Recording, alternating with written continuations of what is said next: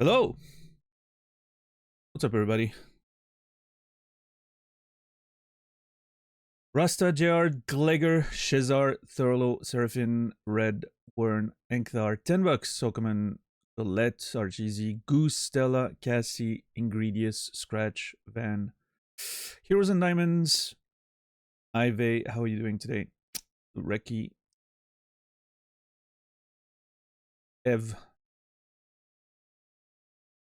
welcome, welcome.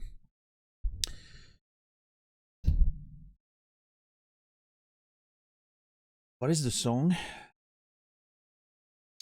That was Radiohead. Let Down by Radiohead.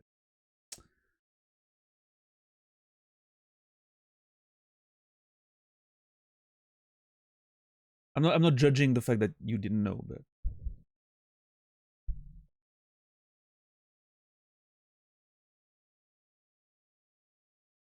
it may be one of the most popular songs I've ever played on this show, so I'm surprised. Is all. Also, people have been using streaks now in this chat, which the only thing I could think while I was watching them happen was, should there be a punishment for?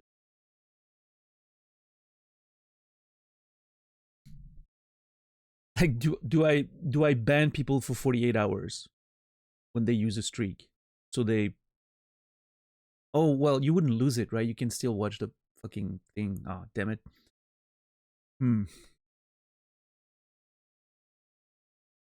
I mean, I could disable them. I don't know what to do with them yet. I'm unsure. A ban will break the streak? I don't think that's true. I don't know. Because you can still watch the stream if you're banned. So I don't know. I don't know what triggers the streak, right? Is it your presence in chat? I don't know.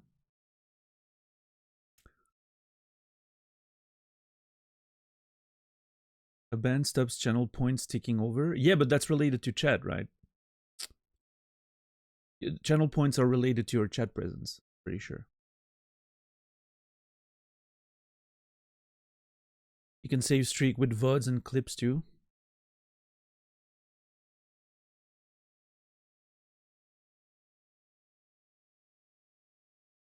That's true.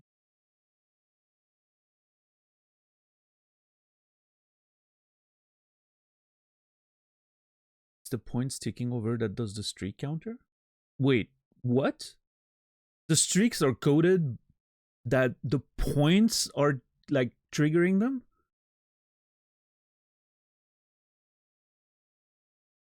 No, that can't be, because you can save a streak by watching a VOD or a clip now, which leads to not getting, it doesn't bring any points. The stream's not even live.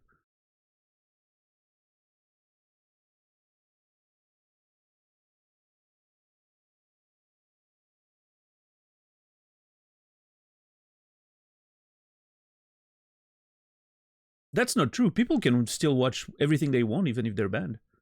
Do you know what you're talking about, Random Red, or are you just talking out of your ass right now? Because it's more and more starting to sound like you're talking out of your ass.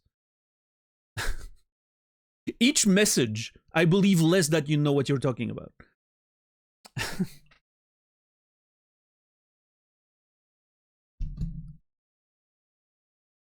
So please correct me if I'm wrong.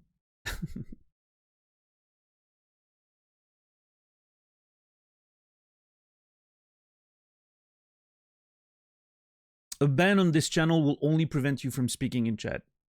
You are absolutely allowed to watch everything you want.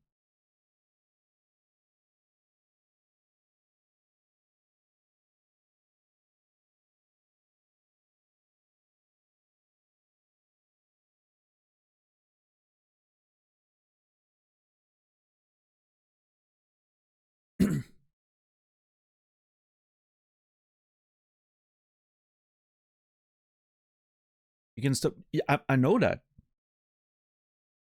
This is not what's happening on this channel, though.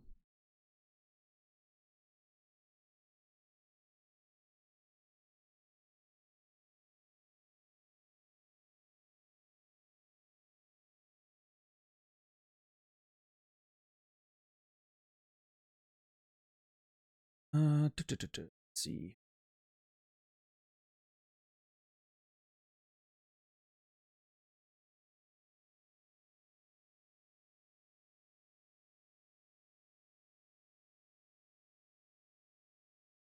Yeah, right now you're just repeating the stuff that everyone knows.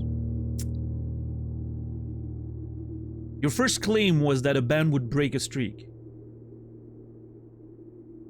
Without any context whatsoever. I'm telling you it won't. That was my first claim. So far, you haven't disproven that. Not that you should try, but I'm just saying. I was still correct from the get-go, as far as I know. Unless banning someone immediately breaks the streak intentionally. Like you get banned, bam, the streak is gone. As a sort of result, right? If you ban them for 48, they cannot... Well, it doesn't seem like you understand what I'm talking about. You're aware that being banned on my channel doesn't prevent you from watching the stream. Again. You can still watch the VODs, even. Being banned on this channel doesn't prevent you from anything. Only speaking in chat. That's it.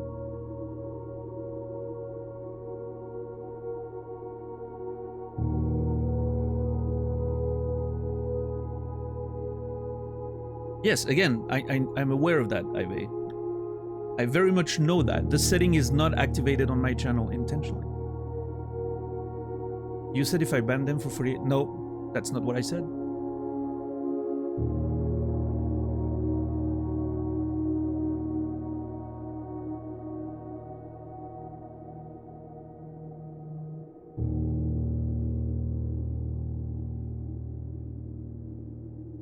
What's up, Saladino?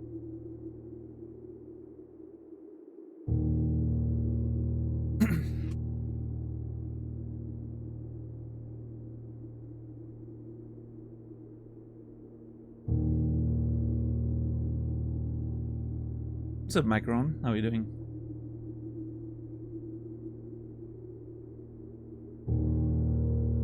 Chipmunk, good to see you.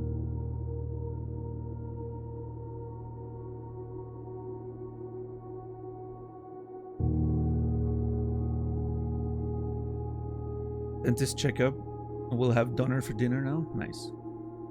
Haven't had one in a while.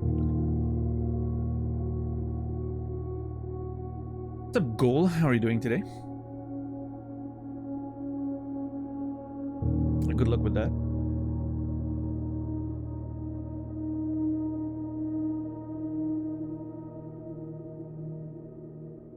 Yeah, I don't know, $10 I'm thinking. I think Colette mentioned that you could disable them. I haven't actually looked at that, but...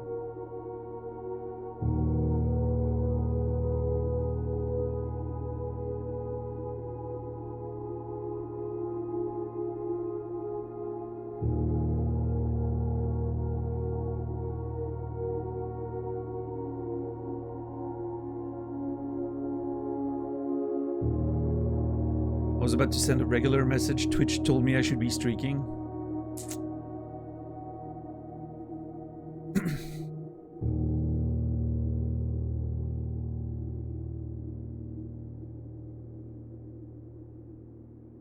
I feel like streaks lost most of their meaning when they enabled the streak saving features. I understand why, right? Because it's frustrating for viewers to lose a lose a streak because of one missed stream, but that's the point. That was originally the point. I don't even care about them. I didn't want them on my channel in the first place. I never care about them myself as a viewer. But that's the point, right? Like the point was to bring people. The design of the feature is to bring people to the live stream, right? It's a retention feature, preying on people's FOMO, right? Now that you can just save it by literally, like, you can skip a stream, wait for the notification to pop up, watch a random clip or put a VOD on a tab, not even pay attention to it, close it 3 minutes later, and that's it. It completely defeats the purpose of the feature in itself. I don't understand.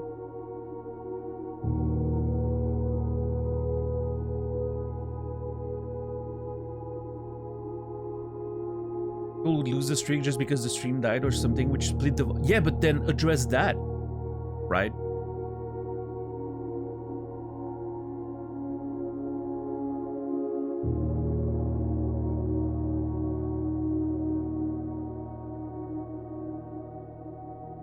This is like a band-aid solution to it, which, you know, I mean, should I be surprised coming from Twitch? No, probably not, but...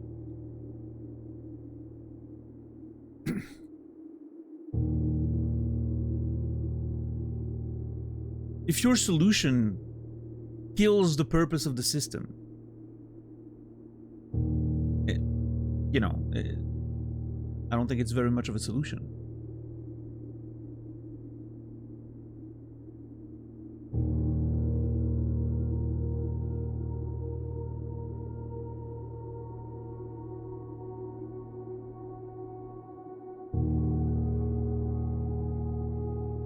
Yeah, for sure. I noticed recently when I changed my phone and got the new Reddit updated app or whatever, that now when you log in you have like streaks, which I barely go on Reddit, but that might have been like one of the last nails in the coffin. So, world is not an easy place to live in. Would not make it a bit easier? What's up, Jordik? I'm not. Are you referring to the streaks?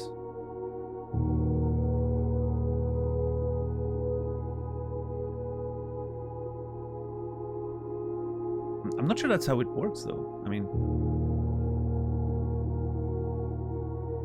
them too, yes.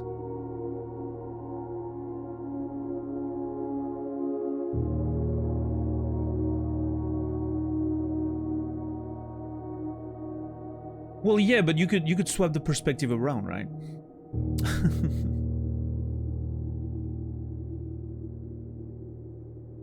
It's certainly not making the streamer's life easier.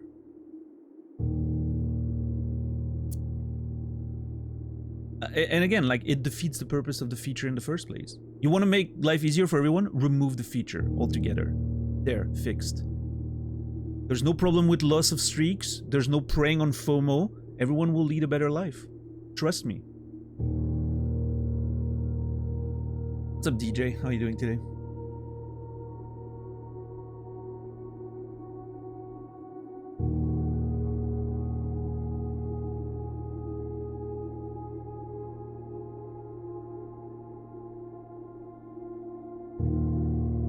What's up, Alfaro? How are you doing today? Removing them will fix it. Yeah, no, that's the best solution to all of it.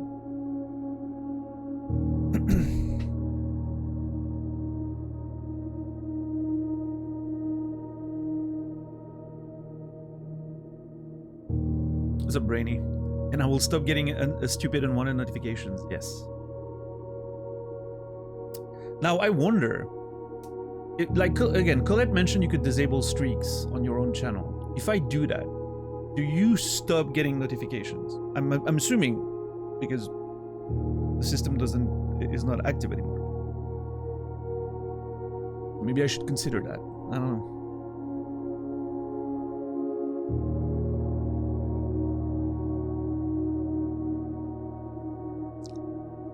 But again, for those who missed the beginning of the conversation, it was people started using the streak thing because it's the third stream since the streaks have been activated. So people are getting their first streaks, right?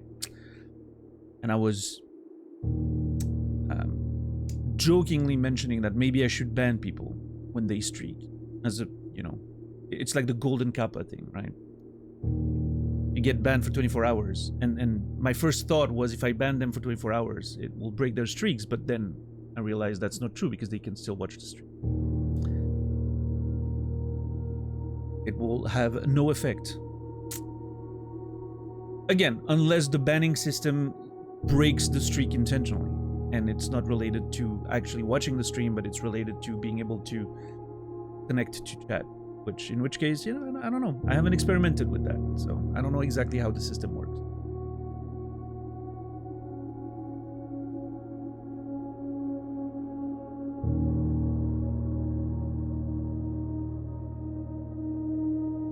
Punish people for supporting you. This is my style. Well, I mean, Again, that's the problem with the streak system, right? It doesn't really do very much. Especially not since they've implemented ways to save your streak without watching the stream, right? Well, that's the thing, JR. It wouldn't change anything, because you can still watch the stream, the VODs, the clips. So it all depends how the actual streak is coded, right? If it depends on being able to enter the chat, then maybe you can stop a streak with a ban on this channel. If it's just related to watching the stream, which I assume it would be, or because you can save your streaks with VODs and clips now, a banned user could still have a streak, so. What's up, Flux? How are you doing today? Yeah, Colette. That could have been funny, though. I think that would have been a memorable moment.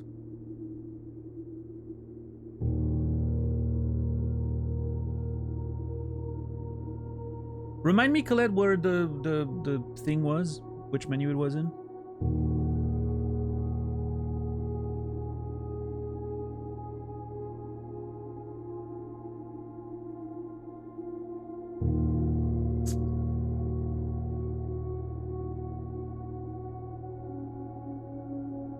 Watch streaks. If enabled, viewers can share their watch streaks in chat and receive notifications for them.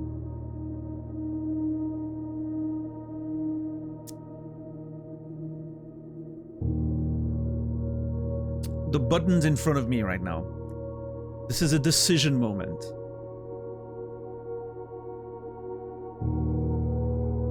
Yeah, no, that's a new thing they implemented, Brainy. It's a whole, you know.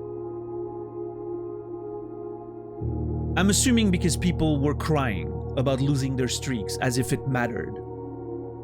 Because they missed a short stream or whatever, right?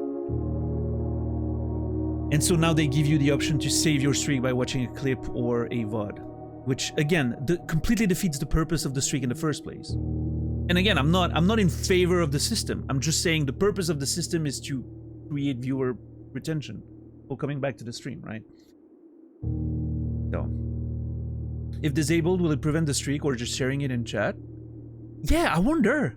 That's a good question, Chordik, because the phrasing says viewers can share their watch streaks and receive notifications for them.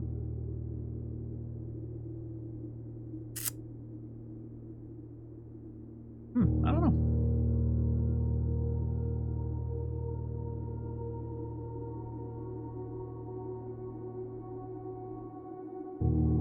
You will not be remembered, Twitch feature, yeah.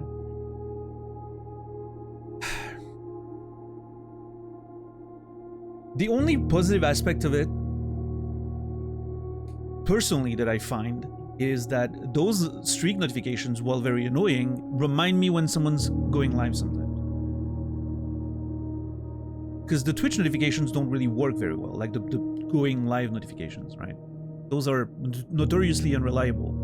So sometimes I get a notification for a streak and I'm like, oh, they just went live, nice. And, you know. But...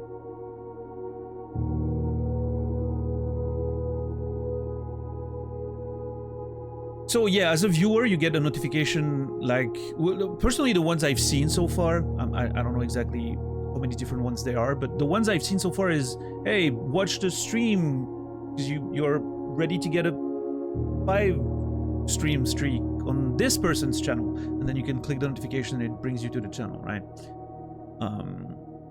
That's the notifications I've been getting, which again, in a few cases I've been like, oh yeah, that's nice. I didn't realize they were live, cool. But then you get all the other ones, like, oh, you missed this person's stream, watch a VOD before you lose your streak, and I'm like, I don't fucking give a shit. So those ones are annoying.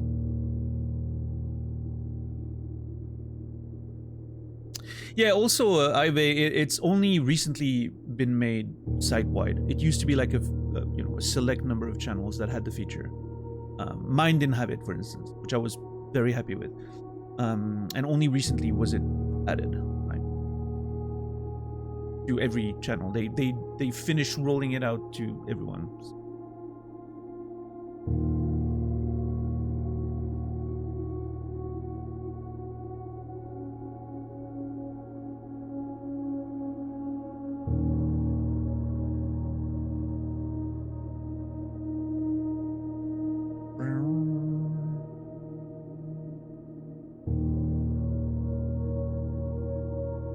You know what? Bam, it's off.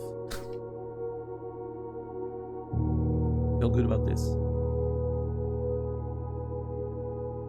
I'm following my you know, my streaming philosophy. No bloat as much as I can, avoid it. Minimalistic, no bullshit in chat, no FOMO. Straight to the point.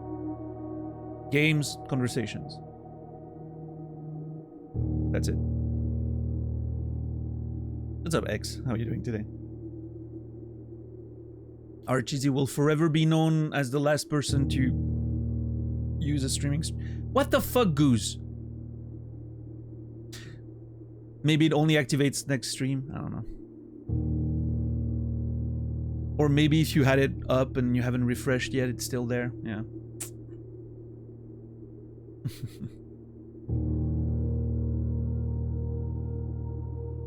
Goose will forever be remembered as the last person. Perfect comedic timing, yeah.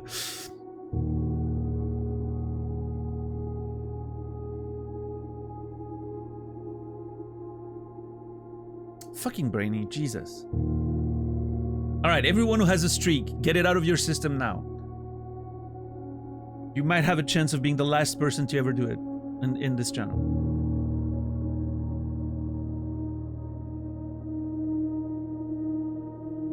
If you refresh, it's gone. Okay.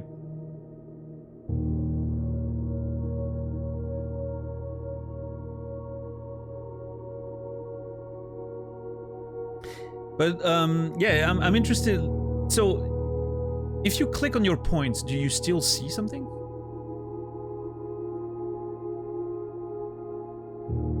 Yes. Interesting. So technically, you still get a streak. You just can't share it. Okay. Fair enough. Well, enjoy having your streaks, people. I don't want to know about them. I don't care. Good for you, though. It's not that I don't appreciate you being here, of course. It's just that, you know.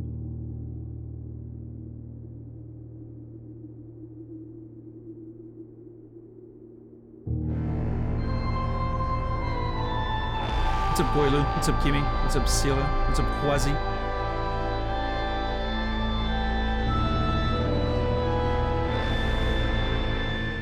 $10, thank you for the tier 3, 41 months. That's a streak that I care about, yes.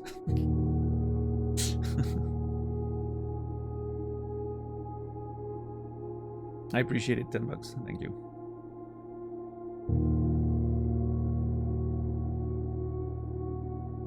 After refreshing the page, nothing where streaks used to be. Wait, not even like a counter? You can't even see what your streak was anymore? Oh, rewards, okay. Well, yeah, no, that's we never had any redeems, so that's... Oh, no counter, okay. So I'm confused. I thought you said you could still see what streak you had. I'm confused. Anyway.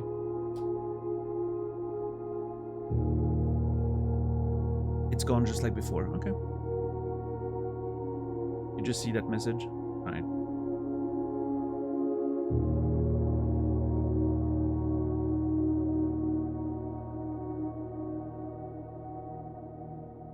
Gone after a refresh? Alright, well. Perfect. We're back to normal. Love it. See, Twitch? Not that hard.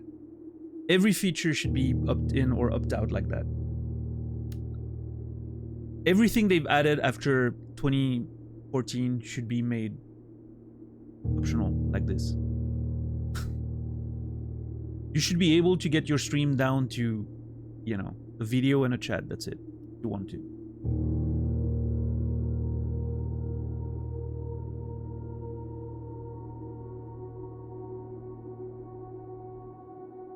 The only reason why you can opt out of this, by the way, is because there's no money involved.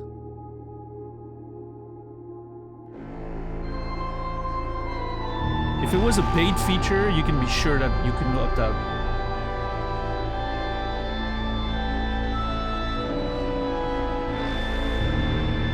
Tadino, thank you for the $100 donation. What the hell? That's a lot of I don't know, I was trying to make it a joke with the streaks, but so that's a lot of dollar reduce streaking in my bank account. I appreciate it. Thank you. Welcome back, gift. Well, hey, thanks. It means a lot. Thank you. Seriously. I'm joking around and I'm, you know, I'm doing my whole bit of, you know, being an asshole and all that, but I appreciate it. Thank you very much. Extremely generous. Means a lot. It will go a long way. Thank you. It's the reward for your 3-day streak. There you go. That's the streak that matters, right? If I'm able to be live every day. Yeah. Now I can buy a bunch of ice cream. I don't know if I want to, though. I haven't had ice cream in a while. You know what? I think I went through the entire summer without getting ice cream once. I just realized that. I didn't get ice cream once the entire summer. Oh, that's not true. I got a McFlurry at McDonald's once. I guess that counts.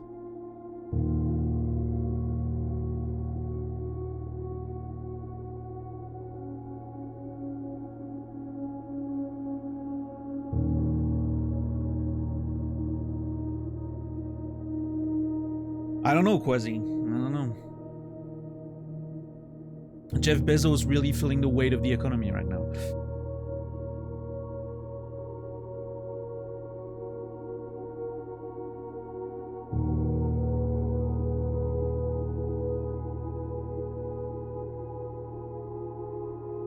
So, wait, Colette, are you still here? You mentioned going to vote earlier. Are you, I don't think, did I know you? Are you in the, I'm assuming you're like in New York or something?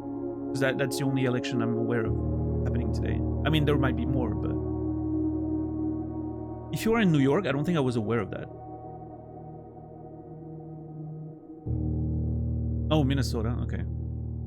So there's more than just, I'm sorry, I you know, I'm not American. I don't know exactly what. There's more than just the New York election today, right? It's today, right? Election day in the US in general today? Okay.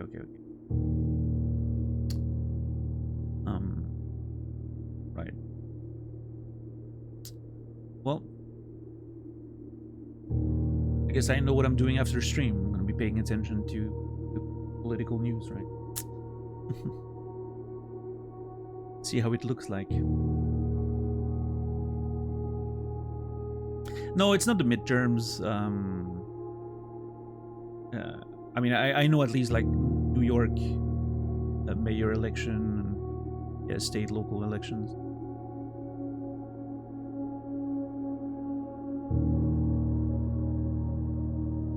Hope Zoran wins. Yeah, hopefully. I mean, I don't think the mayor of New York is going to affect my life directly very much, but it would be nice. Just as a general, you know, sense of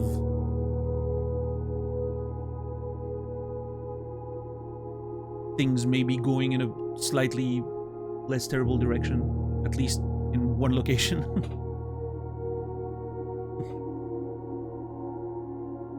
General sense of hope, yeah.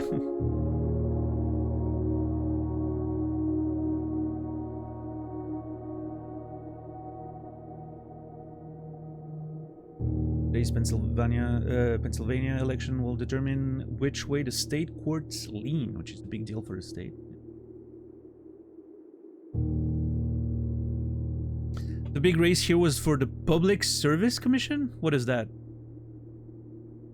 Public Service Commission.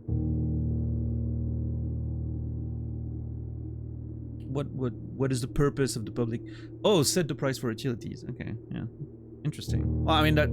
I feel like that's a pretty impactful, you know, decision for like the common people, as you say. What's up, Dax? How are you doing?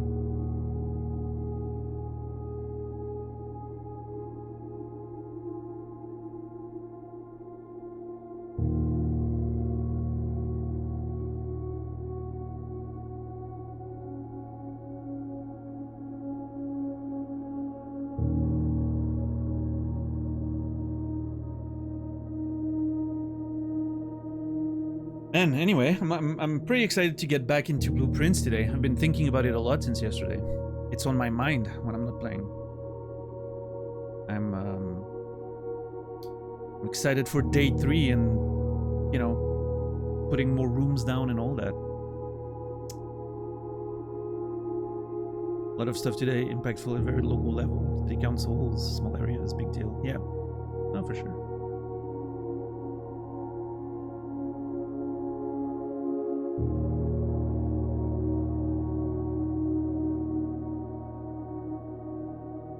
All those things matter at the end of the day, right? Like, no matter how small the scale, because it's a snowball effect all the time.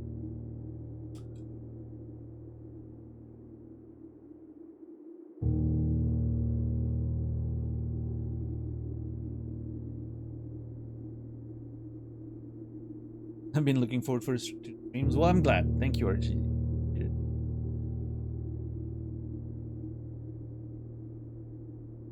Had a breakthrough potentially right before bed, went and left myself a note in my notes. Nice. Love that. Yeah, it's really a game like you keep thinking about it after you're done playing, and like your brain sort of processes things and all that. I'm hoping for more interesting revelations today.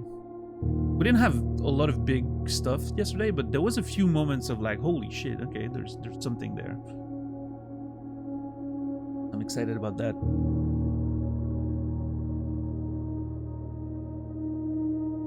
Why is my chat being weird? Is that normal? I guess it is. My chat looked weird for a second, but I don't know why.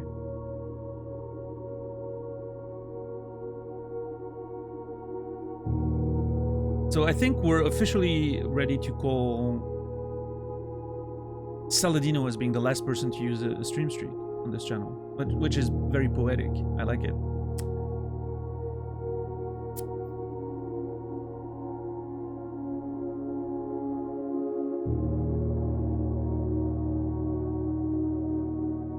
Is it gone? I mean,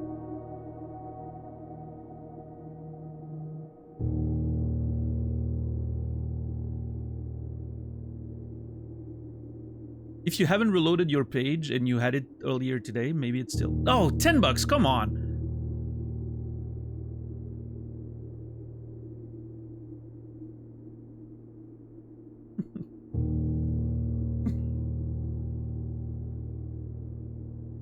What a sneaky... Oh, Jesus! Now everyone's sniping each other. That's so funny. Maybe I should re-enable them and just disable them again in the future, because this is pretty funny, honestly.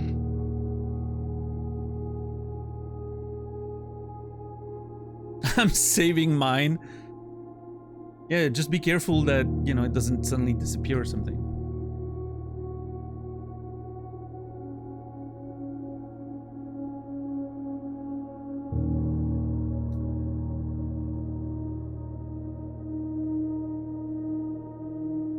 Yeah, that's the thing, Sal. You know, I'm not sure how it works, because the option only says if enabled, it allows people to share, right? It doesn't say anything about if it counts or not. So I don't know. I would assume it doesn't, but maybe we'll have to do a test in a few weeks.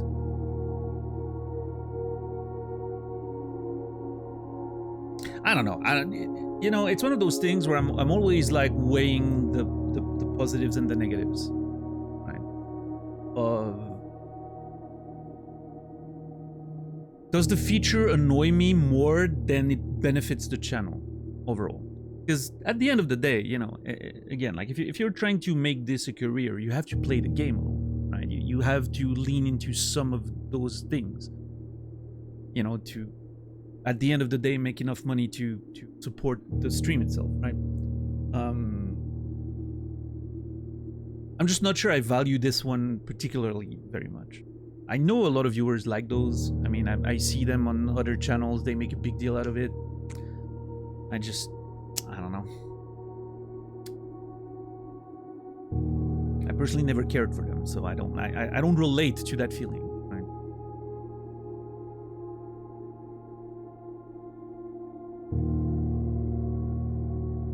I think it made the stream crash on my smart TV for whatever reason.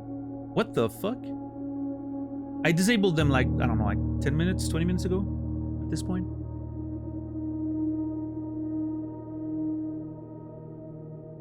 Yeah, about 20 minutes ago.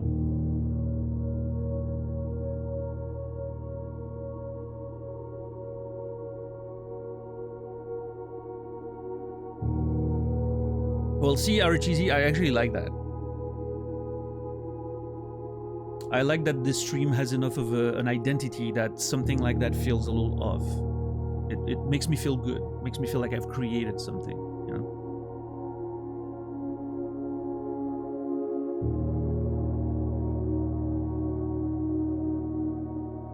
I think that was the moment. That's so funny, Goal. If it's actually related, I'm like super curious what's happening on the back end of things. Like, how can disabling that setting crash a stream on a smart TV? Like, I would be really interested if that's actually, like, it could be a coincidence, right? But if it's actually related, I would love to understand like the spaghetti code that goes into that.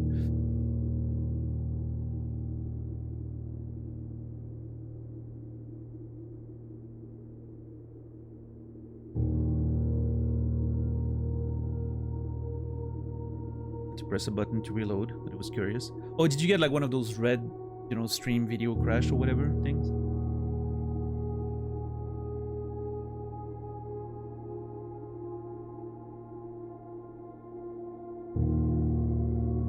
Monivida, good to see you.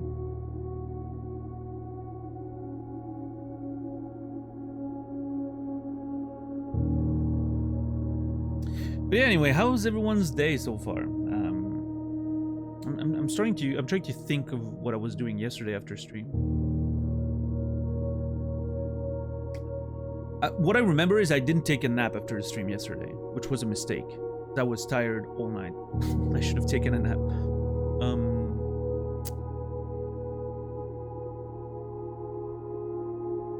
I was mostly thinking about, you know, like brainstorming ideas for screenplays and games and all that. I was in a creative mood yesterday. I was just brainstorming characters and ideas with no particular purpose or, you know, focus. It was just random characters and story ideas and thoughts and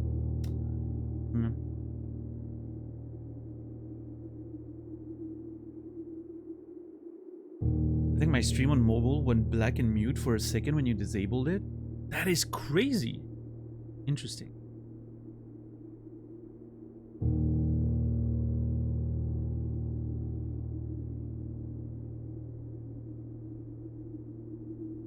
Do you have any ideas about things you want to try in Blueprints while off stream? No, not really. No, I don't think I've seen enough of the game right now to have ideas yet. The only thing like that crossed my mind, I was like, maybe I should focus on just reaching, you know, not just like exploring and going around, but like focus on literally just beelining as much as possible towards the antechamber, just to see what's there, right?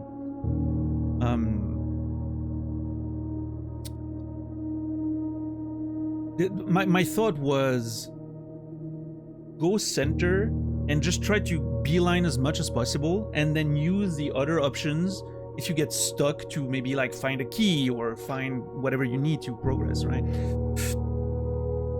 That was sort of my idea that I was, you know, that I was thinking if I wanted to try to reach the antechamber, but I don't know. Part of me just enjoys putting rooms down and blindly exploring right now.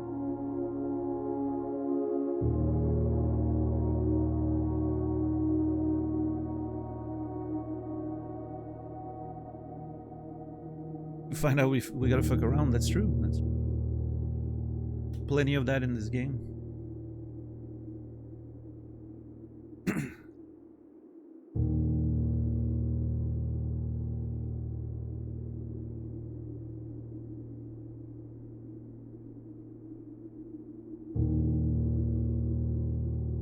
Ouch.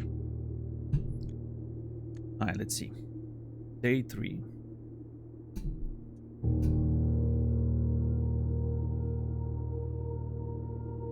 microphone feels like it's at the wrong spot. I don't know what's wrong with it. What upgrade did I pick? I picked the +1 key.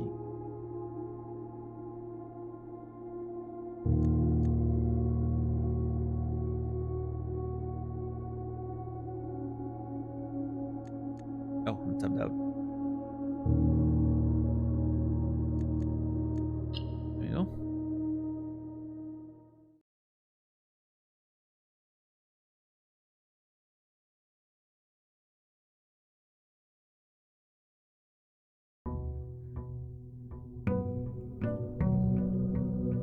Day 3. I like that the day 3 thing reflects in the water.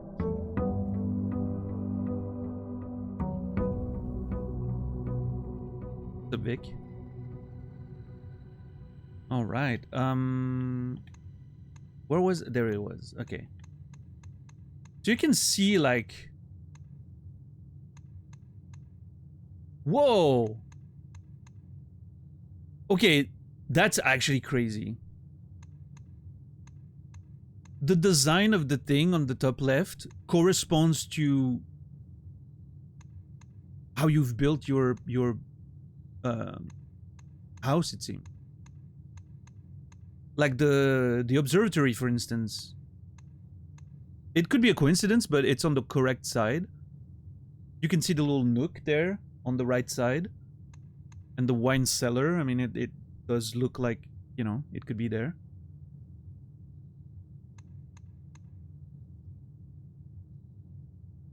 It's actually kind of crazy that it legit looks like it.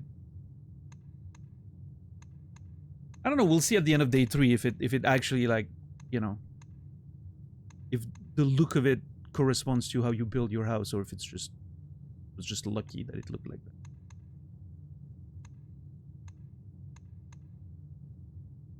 That's cool.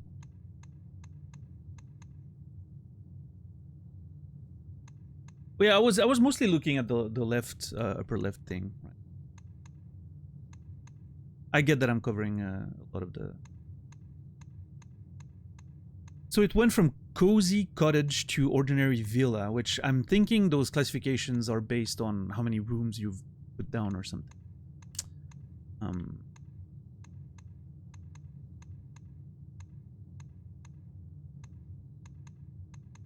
I'm assuming it's going to get bigger and bigger with a more brilliant name every time, you know.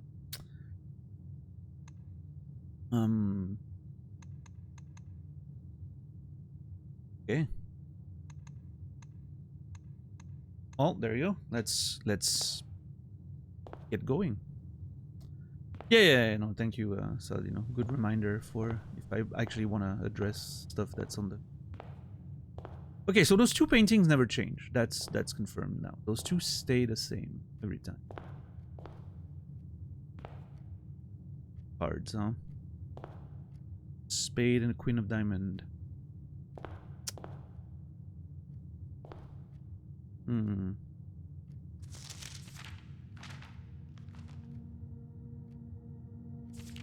This one's always the same too. I'm gonna have to check every time just to make sure it doesn't like change at some point for some reason. You never know. What if the letter changes? The flamingo. So yeah, my idea was like, what if I try to beeline as much as I can? This way, right? Center here, you can see my mouse cursor. Obviously, I might have to do a little few detours, but like trying to go as straight as possible. And then use the space on the sides to sort of find what I need. Like if there's a key or... I don't know, maybe that's... that's if I was trying to beeline to the antechamber, and I'm not sure that's what I want to do. But it could be nice to go there and see, you know, get a sense of what I actually need. It'd be a different way to approach the day, I guess. You know what, let's open the first door, front and center. See what we can do there. Well, so much for going in a straight line, I guess. Immediately blocked. So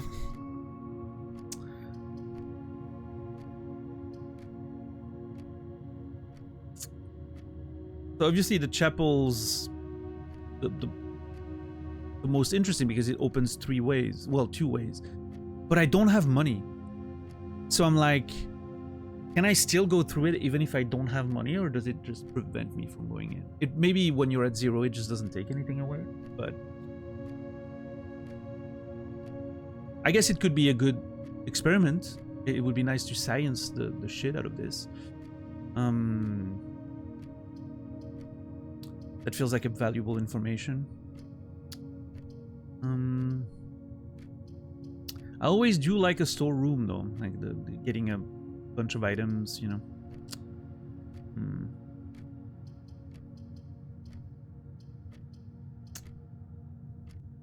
Yeah, Dax.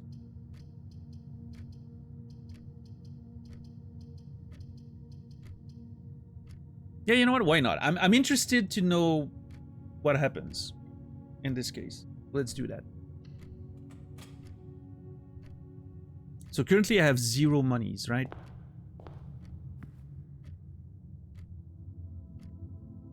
Okay, I wasn't struck by lightning or anything. I wasn't punished by God. I was just able to enter for free. That's nice. Amen. Yes. Praise the Lord for not smiting me today.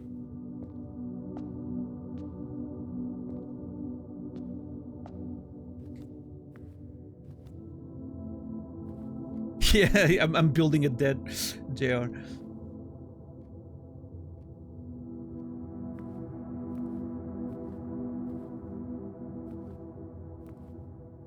Okay, well, at least there's that. Yesterday we went right first. Let's go left.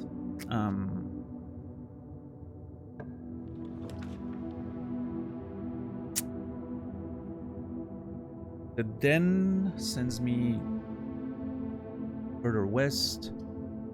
The bedroom goes up. Spare room goes left.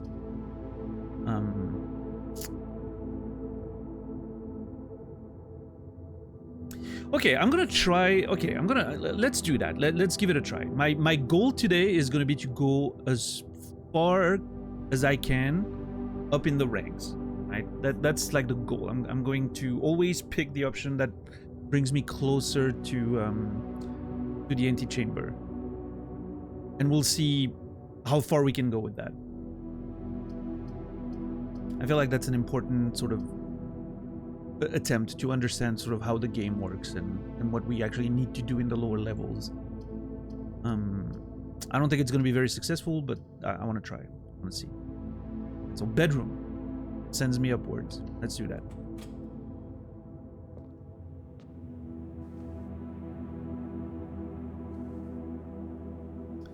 Okay, what can we find in the bedroom? The usual stuff. Ooh, diamond. Oh yeah. The usual pawn, right? It's always a pawn. Let me double check. Yes, what's up, Kimmy?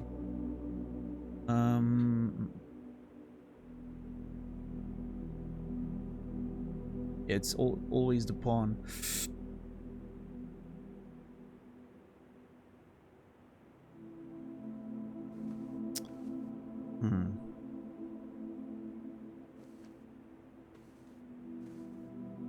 Picture of maybe my grandmother.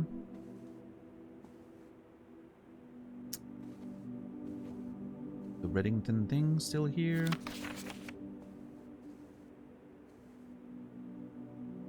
Nothing new there.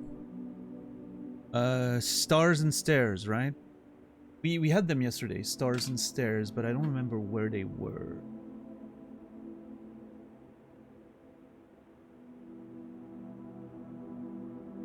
Again, I'm starting. Okay, they were in the. I'm starting to get a sense that all those paintings can sort of appear wherever, right? I don't think I necessarily need to keep taking screenshots of all of them every day. I don't think that's. I don't think that matters too much.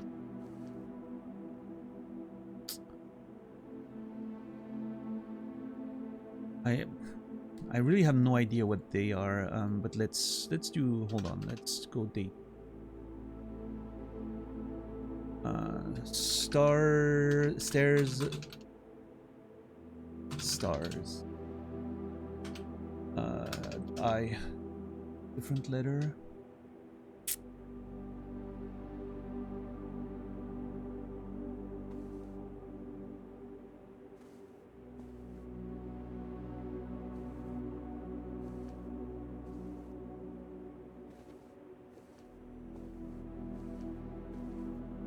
Yeah, I think that's a pretty good idea. My goal today is going to be less to take a note of everything and all that, but more like we're going to go at a fast pace right now. This particular in-game day is going to be fast-paced. I'm not going to stop too much and smell the roses. I want to make as much progress as I can.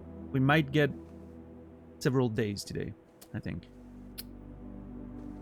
I'm saying that now, but who the fuck knows? I'm just trying to get a better sense of what's going on. Stairs and stars, huh? Alright, let's see. Although, you know what? Still gonna... See, I immediately went against my my instinct there, which was to not taking screenshots, but I still feel like maybe some rooms can spawn some paintings, and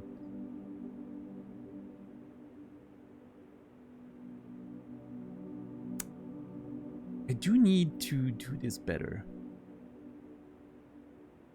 Hold on.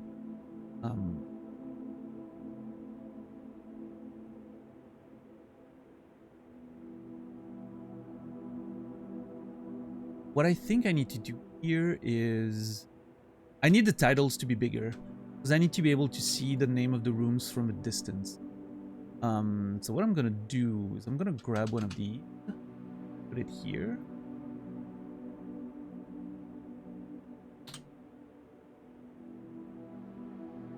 Bedroom. And I might even make it bigger. Font size like 50.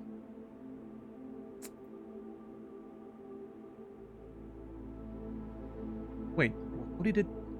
Whoa. I cloned a note without realizing.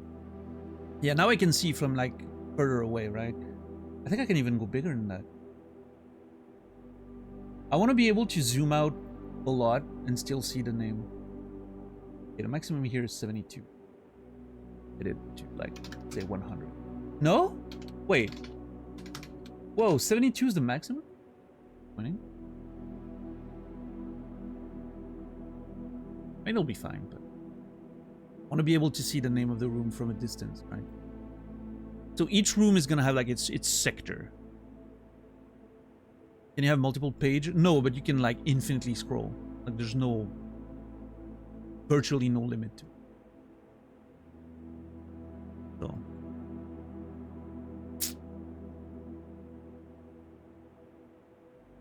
So yeah, I'm gonna keep a collection of all the paintings. That's how I'm gonna reorganize my notes. I'm gonna like do them as I'm playing, which immediately defeats what I just said about the faster pace today. But at least, you know, we're keeping a tidy room when it comes to the notes.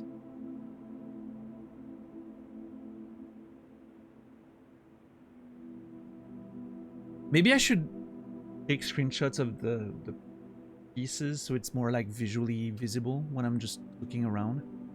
Because like having pawn written like this, well, actually it could be good for...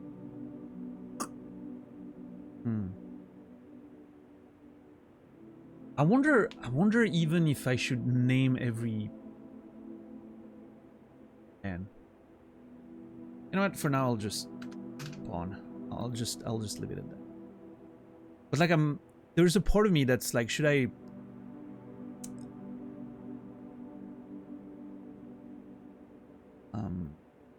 um,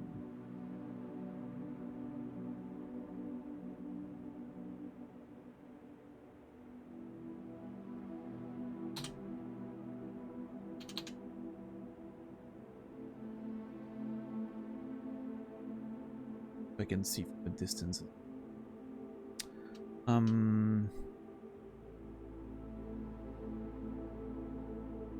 Does Scapula support hashtags? I'm not sure. I don't think so.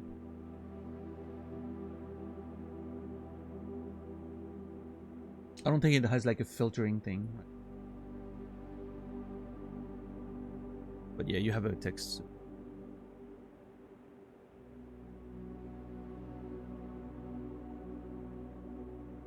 But yeah, I think that's going to be the way I'm going to reorganize the notes, right? I'm going to have like each room, the chess piece if applicable. Thinking of adding a picture of the chess piece so it's more visible at like a distance.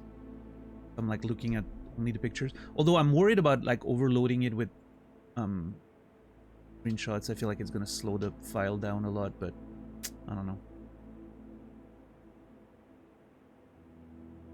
I'm gonna have to see, like, if at some point during the playthrough I realize this software is not gonna cut it, I might have to switch to another one and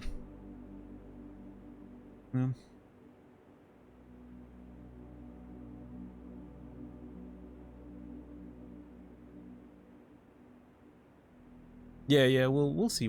I mean, they're image heavy now. I don't know if that's gonna be a constant, but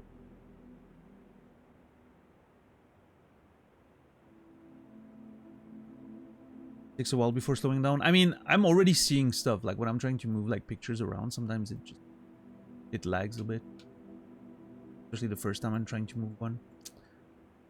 All right, let's add the stars thing.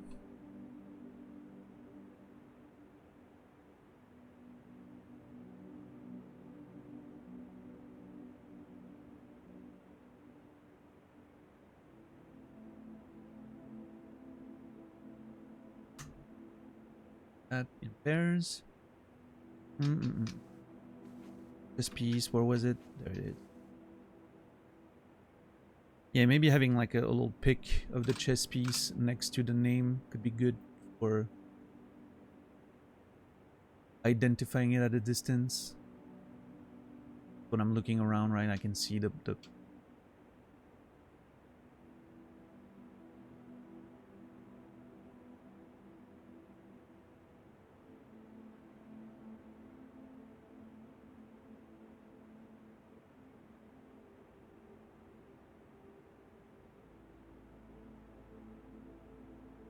yeah, Rasta for sure. I mean, again, for now I'm gonna use that. If it becomes unmanageable, I'll, you know, one day of stream or something, I'll transfer to a new software that's better. But for now, I'm feeling pretty okay with it. What I could see myself, well, I'm thinking about it now, but I could, in a way, I could see myself using Scrivener for it, not just Scapel, but Scrivener, and having all the folders, one for each room and all that. But then you lack the sort of like global vision you can have with it. I enjoy. Yeah, I don't know.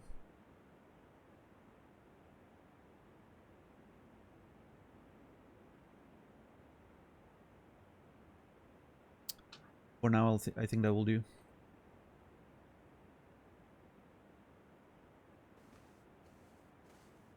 And again, I'm still at the point where I don't even know what I need to take notes of. Like, is this important? Is this important? Like, hats clearly are important because there's many in many rooms. I should maybe start tracking them. But like, there's also a thought in my head that like at one point, I'm sure the hats will reveal themselves to be important. And then I'll be like, okay, now let's keep track of the hats now, right? I don't need to keep track of them now. I can, you know, do the work ahead, but like, what's the point if I don't know what it's for? Are those things important? They look important, right? Those look like very unique sort of structures. They could mean something, for all I know. But I'm not gonna take notes of literally everything until I feel like a necessity for it. I guess the painting just jumped out because they're, you know, pretty notable, but all those smaller things, you know, I'm like, is this important? Does this matter? Like, I don't think I have much incentive to start tracking those things until I know why, right? I don't know. Oh, come on, game. Seriously? I wish you could rotate the room, right? I wish I could rotate it to have it go the way I want when it's something with like several entrances. Hmm.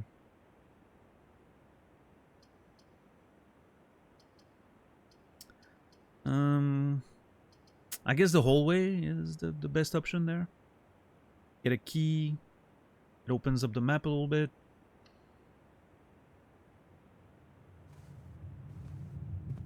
Okay, this one again. Holy shit. The tie or noose? Tie, noose? I mean, I doubt it's cravat because, like, then what is this? But, like, what tie?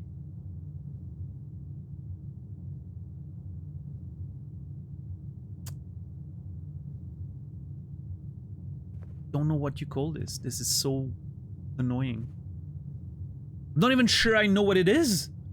To me, this is a thing you use on a table to present desserts to people. That's how I picture it in my head, right? That's the thing you put the desserts on.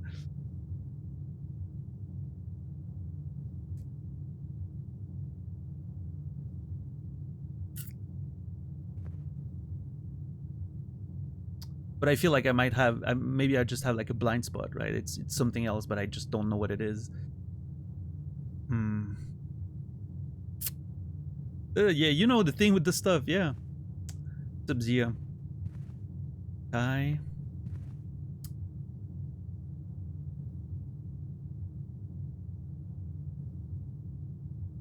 Die. What other words? Like T-I-E. Tide. Tile. Time.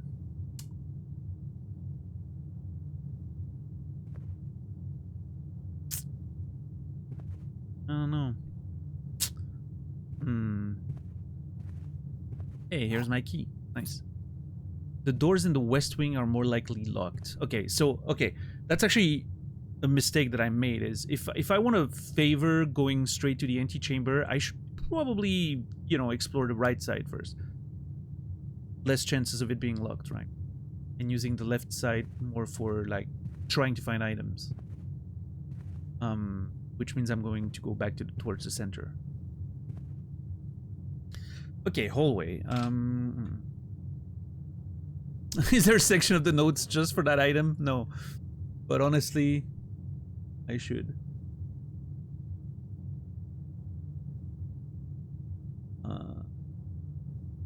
Hallway.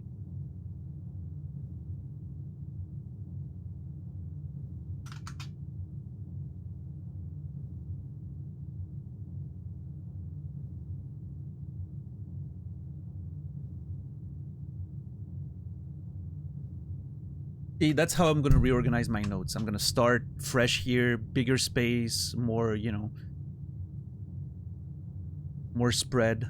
And that's how I'm going to, you know, organize all of that mess. Make it a little more practical. I also think I should have taken like separate pictures instead of every time taking the whole thing.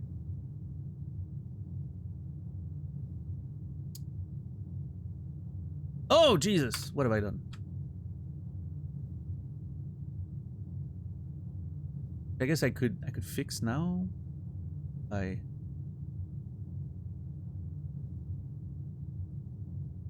retaking the screenshots.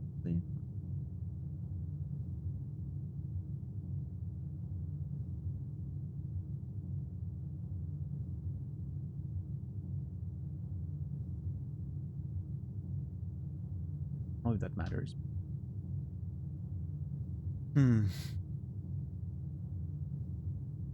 I love seeing people organize notes. Yeah, I mean, I'm sure it says a lot about like someone's playstyle and even personality, maybe. Like how you organize your notes. Actually, you know what? I'm fine with it. I think it makes the hallway more recognizable. I'm gonna keep going with that. I just...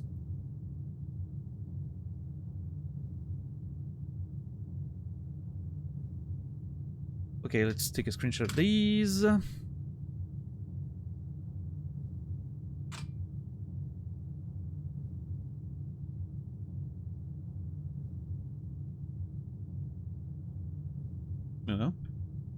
Okay, that's nice. A little different, but each notes for each room can have its own personality. It's fine with me. I don't mind. Makes them more recognizable when I just look at my notes quickly, right? Oh, here's the hallway, right? I recognize it. Okay. Gives it character, exactly. Alright, what now? Come on, game, seriously? Ugh. I feel like I'm getting fucked.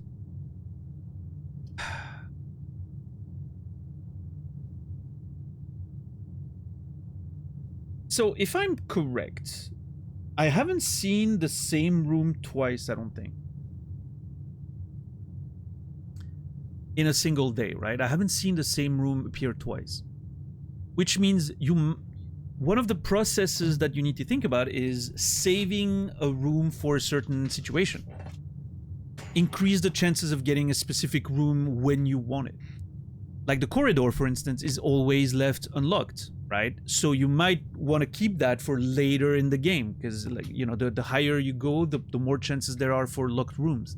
So you might want to keep, you know, the corridor for later.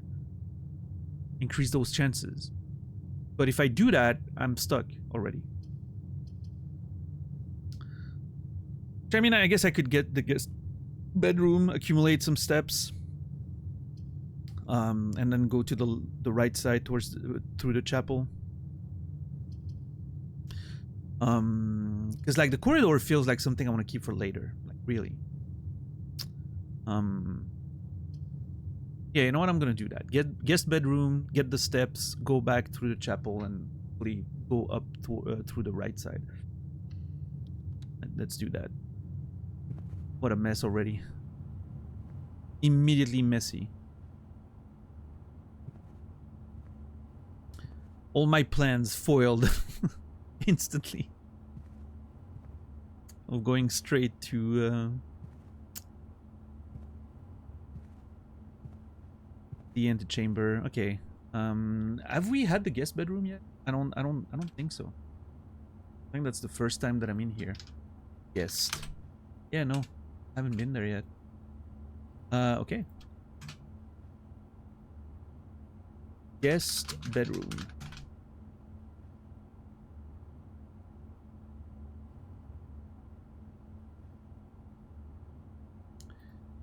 The road and the rod. Get road and...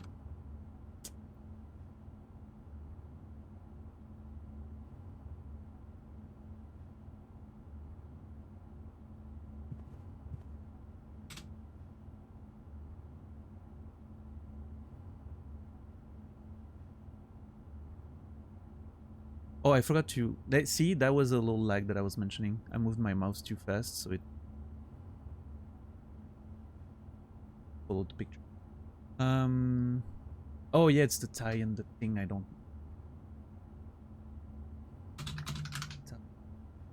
See, I'm gonna get stuck because of that shit. Road... Wait.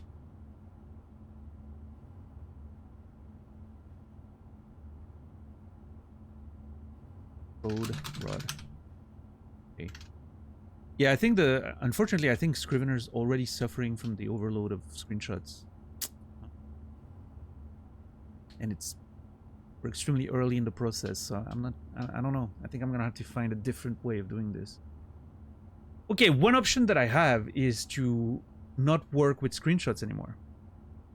I could replace those screenshots with the name of the item on it, right? Now that I understand that it's about the name of the thing, I'm pretty sure. I could replace the screenshots by just simply writing down the... I could keep one screenshot of each just for posterity and then just write the name down. That could work.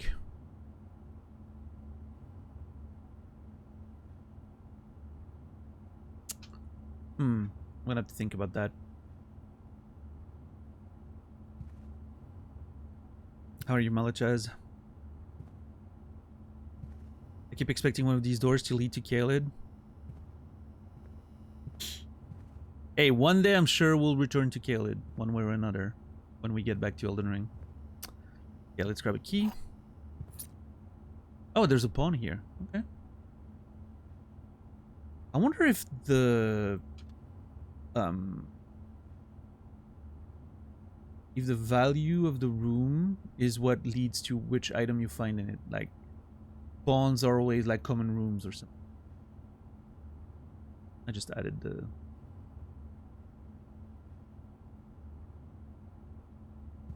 I mean, technically it's not the picture. I copied the picture of the pawn, but not the actual one. That's okay, I think. Unless the color matter. My goal is mostly to just have like a later.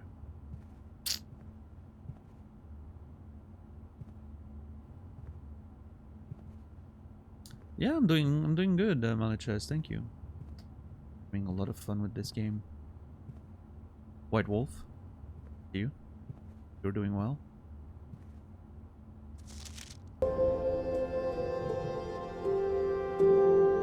Yo, Zimstang, thank you for the tier 1 40 months. St. Clair, just wanted to write you a quick note thanking you for the weekend. I had a thrilling time on the hunt with Lord Evanson, whose peculiar personality somewhat made up for your absence. I also got to appreciate your new game in the Billiard Room. Been ages since I've seen the Billiard Room in the house. Was beginning to suspect you retired the floor plan. It was well worth the wait though, as I always enjoy your mathematical puzzles, and I appreciated that I didn't know the rules of darts to play your variation. I didn't need to know the rules of dart to play your variation. Hoping your health improves shortly. K something? Not sure. K. Hey, what's up, Solid Snake? Yeah, I was about to delete that myself. I don't know what it is, but just for the you know, just for the purpose of safety, if you accidentally copied something. Yeah. If you accidentally copied something bad, yeah. Hope you're doing well, Snake.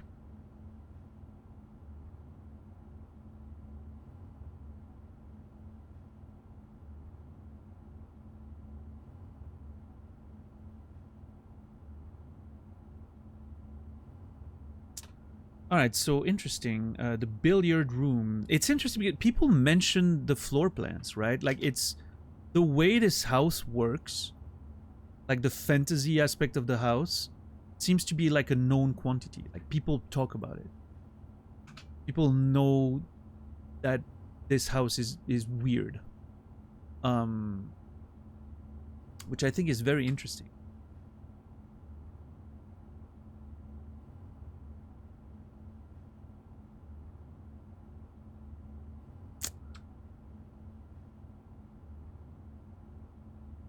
I need to start keeping a track of the names that are being mentioned.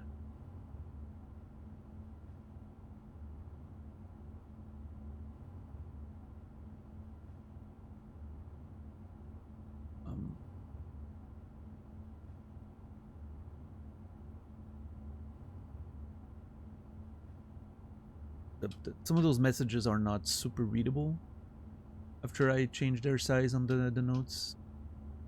I don't. But yeah, I'm not sure who that person is. I think it's a K.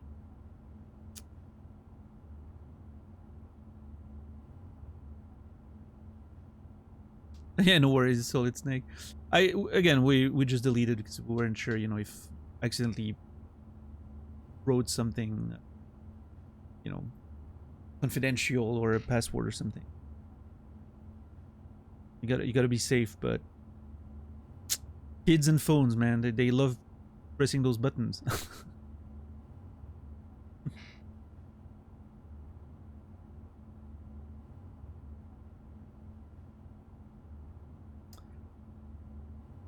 The billiard room is going to be a mathematical puzzle. I'm looking forward to that. I find it fun.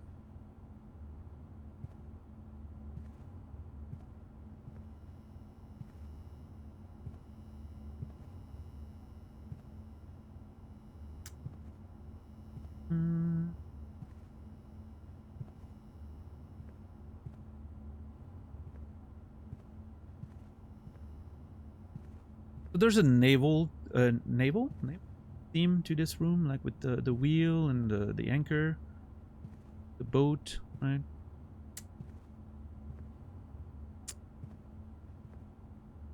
Not sure if it means anything, but no. And a random basketball just sitting there.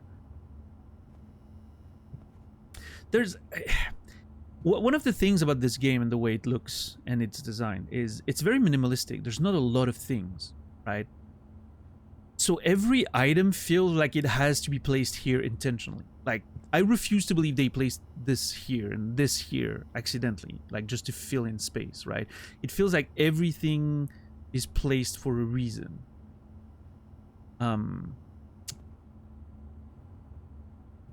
So I'm just trying to, you know, I'm just trying to see like patterns and like what could the fucking basketball here, you know, what importance could it have?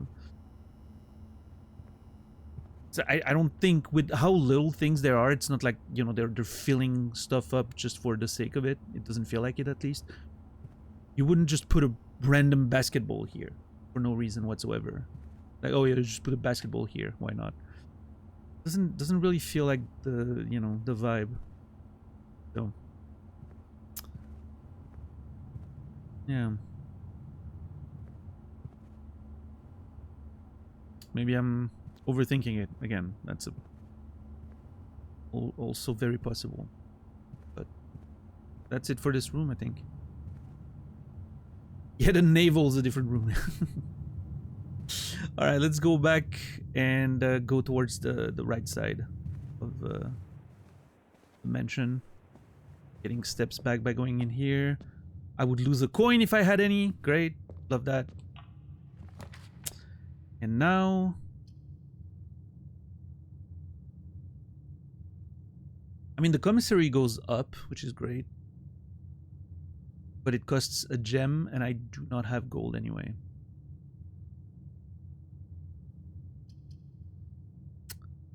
I could always use the spare room just to go further, but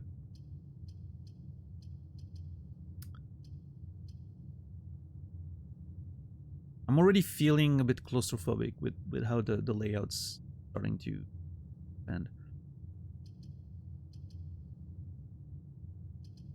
Yeah, I don't think I want to spend a gem now. I'm gonna just put the spare room down. Whatever.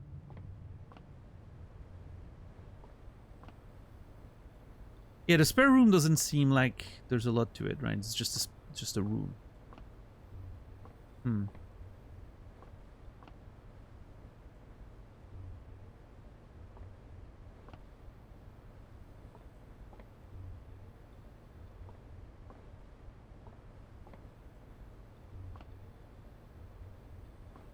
not seeing anything notable outside of the terrible paint job, but yep. I guess God, that's annoying.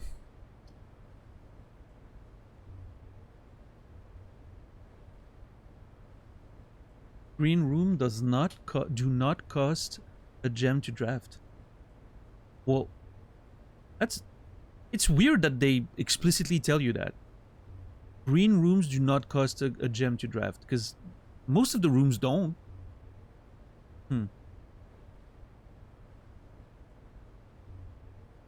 I wonder what it explicitly says.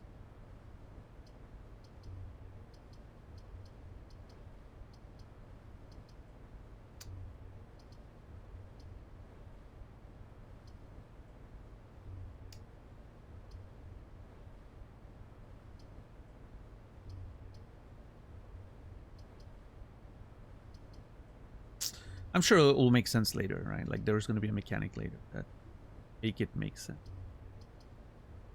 Makes it make sense. Okay, I could grab a bunch of items, but then I would immediately lose the coin anyway. Going through the chapel again. Yeah, putting the chapel here was a big mistake. I realize that now. I didn't think of it at the time, but going back and forth through the chapel, terrible idea.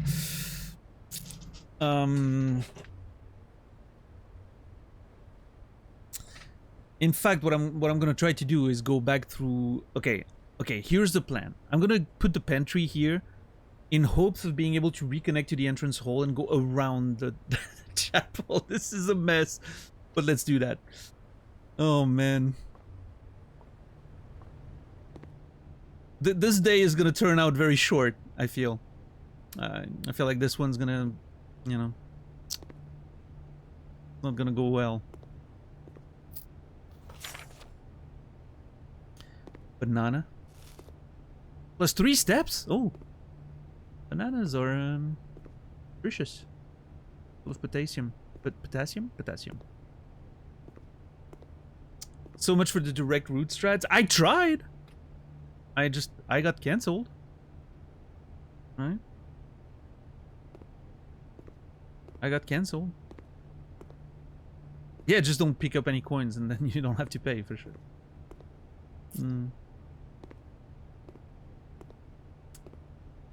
Alright, let's see. The pantry.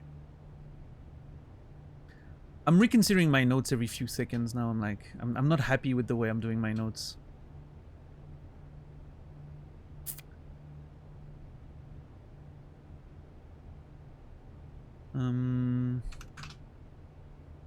Pantry.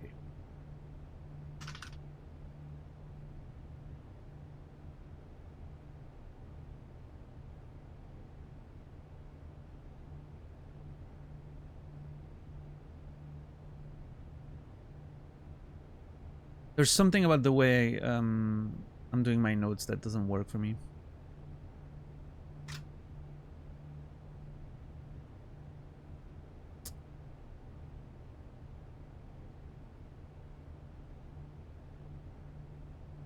Oh. Boy. Did the stream hang up for like a second there? Was it like frozen?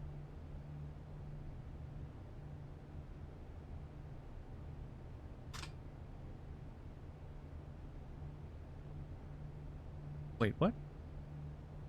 Oh.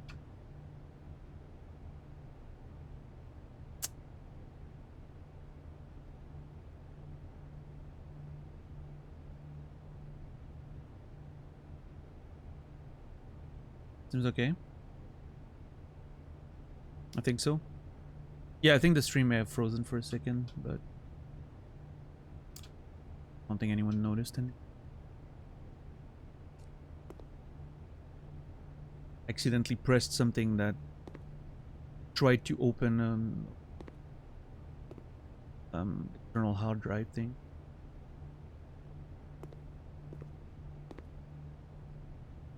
Always takes a second to like open. Sort of hangs. Anyway.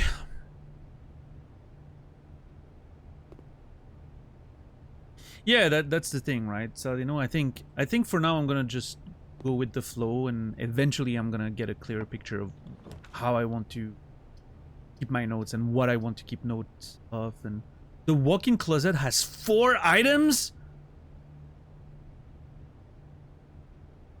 That's very tempting, but I need the parlor. I need to go back to the entrance hall.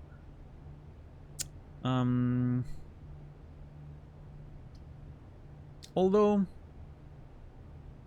technically, if I get the walk-in closet, I get 4 items, and then I go around, I pay 1 in the chapel, and I go to the entrance hall and I can fill the slot anyway, right? I don't lose space. I just lose 1 coin for 4 items. But the parlor has a puzzle, so I'm gonna get items anyway, right? And I don't spend a gem. Now, by using the walk-in closet, I also remove a room that has a dead end. Which is also something I need to consider.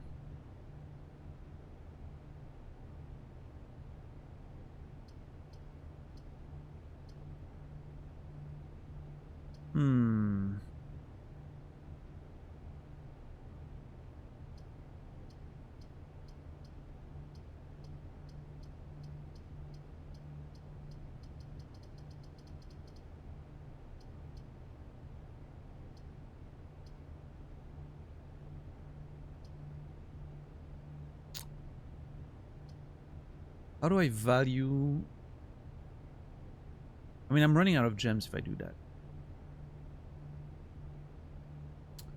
There's a good chance I'm going to find one in the closet, but...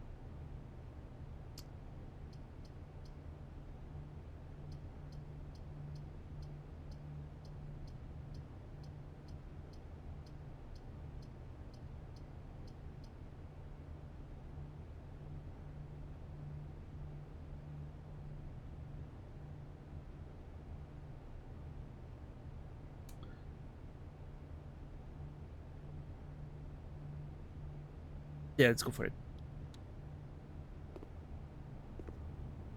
Let's go for the walk-in closet. Also, it's a room that I've never seen before, so naturally more interested.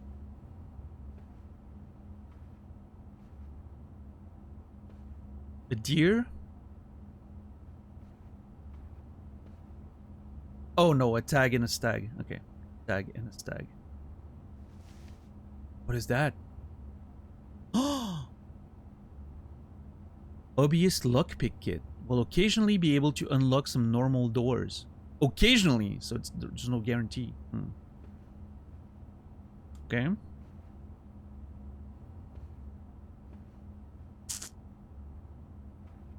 Couple gems. And a cupcake. Is that steps? Yeah. 10 steps. Nice. Lovely.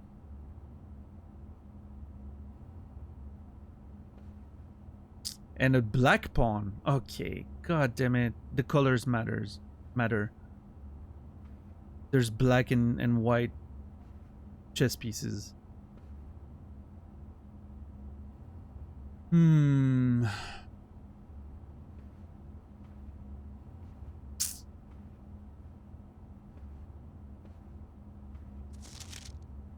Who's that, I wonder? My grandmother still, maybe? I don't know. Like a younger looking woman, but the picture could be older. Okay, let's see. Let's take notes.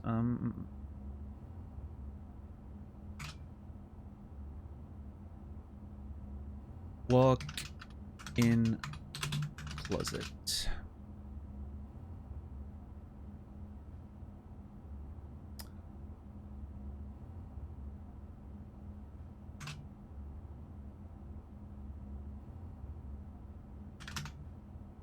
Black pawn.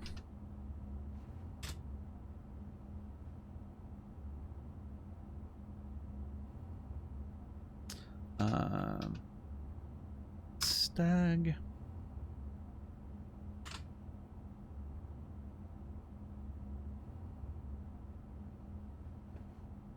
And a tag.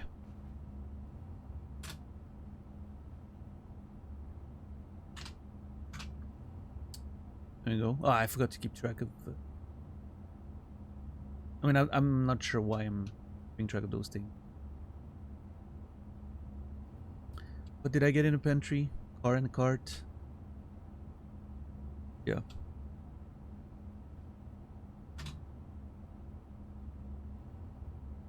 Now I get the tag.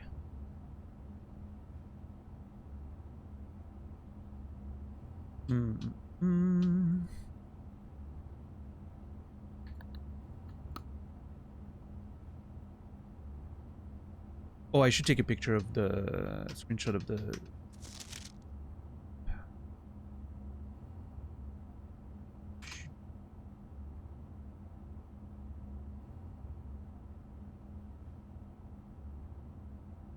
There we go. Yeah, this is better. This is organized. I like that. I don't hate.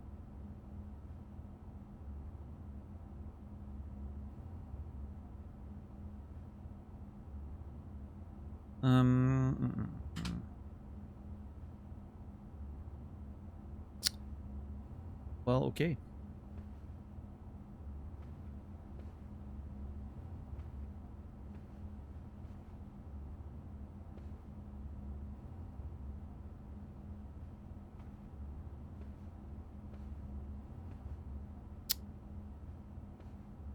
Trench coat.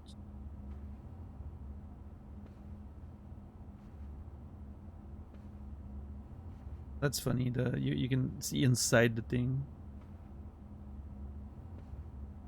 I think the texture's a little bugged. Funny.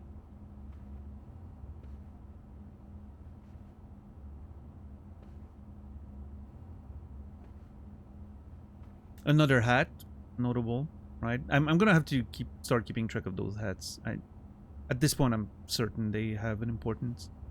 I'm not sure how or what, but oh wait, there's a bunch of hats in here actually. Hmm.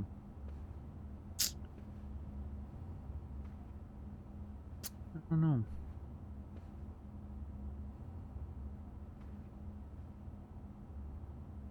A swan. Not the first time the you know, swans are involved.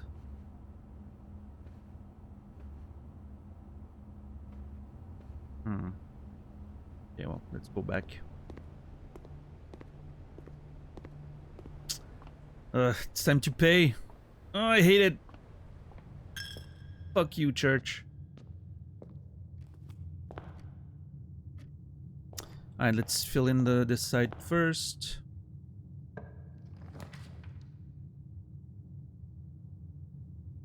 That sucks because all of those rooms have plenty of exits and I'm wasting them. I'm upset.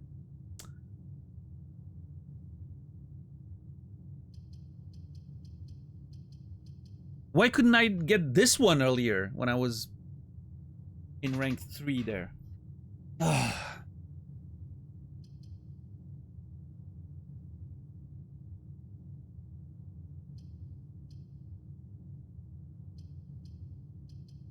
I guess I'm gonna pick the one that makes me waste the less space, so the Nook. Get an extra key. Yeah, only waste one exit. That's fine.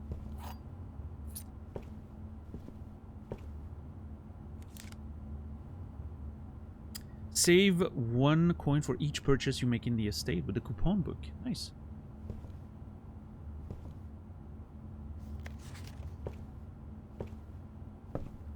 A pin and a pine.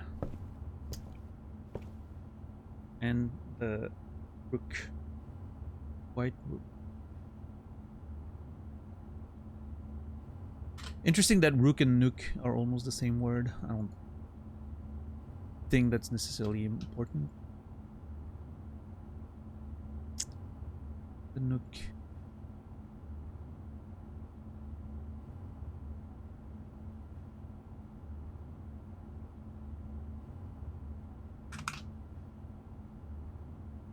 Nook.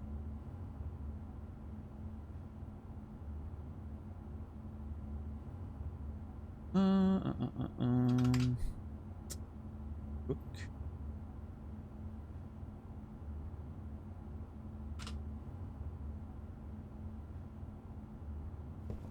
Yeah, it's a nook full of books and a rook.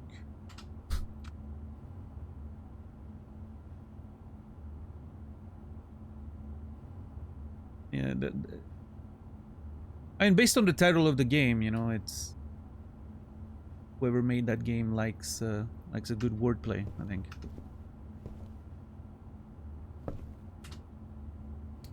Fine.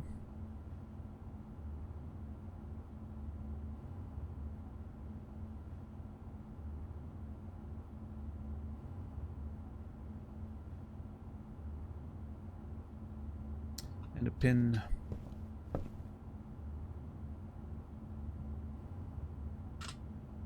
It's interesting because you can see like one of them's always lit up. Better than the other one. Like, very noticeable. Especially in the notes.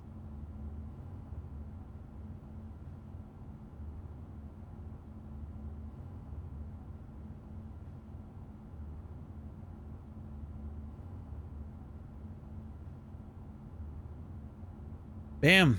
Like that. Yeah, I mean, it seems cozy. It again, I agree that the wooden bench doesn't seem like it could use a few cushions or cushions. something softer, but it could use a window too, you know. But yeah, it's a cozy little space.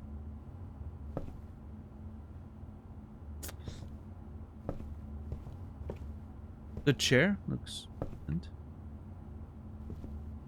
I don't know, it gives off a bit of an underground bunker vibe.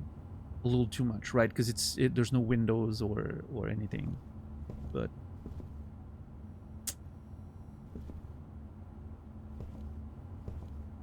if I had this room in an underground bunker during, like, you know, when the bombs start falling and I take refuge in my underground bunker in Switzerland, yeah, if I have a Nook like that, I'll be happy, right? Like that.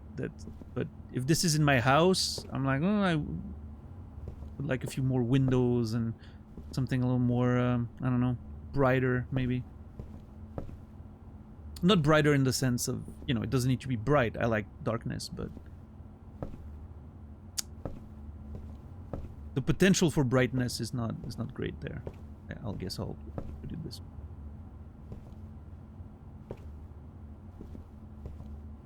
Alright, well, that's it for this side, I guess. Man, my plans are getting foiled very fast. I went way further yesterday when I wasn't trying. Immediately. So. Oh, what a mess. Okay, I could go for the den, but I'm wasting a door. With the corridor, I'm wasting... I mean, at least it's on the left side, so... Yeah, whatever. I'll put the corridor down. Do you have a designated bunker to go to? Well, technically, yes. Because each town, each village, each, you know, residential location has, like, you know, has a bunker attached to it. I don't have, like, a personal private one, but there's the communal one, yeah. That's where I would go if something would happen.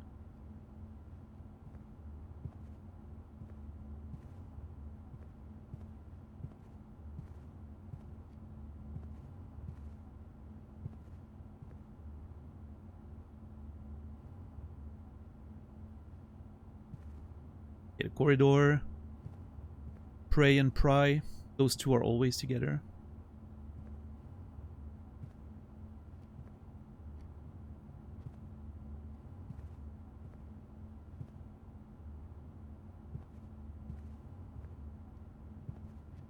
Yeah, it's not a... You know, you have communal rooms, right? You guys hollowed out a bunch of mountains, right? I think, well, not... I wouldn't say hollowed out, but there's a bunch of, you know, hidden structures in the mountains, yeah. Most of them belonging to the military.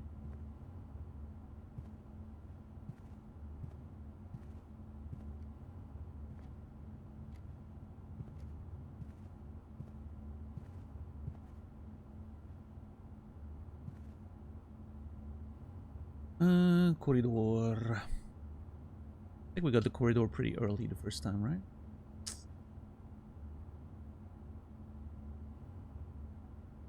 There's the corridor.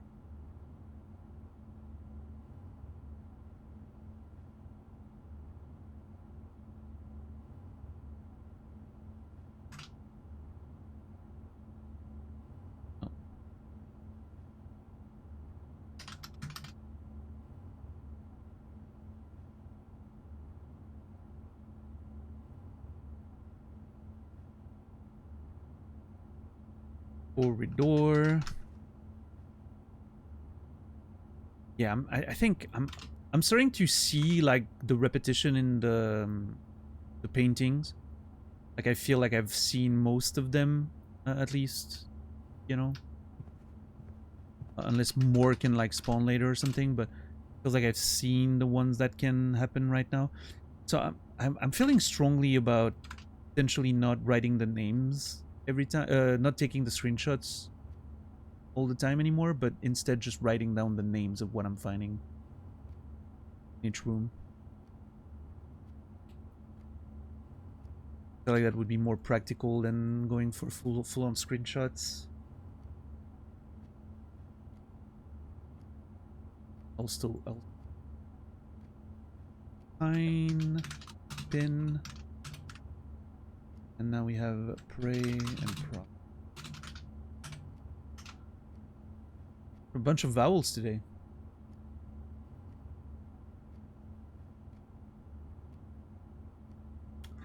I don't know.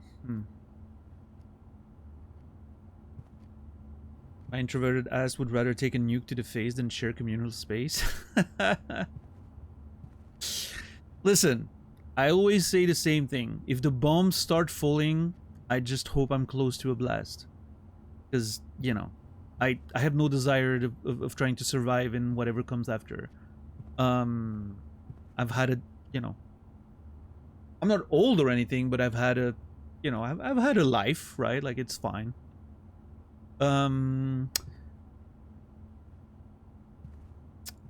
I just feel like being in Switzerland, I'm way too, like, Naz made that point the other day. We randomly had a conversation about that, and Naz made the point that I'm too close to the money. I have a good chance of actually surviving. Which is kind of annoying.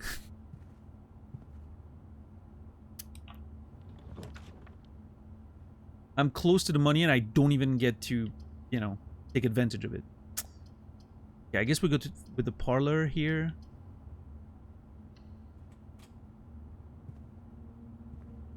Yeah, that looks nice.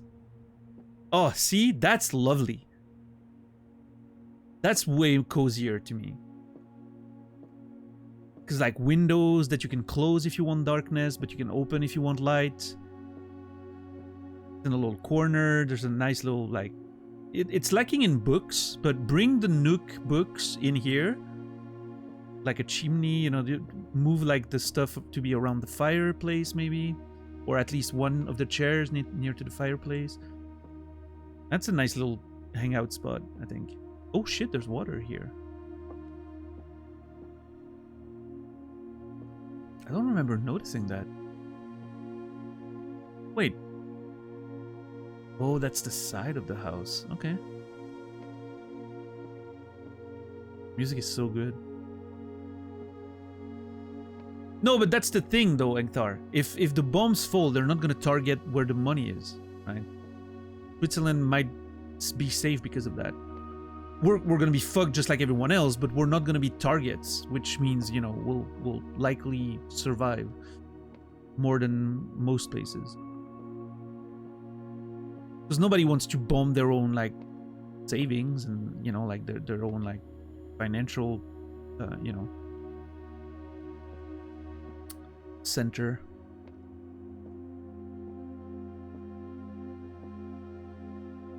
A black pawn in the parlor. Interesting. Let's see.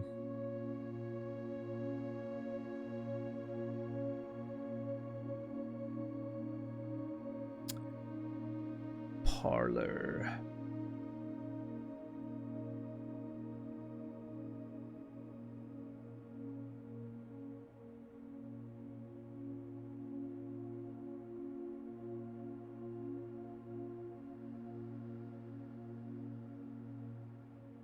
I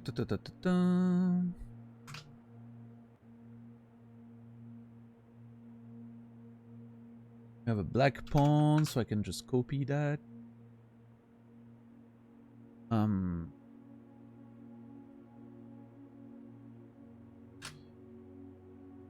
Goes here. Goes here. Take the pictures of the new one. There they are. Sand and... oh no, desert and desert. Yeah, yeah. Desert, desert.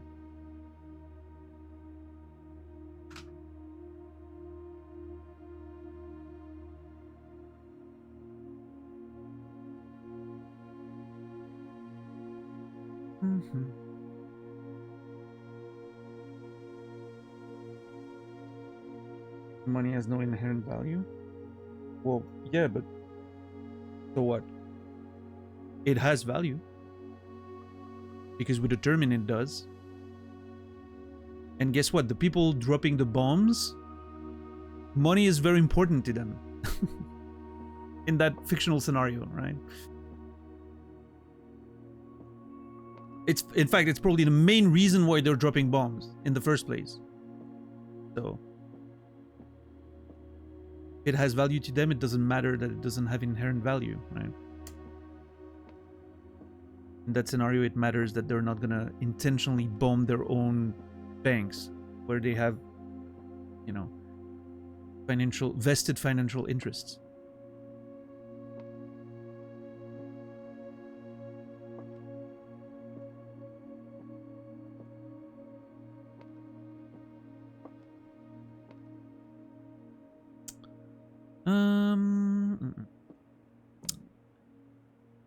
What now? Do I need to look at the puzzle? Yeah, I think just the puzzle. There are 3 boxes in this room. That is true. 2 boxes in this room are empty. That is true. So this one's false. This box is one of the 2 empty boxes. So that's true. That's true. That has to be false.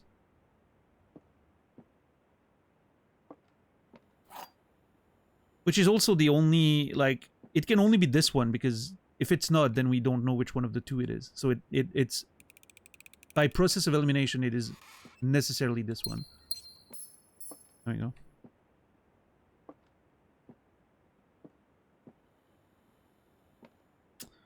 Dun, dun, dun.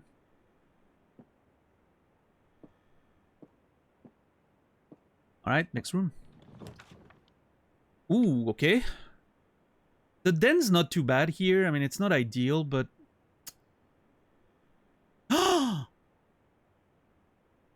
The secret passage leads to a room of a color of your choice?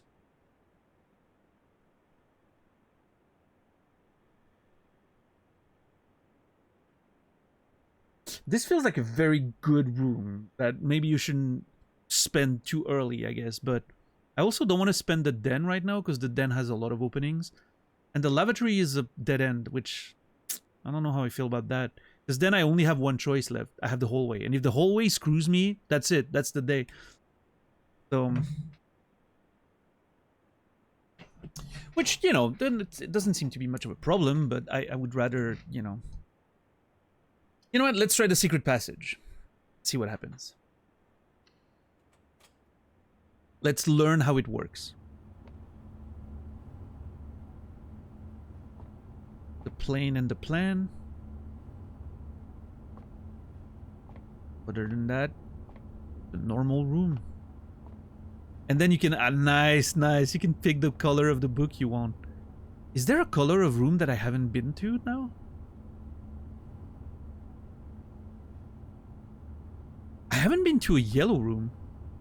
Or a gold room, I don't know what they're meant to be, but I've been in orange ones, the hallways.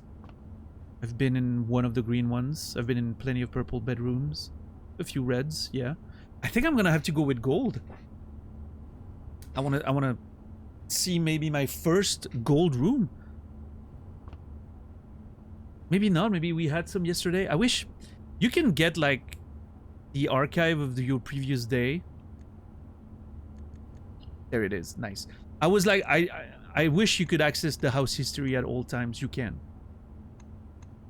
Oh, okay. The gold ones are like the shops type rooms, right? Like the commissary, the kitchen. Okay, never mind. I've already had a few of those. Cool.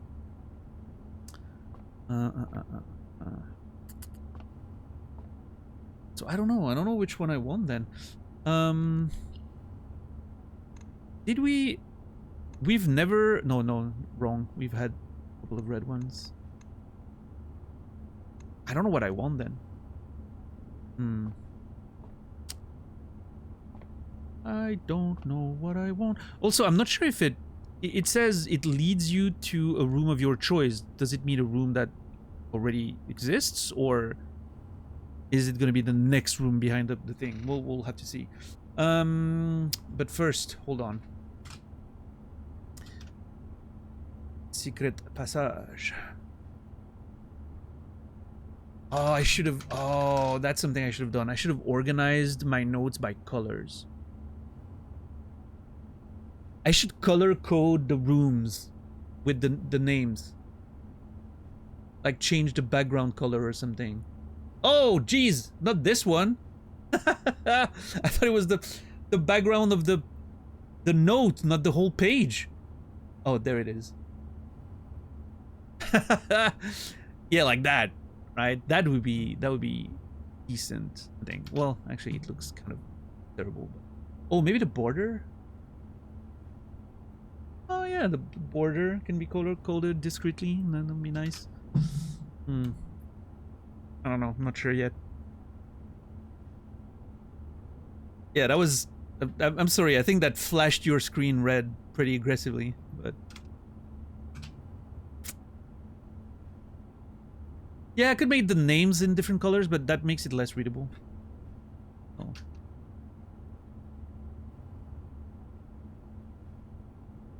Like, legitimately, the font is the last thing you should change the color of. For readability, in my opinion. But...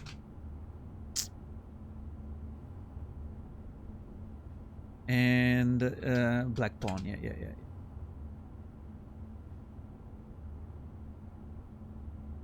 There we go. I'm seeing a lot of black pawns today, which I don't think I've noticed them before. That's interesting. I may have not just been paying attention, but I feel like I mostly saw white pieces in the previous days. Also, I have a white rook that's just hanging out in my notes here. Oh, you don't see it. I think it might be a double. Yeah, I don't know why I suddenly have a bunch of black pawns that I never noticed before, like black pieces. I don't know.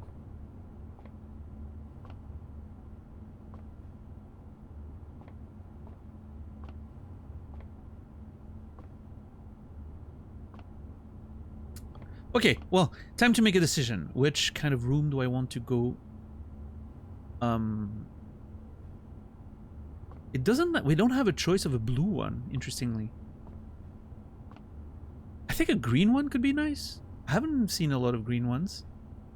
Bedrooms are always nice for extra steps, but bedrooms are also... oh shit, hold on. I think I might just get myself stuck here. Depending on what room I get, I might get stuck here. Because I might close off the last passage that I have. Oh.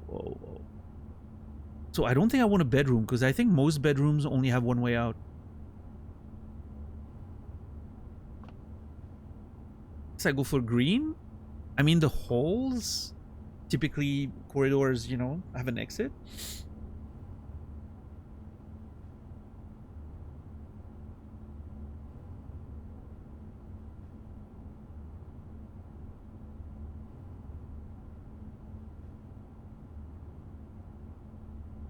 Yeah, I think I have to be smart and go for a hole here.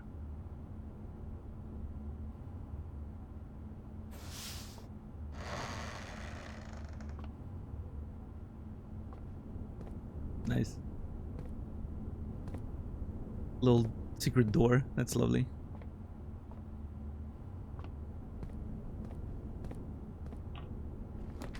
Oh, it gives me a choice! That's how it works. So you still get a choice of room. Okay. So we have the West Wing Hall, which is great. Connects back to the hallway in case we want it.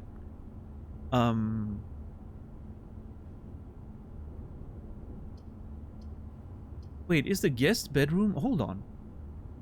The guest bedroom doesn't give me 10 every time I walk in, right? It's just once. Can I hover and see? No. Hallway doors are always unlocked, so that would be great, because at least I know I won't be in trouble, right? The aquarium is every color of room. It's also a very pretty room.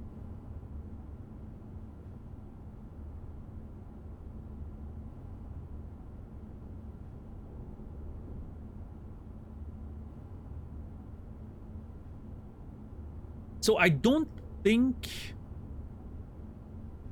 yeah, I don't need to have a way back. I don't think it matters.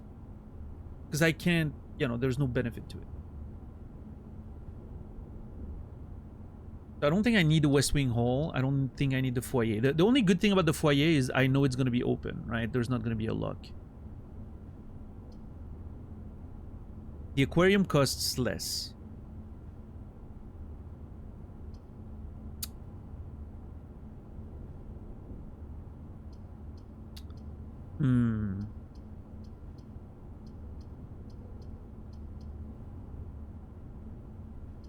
It's a Therma. Yeah, no, we got screwed.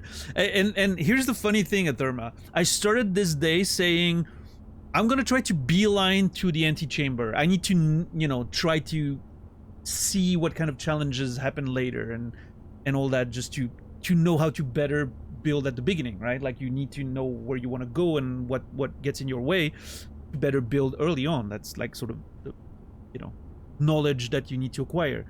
So that was my goal. It was to beeline towards as fast as possible towards the ending, and I got absolutely screwed every fucking time. We literally had to go all the way around to come back here and potentially find an exit now. Yeah. So that was a bit messy, but we still learned a few things, right? I learned to, you know, make choices better, I guess. Yeah, maybe Scratch. We got cursed because the first time I went through the chapel, I didn't have money, so I tried to cheat God, and I'm being punished for it. I think I'm gonna go with the foyer. Make sure the door's not closed. I don't need to have an access back to the hallway. Saving some rooms with more exits. I think it's good. I have 3 gems anyway. So yeah, I think I'm gonna go with the foyer. Let's go for it. Fingers. Nice. Well, that's a big room. A crow and a row and crow. Yeah. Oh shit, there's names. Okay, we're gonna have to look at that in a second.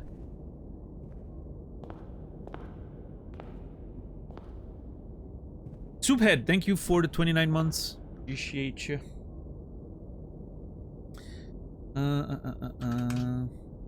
Foyer.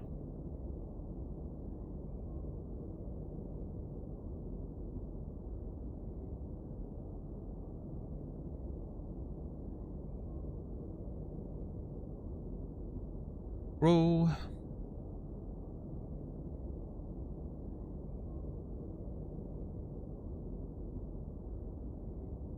Yeah, I'm gonna have to, one of these days I'm gonna have to rethink the way I take notes. I think the pictures was a decent idea at first. Now that I realize how the painting thing works, that it's always gonna happen at random, I can't keep just screenshotting everything.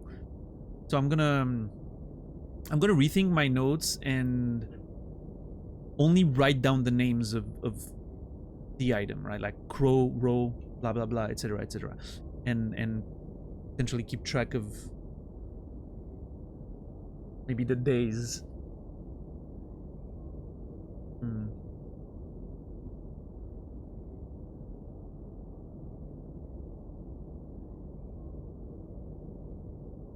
Yeah, I don't know. I feel like I can do that better. And just keep screenshots of like the notable stuff that I might want to refer to at some point, like the names of people, even though I could just, again, write them down, right? Although in this case, it could be interesting to have their faces memorized, right? I think that's what I'm gonna do. Who knows when I might want to, you know, maybe I'll see busts of people at some point. I'm gonna have to remember what their names are.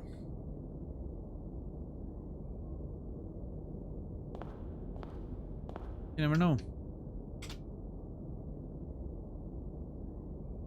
Lord Epson, Thomas Sinclair, Major Nicholas,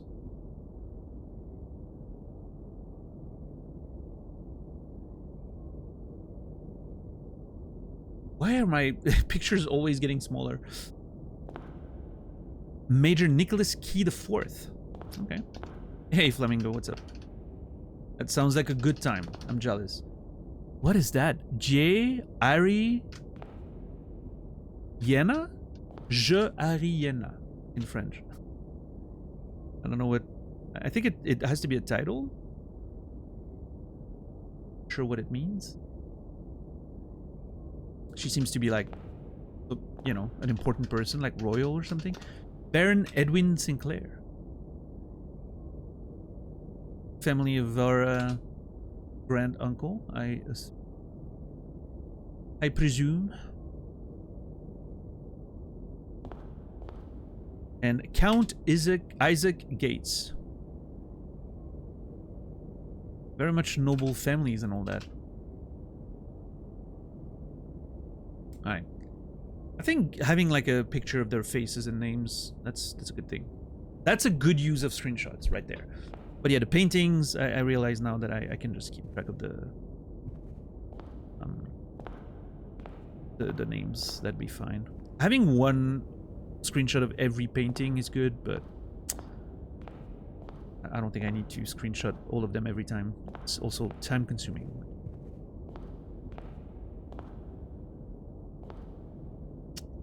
I mean, it's not like there's a time limit or anything, at least it doesn't seem like it, but, you know, I still want to be a little bit efficient with my days.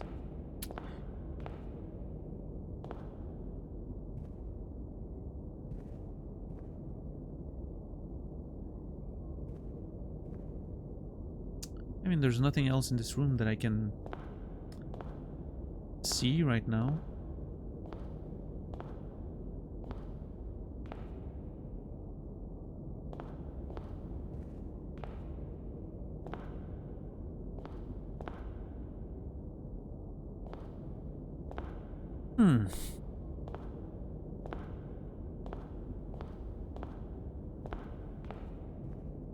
It's so okay. I'm feeling a way right now, which is very strange and weird. I'm feeling like I'm accumulating a whole bunch of stuff, like knowledge and information, like all those paintings and those names and those, you know, like statues of people and colors of pawns and like chess pieces and all that. But I have no idea what any of it is used for. It's so interesting. Because obviously there's going to be something with the paintings, right? I can tell there's going to be something with it. But I haven't been presented with something to solve yet, if that makes sense, right? It feels like I'm being presented with all the hints first, and then I'm going to be eventually presented with the puzzle second.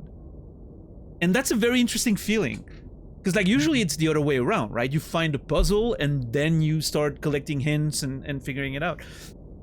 In this case, I feel like I'm collecting all kinds of hints and stuff, but I don't have the puzzle yet. I don't know what I'm trying to solve. Like the only thing I know is I want to reach the antechamber. That's kind of the only sort of goal we have. Which is a very interesting feeling. And like, I'm assuming, you know, that's also partly due to how I approach games, right? I like taking notes of everything and just noticing all those things. It feels like another way of playing it, which would make a lot of sense, would be to not worry about all those hints too much at first. You just put rooms down, you try to get to the antechamber, you don't think about it too much, you go through 10 days in an hour or whatever, right? And just try to slam things down, find your way, play very fast, and then eventually when the puzzle's presented to you, that's when you sort of start accumulating the knowledge you need, right? I'm sort of front-loading the knowledge acquisition, which has the risk of me doing it completely wrong, right? Like maybe I'm going about it completely the wrong way because I don't know what I'm trying to do. It's very interesting. I think it's a funny position that the game has put me in that not many games have done before. Yeah, Macaron, but at the same time, I don't know if I felt the same way about Outer Wilds. I don't remember exactly how I felt.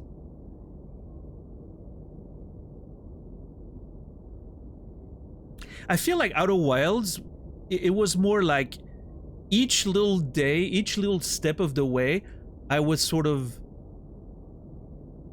I was finding myself a little goal or a little thing I was trying to resolve, and at the same time I was accumulating knowledge without even knowing I was, right? And I'm not going to go in details, of course, because I don't want to spoil Outer Wilds for someone who hasn't played it yet, but I think it felt different, sort of, but I can see the similarities, right? In the sort of like, you get thrown into a world and hey, have fun, you know, figure it out, right? But yeah, the way this, at least the way I'm approaching this one, is very much like, and maybe part of it is, maybe I would play Outer Wilds differently if I was playing it today, right? I've changed over the past few years in the way I play video games and the way I approach games. Or if I had, let's imagine this game had come out like years before and I had played it instead of Outer Wilds 3 years ago. Maybe I would have played the way I described earlier, right? I would have just like put rooms down, tried to get to the antechamber, and then whatever happens there, you know. Well, again, my assumption is the moment we get to the antechamber, we're going to be presented with a puzzle. I'm thinking the antechamber, outside of like the intermediate hurdles, like the keys and all that, which there, you know, there may be more obstacles later that we haven't seen yet, but I feel like once you get to the antechamber, there's going to be like a major puzzle of some kind to unlock the door that leads to room 46 or whatever. And that's when you're going to have to go back and you know, you're going to be like, okay, now I need to collect all those hints and figure out what the puzzle is. That's my assumption, based in nothing else but, you know, like sort of similar games knowledge and sort of like escape room philosophy or whatever. But maybe that's not at all what's going to happen. Who the fuck knows? Yeah, we'll see. Yeah, no, for sure, Captain Max, yeah. The game doesn't... it definitely trusts your intelligence. It doesn't feel the need to tell you everything you need to do or guide you or have tutorials pop in all the time. And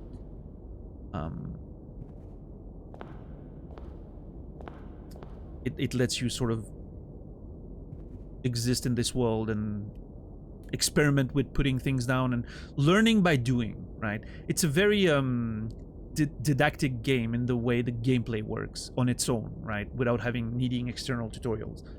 You put things down and you learn by doing, which I think is great. In many ways, it reminds me of like the sort of stuff we do in school when I was teaching, right? Like the stuff you present to the kids is often designed to be this way. It's, you know, you design games and exercises for the kids to play with, and by playing with the games without being guided, just like trying things out and moving stuff, and they develop skills and they start figuring out, oh, we should do it this way, it's better, or, you know, and that's how you develop like real valuable skills for the kids, right? Not by telling them what to do, but by giving them pieces and letting them figure it out. That's like the you know, you can't always do that, but that's like the best kind of learning is done that way, I find.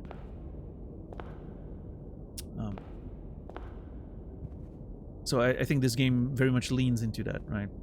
Like, hey, here's some pieces, play around, find out, right? I like that. Oh, fuck off. Oh, thank God. Okay. I thought I was stuck. Holy shit. No, we have the Observatory, which is great. I love it. My favorite room so far. Hey, Michael Lopriore. How are you doing? I don't know why I called you by your full name. I just called you by your full government name, as if you are like a dignitary on a visit. What's up, Lopes? How are you?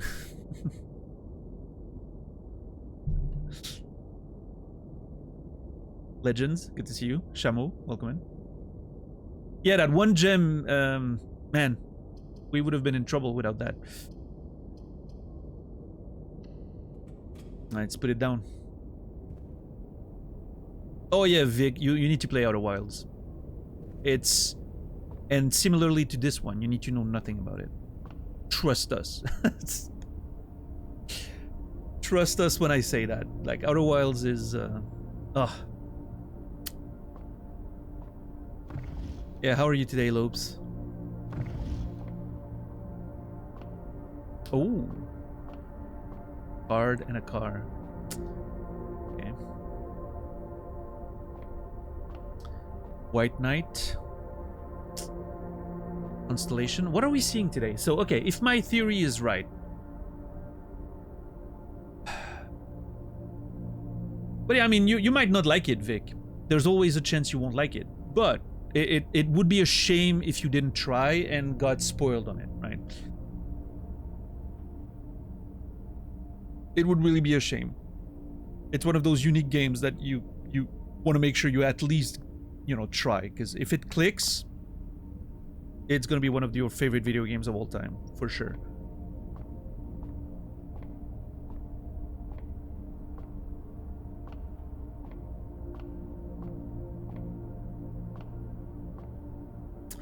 Okay, let's go back to the observatory in my notes. Where is it? Observatory. There it is. Oh yeah, of course. I actually think... Well, no, actually, it's fine. Yeah, we're gonna make a new column here. Observatory.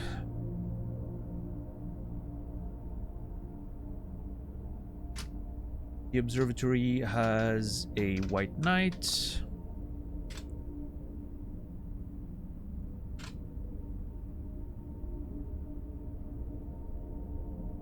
Where is it? Okay, I copied it. It's somewhere in there. I don't see it. There it is.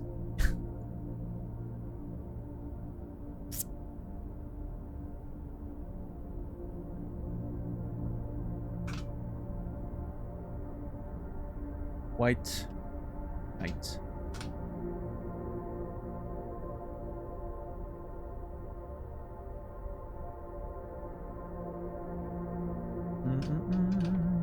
Also think of otherwise it's not for everybody. Yeah, I mean, no game is, right? Nothing is for everybody. That's true. But like, it's one of those, like, the way I'm thinking about it when I think about Outer Wilds is, like, there are some games where I'm like, you know, if you tell me, well, I don't like FPSs, I'm gonna be like, okay, I'm not gonna suggest Call of Duty, right? Who gives a shit, right? You don't like FPSs, maybe don't try Call of Duty, whatever, right? It doesn't matter if you know, it's not that big of a deal if you miss out on Call of Duty, I don't think. And maybe that's, you know, not the right way of looking at it or whatever, but if I'm thinking about Outer Wilds or something like Disco Elysium or you know, I'm like, yeah, I mean, okay, you tell me you don't like CRPGs, okay, try Disco Elysium anyway, see how you know what it does for you. If you don't like it because you don't like CRPGs, whatever. But if for some reason this one clicks, even though you don't like typical CRPGs, right? If Disco clicks, however, you know, by whatever miracle, you make sure you don't miss out on one of the greatest video games of all time, right? Same with Outer Wilds. Oh, I don't like, you know, walking simulator or puzzly games too much. Like, I don't like whatever. Well, try it anyway, right? If you don't like it, whatever, you wasted a little bit of time, maybe a little bit of money. But if it clicks, you know, there's some games I feel that you need to try anyway, right? Even if you don't necessarily like the genre, just in case. And if it's a miss, it's a miss. But if it clicks, goddamn, you know, like there are some games you don't want to miss, I think. But that's just the way I'm looking at it.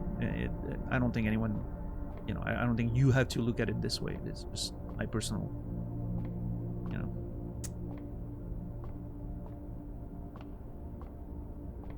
What's up, Sale? Oh yeah, Disco Elysium's like, I'm pretty sure at this point, Lopes, it's my #1. I'm not ready to, like, you know, rank Outer Wilds and Disco yet, but I'm pretty sure Disco would end #1 if I had to. If, gun to my head, Outer Wilds or Disco Elysium, I think Disco wins. It's just by a minimal margin. But yeah, Ankthar, I did not like Obradine that much. But yeah, I agree, it's one of those same games. I'm very happy that I tried it, right? Yeah.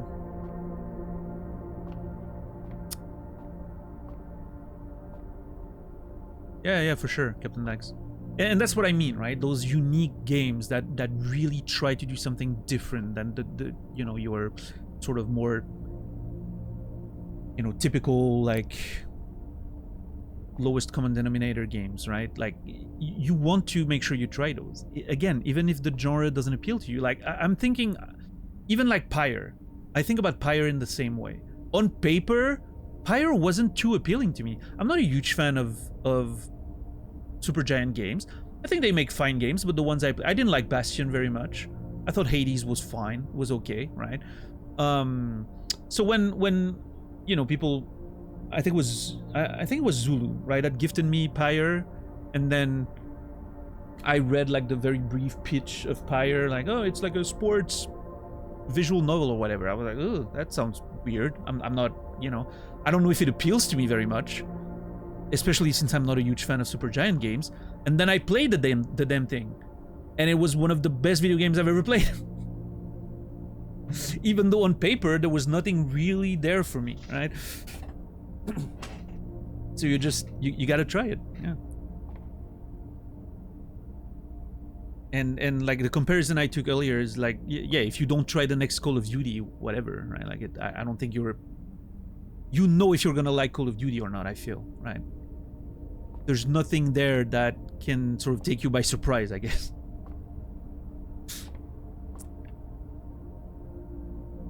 But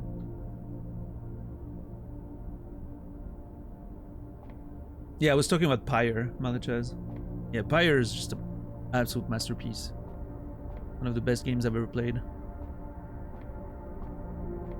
Incredible soundtrack, fantastic characters, story, and like stakes in the choices you make that, like, unlike any other game I've played, I think.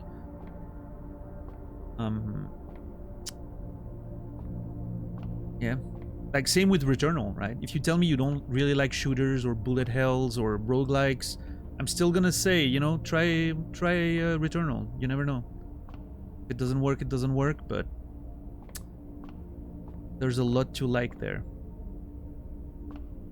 Alright, before I look in it, I'm gonna try to predict what I'm gonna see, if I'm correct. So I think today I should be seeing the Southern Cross. Rooms with 4 doors are more common today. That would be great, too. We really need it. Notes are still up, thank you. I've been very bad with managing my notes today. And yesterday, too.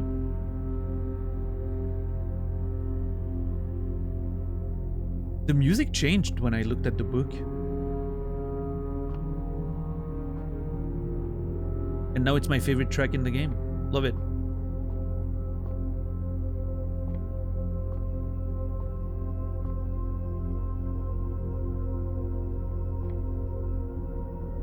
But yeah, Lopes, technically I only have a top 3 right now.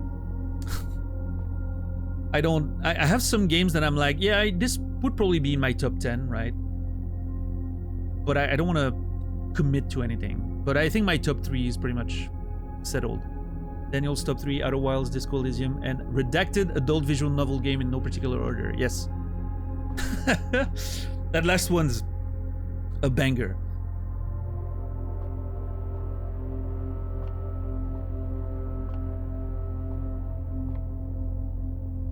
And I'll never give anyone the title. You guys will never know. Yeah, Lopes, I'm actually gonna replay Disco next year too. I'm gonna do a new run with completely like the opposite stats that I picked the first time around, and like intentionally, you know, make different choices. Shadow of the Colossus bit. Yeah, I mean, Shadow of the Colossus was my favorite video game of all time for a long time. Pretty much in like up to 2022 when I started streaming again.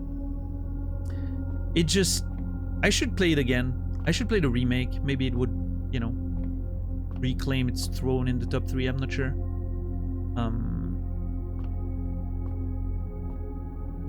Yeah, it's I've played with the voice acting, but I still want to do completely different things in this game and see what happens. Southern Cross, I was right. Okay, so the thing you see is dependent on the number of stars you have. So this is good. Hopefully this helps us. If we can manage to like find a 4-door room and reopen the map in many directions, this might be good for us.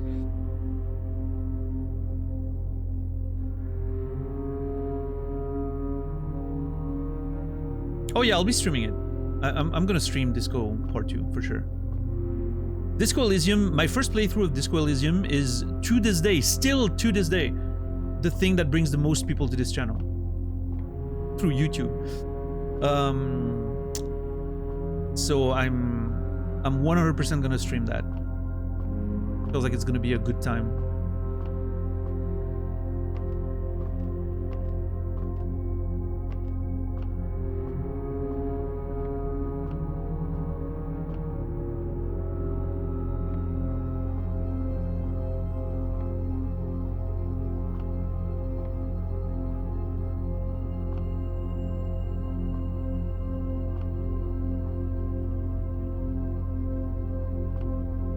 But yeah, I don't know when it's gonna be, Lopes, but yeah. It's like the next big game I'm gonna play is gonna be, after this, is gonna be Hollow Knight. Well, Silksong. That's the next plan, I think. I'm not sure if it's gonna be, if there's gonna be something in between, like a little shorter thing in between. Not sure, we'll see how I feel when I get to the end of this. And yeah, after that, I think at some point I'm gonna have to return to Elden Ring for like one season of that. Need to like, you know, take a little month of Elden Ring to keep making progress on that playthrough, because I paused it. You know, we're still not done with Elden Ring. I just chose to do it in this like a seasonal format, so, you know, because otherwise I would have been playing just that for like 3 years. So I do need a little bit of variety to, you know, stay sane.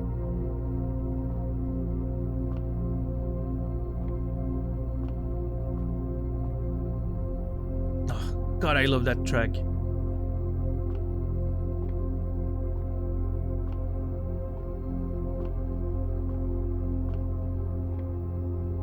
Absolutely love that song. Track.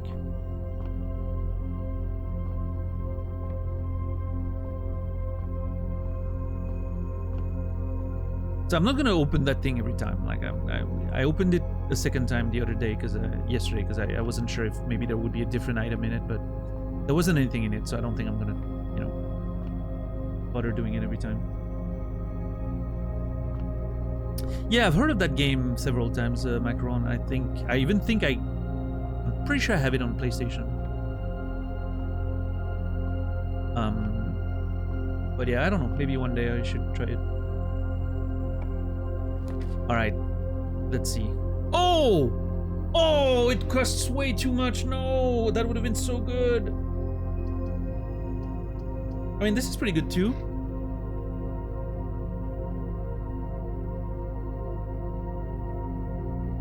While drafting, you will no longer be able to see all 3 of your potential floor plans. Okay. I just noticed something. The blue rooms are always helpful. The red rooms are always negative.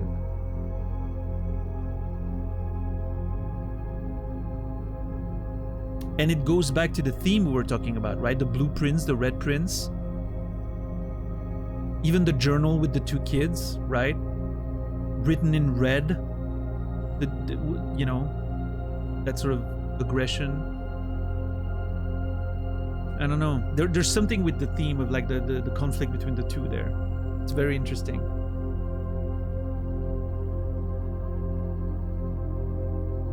You will no longer be able to see all 3 of your potential floor plans.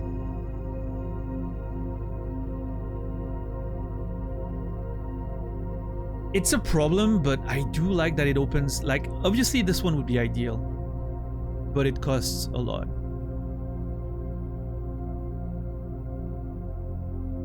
This one would be ideal. This one only opens one side. But it gives us a, you know, a gem too. But yeah, this one would be so great, but well, anyway, I can't pay for it, so... Do I want to take the question is, do I want to take the risk of the archive and not being able to see... I don't know exactly what it means. I don't know if it means I will only be able to see 2 and one of them is going to be hidden. Which, not ideal.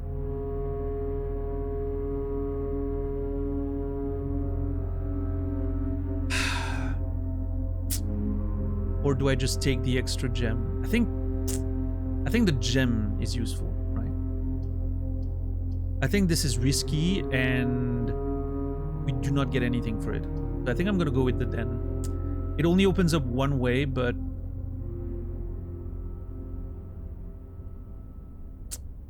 I think getting the gem matters more than opening an extra side. Yeah, sure, let's go for it.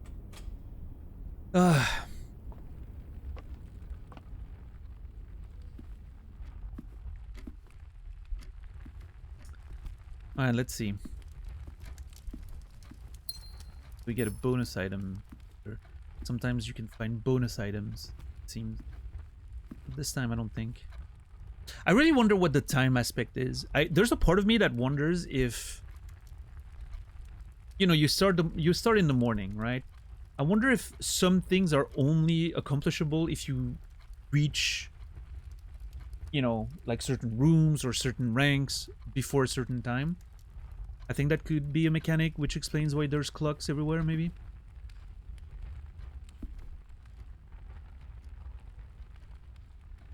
I don't know.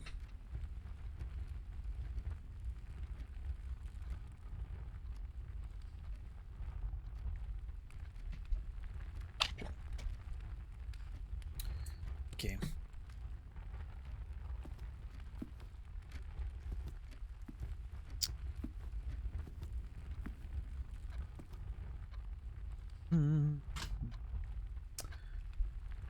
Notes. Oh, it's this one thing again. Coat and a...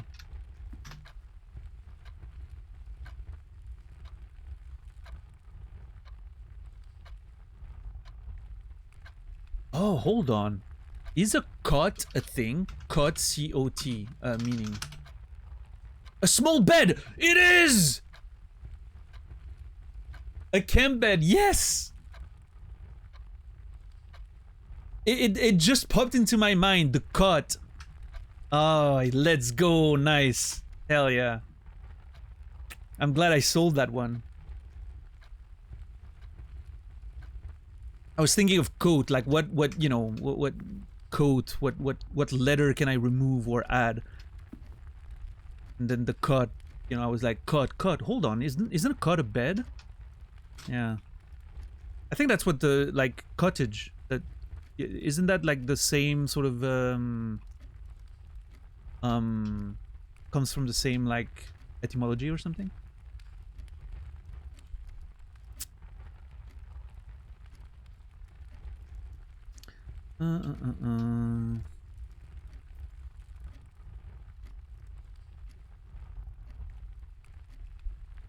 Well, that's the thing, Random Red. People put the emote for any reason whatsoever. Even when I'm right, when I'm wrong, when I'm thinking, when I'm saying bullshit. I never read into it. In fact, you saying what you said is more of a hint than anything. Because now I'm like, oh, when they put the emote with the last thought that I had, it means it was correct, right? Which makes me believe that the clock thing that I mentioned, which is the last time people put the M emote in chat, was probably right. And that's because of your message, not theirs.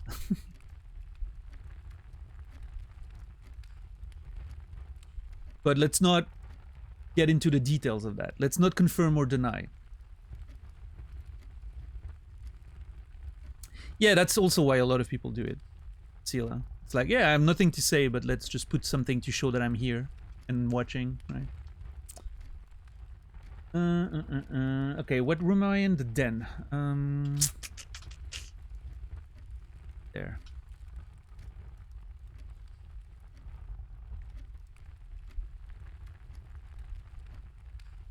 Is there a chess piece in here? Yep, white pawn. Okay. Um.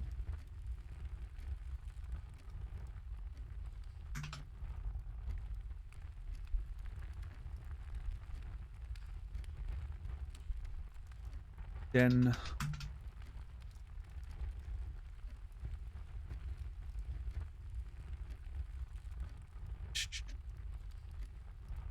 Is also me doing my best not to backseat. Yeah, yeah, yeah. That's what it is for a lot of people too, for sure. Oh, you can. I didn't know you could do that. Change the size of both pictures at the same time. Look at that. Yay for functionality. Okay, the coat.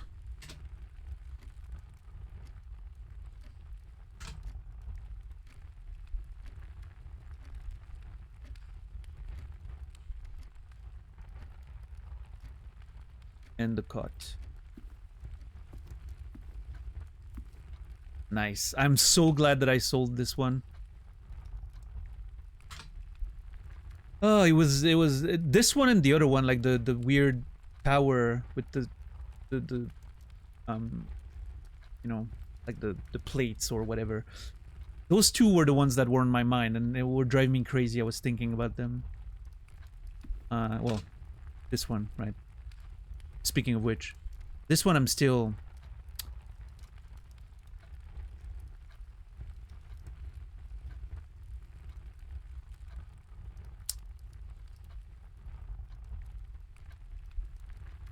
Oh, hold on. Okay, deduction time. Tiger, tie. Both are associated with that word, so the only thing it can be is a tige? Which I don't know what it is. It's a word in French, but it doesn't mean anything similar to that. Tige in French means like a stem. Tige meaning...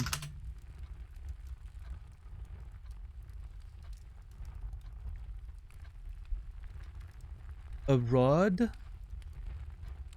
In architecture, a tige can refer to the trunk of a column.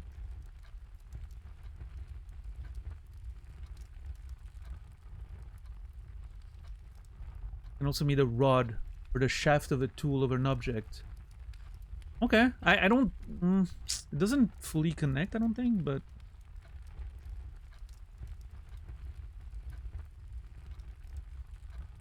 I mean, I guess the... it might be like a archaic use of the term. I don't know.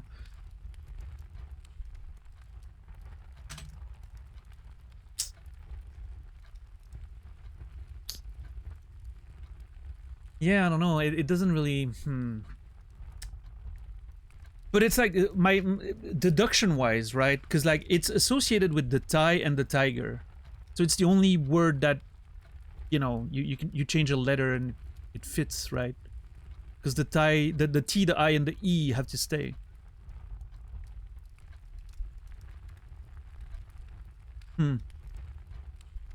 Maybe they're referring to like just the central part. That's a tige. I don't know. I mean, logically, it's the only word that can, you know,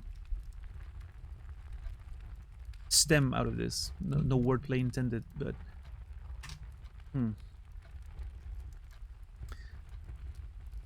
I didn't think of that. I didn't think of cross-referencing with the other, you know, with the other word. It just happened that I forgot about the tiger entirely until I just saw the picture there. And I was like, hold on. If it fits with the tie and it fits with the tiger, there's not that many options. Yeah. An interesting way of deducing it. I'll keep that in mind. We'll see. We'll see. Maybe there's going to be more hints later.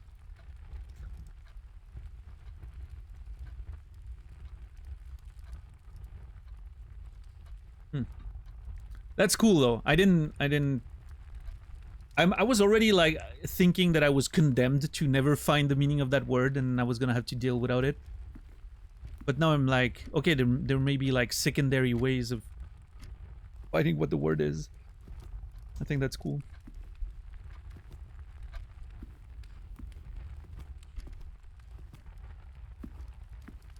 proper proper language detective work. This feels like you should be able to fit a key in it, doesn't it? Hmm.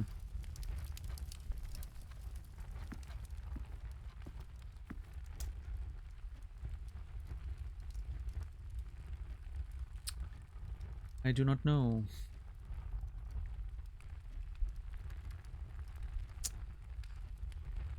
Okay.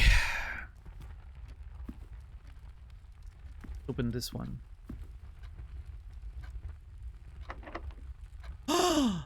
Thank God. I was scared for a second. The lockpick kit. Okay, maybe should I try the lockpick kit first? Oh, it worked. I still have it, so it wasn't like a one-time use. At least it doesn't seem like it. I guess there's maybe a randomness to it, random element to it. Oh, that sucks. Because now I don't have a choice. Because if I pick this, this is it, right? We're done. So I have to go with the archives. This is annoying. Well, at least I'm gonna learn how the archives work. So maybe there's merit there. I really wish I had an extra gem, because that would have been great. That would have been, imagine how great that would have been. Literally opening every 3 ways. Yeah, I mean, we get the doors, right? But the floor plan thing scares me a little bit. But at least, again, I get to know how it works, which is valuable information. So that would just have been the nuts, right? That would have been really, really good. All right, let's go for it.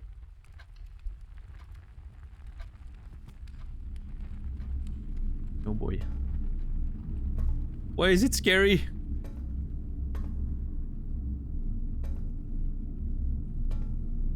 It didn't need to be scary. Creepy music. Also, thinking about it, I sometimes I forget to stop and think about like the lore and the narrative aspect of those rooms, but why a giant archive in this place? What are they archiving, right? What kind of information are they keeping? Also, the music is amazing. Jeez. You a fan of horror by any chance? I actually quite like horror games. My favorite horror game is Soma, I think. Because it has such a strong story.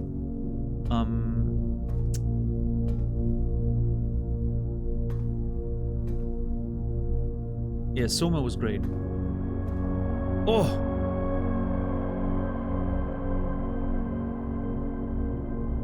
Ooh, that literally... Oh, that note that came back there from the back.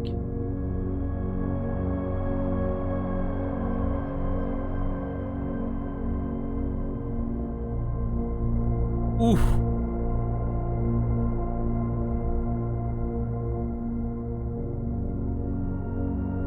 Yeah, I think this one's skyrocketing to the top of my favorite tracks in the game immediately. Jackie. Oh, geez, I'm literally having like shivers in my back.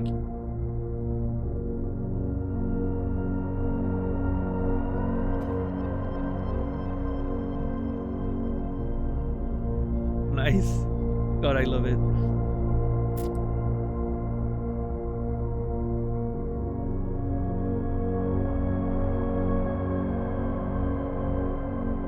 Oh my God, dude.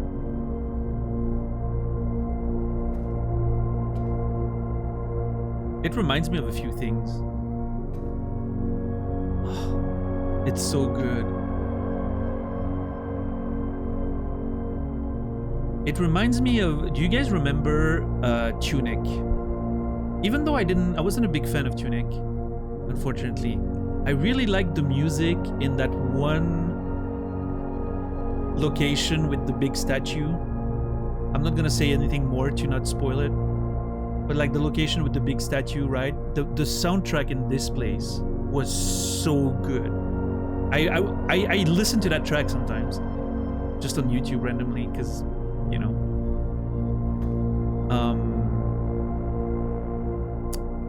It reminds me of the same vibe of this track right there.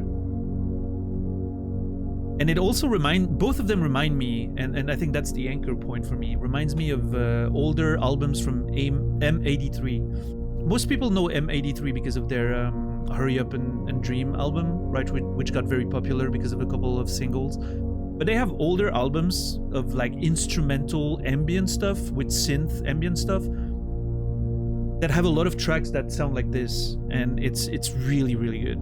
Actually, I need to remember to play one of their tracks tomorrow for Song of the Day at the beginning of the stream. It does have a bit of that vibe from like what's the name of that? There's one album in particular that has like M83 tracks that sound like this. Oh, please continue. No, why did it stop? Digital Shades Volume 1. I think that's the one. Yeah. Digital Shades Volume 1 has a lot of tracks that sound like that. And I think Before the Dawn Heals Us also has a couple of instrumental tracks that sound a bit like this.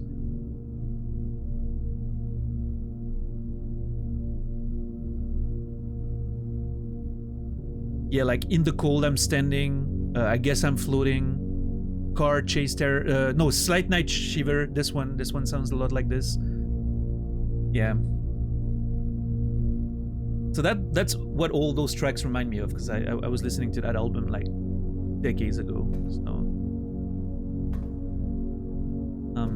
I was one of those nerds that knew M83 well before they got popular, but I think that's because they're French, and you know, I get exposed to a lot of like French stuff before it reaches like the international stage, I guess. Yeah, it's that beautiful.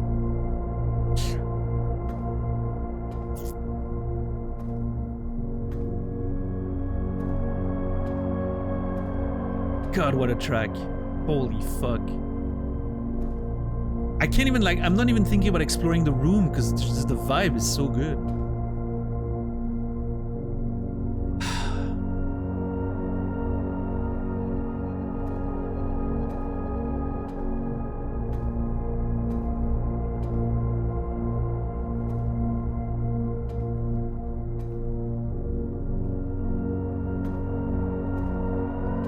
No, that note right there. Oh.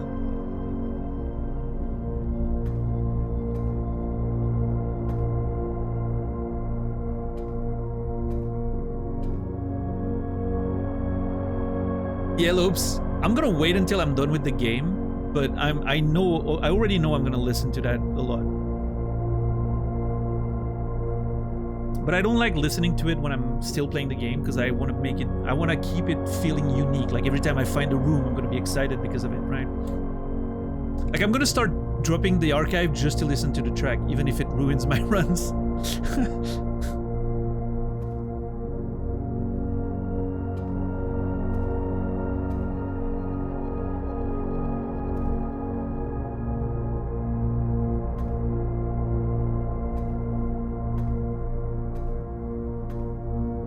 I mean, it did start a little scary, Lynn, right? Like the first few minutes, like the first minute of it was a little bit dark and, you know, menacing.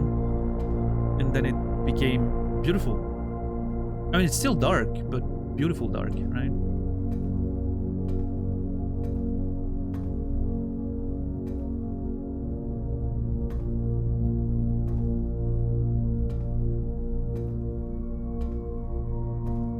Oh!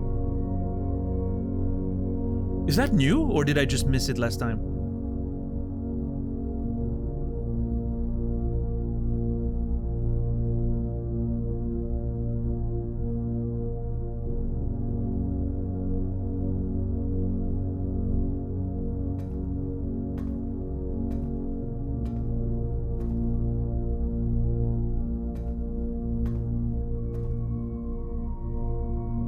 Oh, that is so good!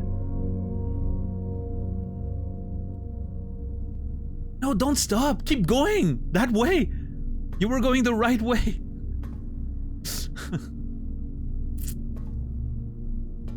So nice.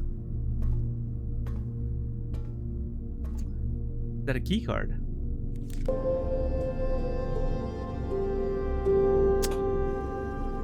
You found a key card. Opens electronically powered security doors. Hell yeah. Thank you, Goose, for a tier 1 gifted sub to Edsta. 29 total. Appreciate you very much. Okay, also, I need to not forget to take notes. We have a pilot and a plot in this room.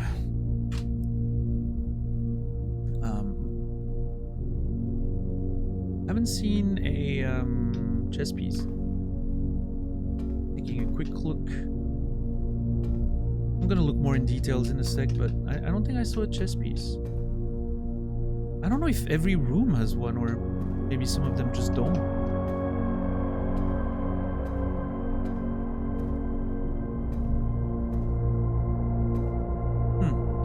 Yeah, maybe some of them just don't have a chess piece.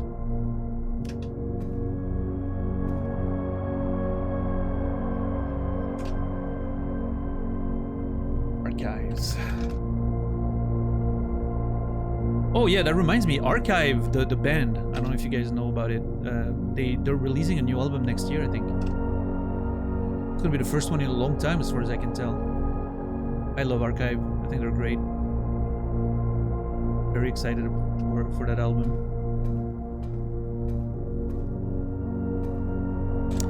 Pilots and the plot.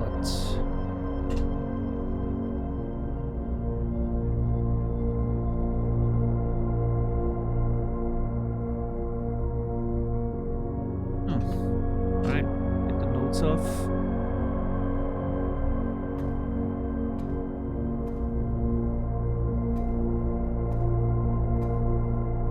I think the strike is quite loud, no? Does it? Hopefully it doesn't cover my voice. I mean, it's not very, you know,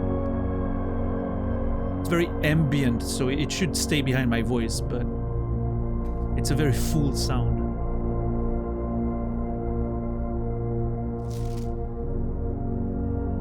August 22nd, 1985. Marigold wins Herald Literary Honor. Popular children's writer, Marion Marigold. She's the one that wrote that book we read about the Red Prince. Adds yet another feather to her scholastic cap when she discovered on Thursday that her picture book Swim Bird had been chosen as the Herald Literary Medal. Illustrated Book of the Year. This is Marigold's second time winning this prestigious honor. The previous medal was, of course, for her debut effort, and then it's cut. I'm thinking it's the Red Prince. Just a hunch. She was no stranger to the public eye even before her literary success, the niece and closest living relation of Baron H.S. Sinclair. I think that's our guy, right? H.S. Sinclair. He's our great uncle. This guy, right? No. That's Edwin. Never mind. Same family, of course, but those are the ancestors, I guess, of our great uncle. Mary began using Marigold as a pen name to free her from political associations that one might make with the Sinclair family. The niece and closest living relation. Oh, she's our mom!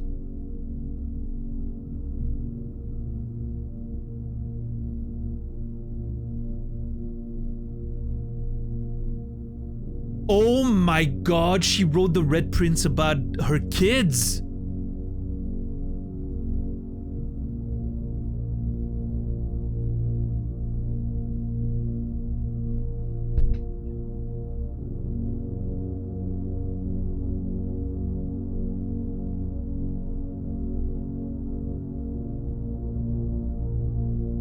Oh, that just gave me major goosebumps.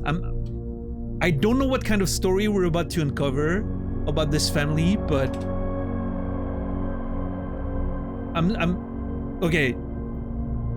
That was the Red Prince book, the journal of the kids. All of that stuff was cute, right? It was nice to like get those glimpses.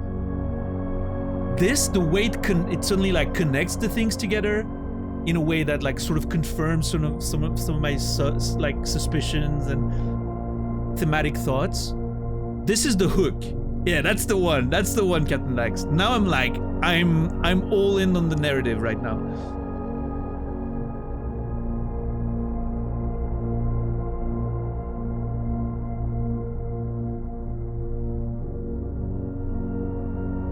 Anyway, let's read the second one. I'm gonna have to disappear so you guys can see. January 27, 1986. That's the next year.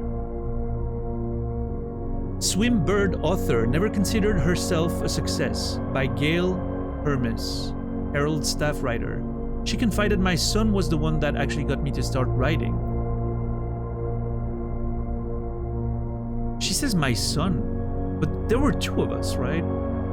I think there's like a couple of brothers. Wait, which doesn't mean that sentence is wrong, but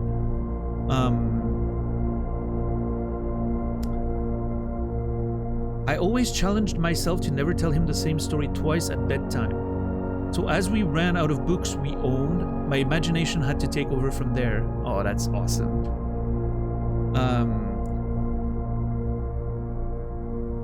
Hold on. Marigold had elaborated in previous interviews that her debut book, Red Prince, is based on her son and his inflexible love of the color red.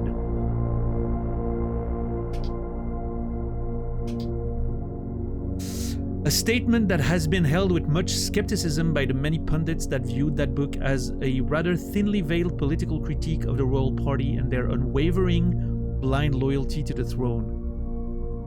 Okay, that's rad in more than one ways. Love it. Love it.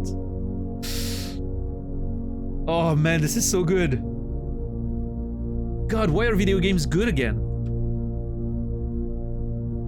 I was coming to terms with the fact that every video game was trash and then this happens.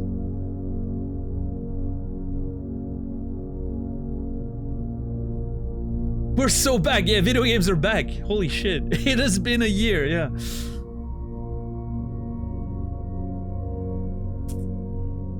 And listen, everyone knows, you know, this year has been very good for video game. Anyone knows I didn't love every game as much as some people. Expedition 33, but you know, it's still, what a year.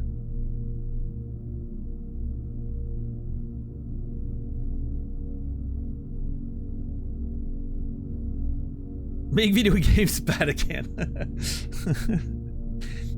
Oh man. Oh, this was so good. Holy fuck. Oh my god, there's so many more pages. Oh my god, there's so many more pages. Okay, we're here. Ladies and gentlemen, we're gonna be here a second. Don't get impatient now. We're about to stay on those pages for a little while. And here I thought this run was gonna be a quick one. November 11th, 1986. Publisher and author detained by Red Guard, questioned. Caleb Manning and his publisher Philip White. Also, story about writers and all that. That's like a straight line to my heart. Like, you know, I'm always gonna be more interested. Caleb Manning and his publisher Philip White were 2 of 3 dozen names that appeared on a leaked dossier naming them a person of interest in the Trinsdale bombing that killed 4 people last Tuesday. Although no group has come forth to officially take responsibility of the attack, it is widely believed by authorities to be the work of the insurgent group RLCF, who also call themselves the Children of Blackwater.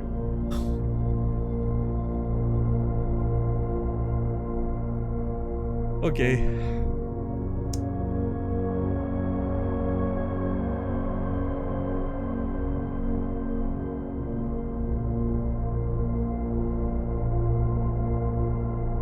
Ruffington Press was quick to dismiss the rumors in a statement released on Friday, maintaining that the popular author and Mr. White were simply victims of an unfortunate happenstance, whatever that means.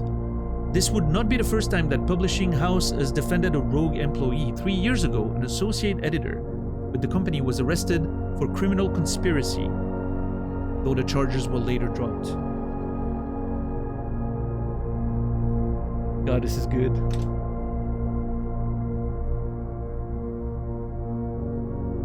I always love a good story that starts completely inconspicuously, right? It's like, oh yeah, it's just a simple story of someone inheriting a weird house, right? And that's it. That's sort of a, you know, but no, suddenly it's like, no, there's a whole fucking thing there. A whole narrative to discover and unravel, and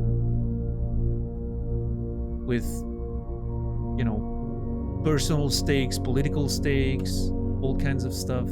God, I love it.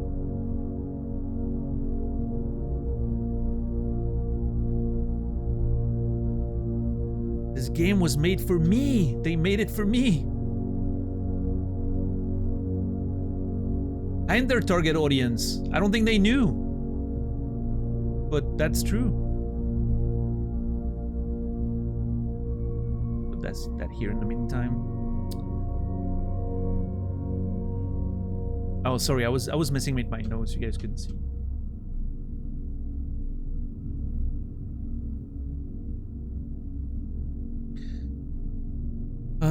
Okay. November 17th. The Reddington Herald. Marigold drops publisher. Local author and popular personality Marion Marigold has announced a split with her long-term publishing partner, Ruffington Press, citing personal reasons. The announcement came after the arrest last week of fellow author and colleague Caleb Manning, whom Marigold has past referred to as her mentor, friend, and confidant. Marigold is the third prominent writer to distance themselves from the publisher this week. Interesting.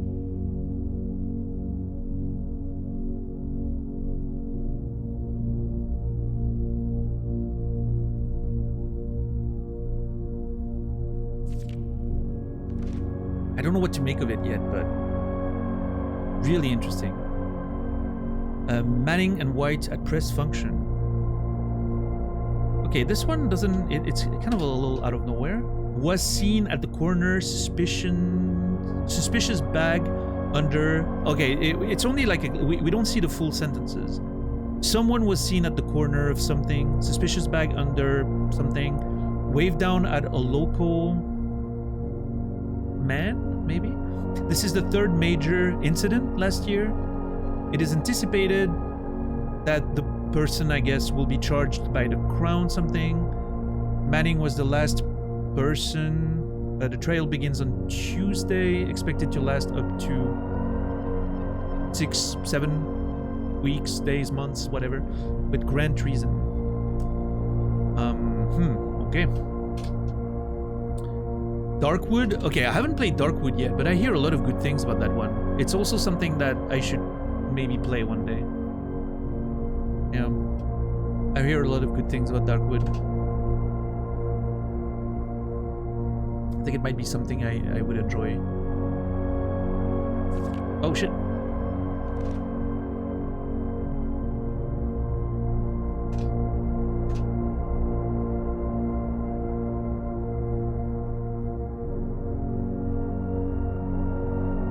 And the last page. No, wait, there's more. Oh, there's more. I thought it was the last one because there's a black page on the right, but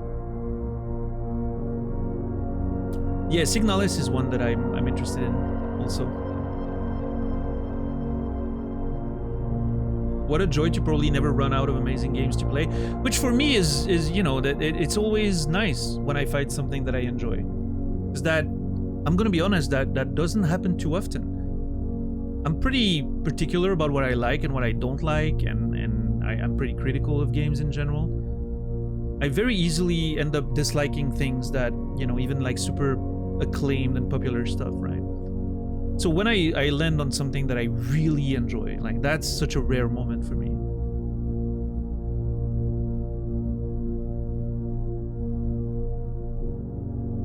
Yeah, Lopes. Yeah, I'm gonna have to play it one day for sure.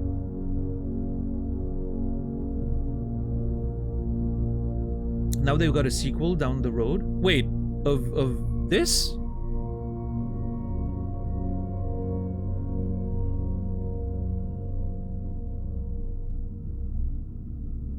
Darkwood? Ah, okay. Makes sense.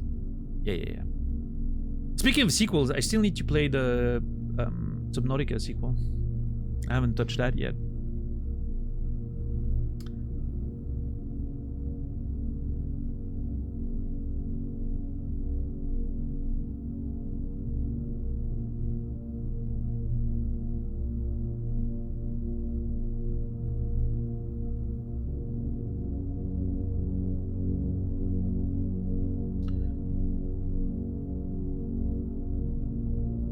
Yeah, you liked what's it called? Below Zero, I think. A lot of people seemed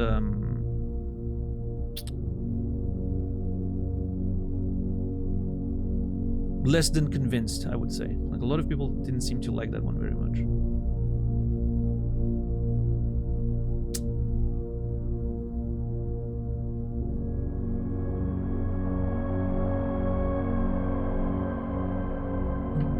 Underwhelming, yeah.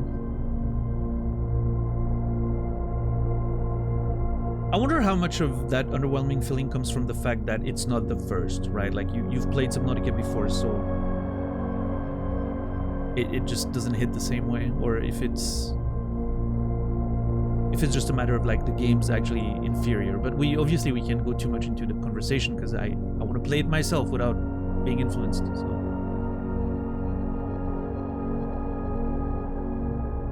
I'm gonna play it anyway, so we'll see, you know.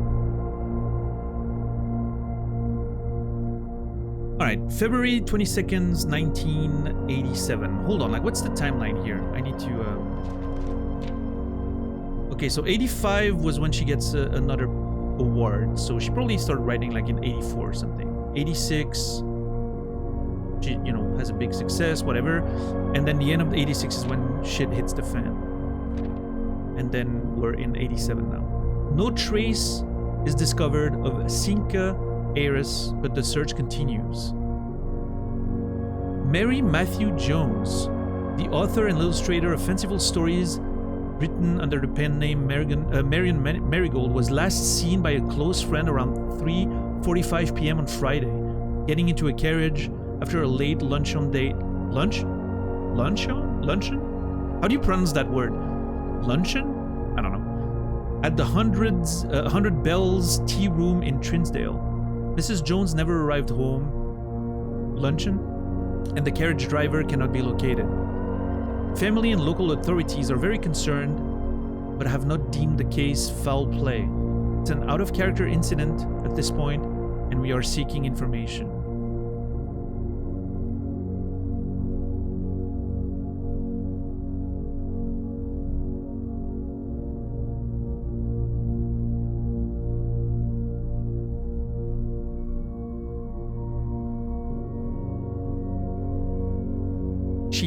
Our mom disappeared. Well, that's interesting.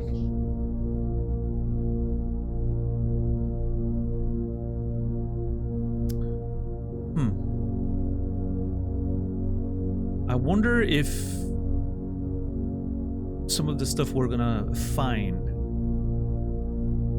in this house, in room 46 potentially, will be related to her disappearance. If we're gonna like sort of find explanations for it.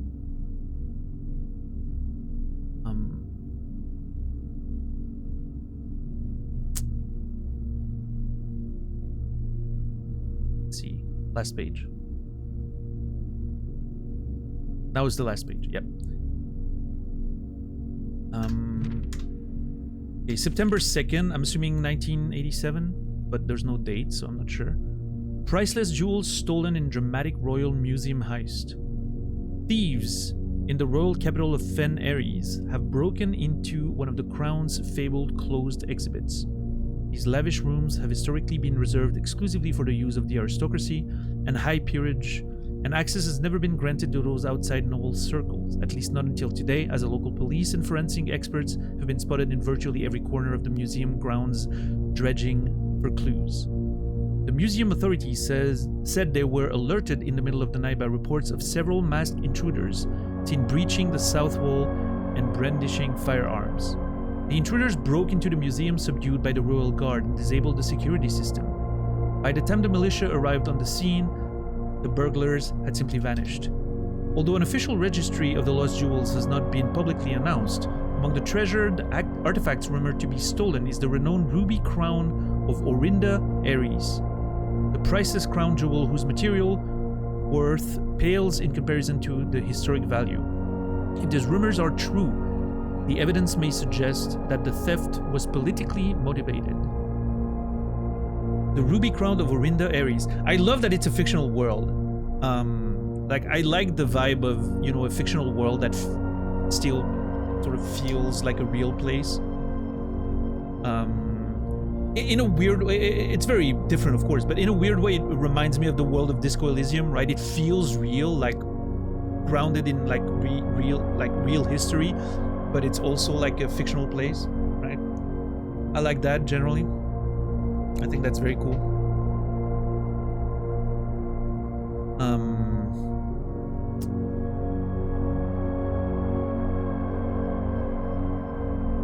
Yeah, for sure, Captain Max.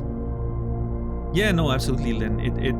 This game very much knows how to present information. It doesn't, you know.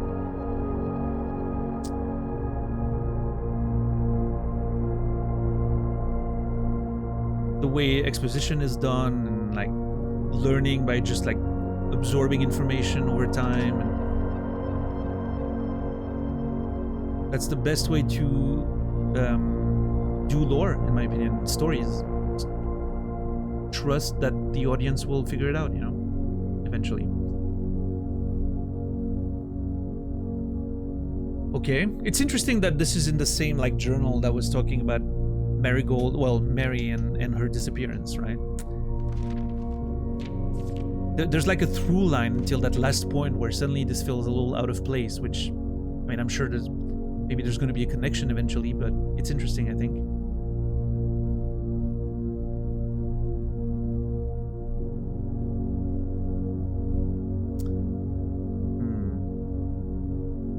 Yeah, they predicted the Louvre heist.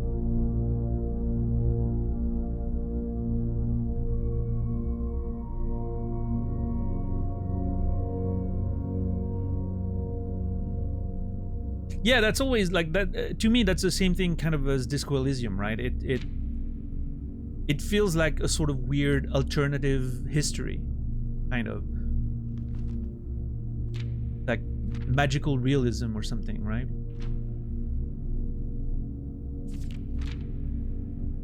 That sort of vibe. I like that.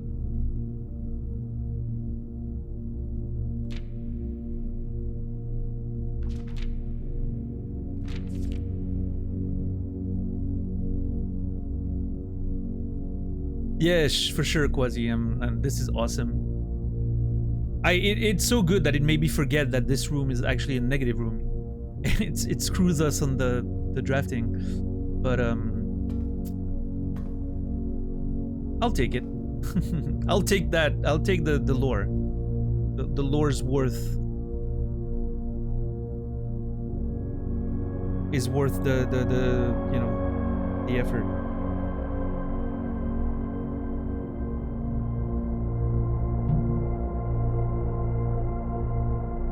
It's the hook, yeah. Now I'm like I said, like now I'm like 100% into like the narrative of it. It just like elevated from, you know, like a narrative that was there, but I didn't really know what it was gonna be about. I was expecting, you know, like a few characters, maybe something. I was mentioning Gone Home like the other day when we found the journal and all that, like learning about the little family, and now suddenly it has become more. Like suddenly it's like, oh, okay, there's like a real, you know, like grander scale thing in there, like political stuff and, you know, like major characters and mysteries and yeah.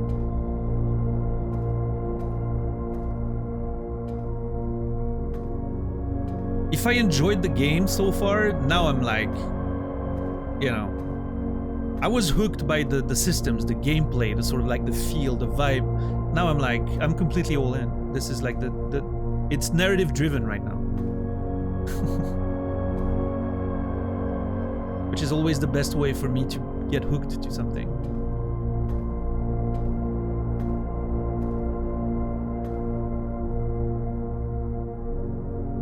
All right, well, hey, we have 3 different paths now. That's great.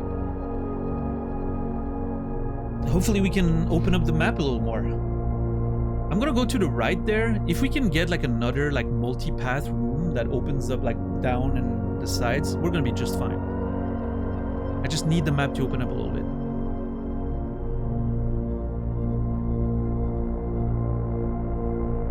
I just don't want to leave this room. The music is too good. Can we just stay here forever? Can this be the rest of my streaming career? We just hang out in the archives and have random conversations for the rest of time.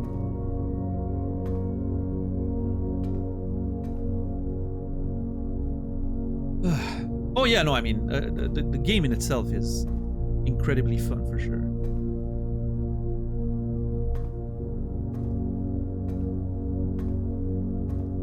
But it feels like my priorities have shifted.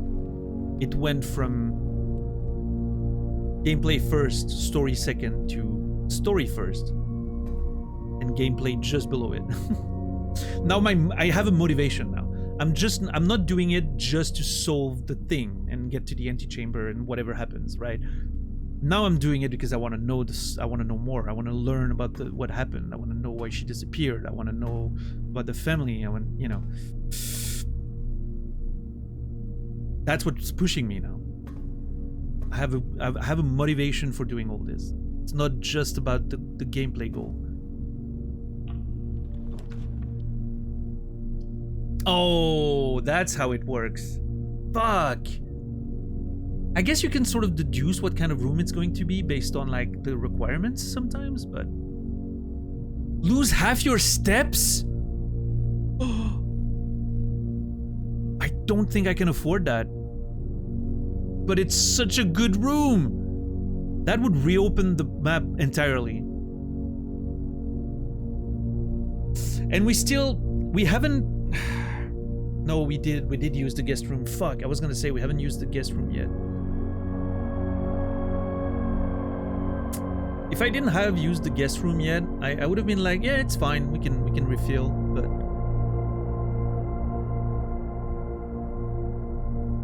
I just don't know if I want to blindly spend my last gem. That doesn't feel like a good idea. And I don't think the breaker here is a good idea either. I don't mind if it's on the left side, like in the corner. That would be okay, I think.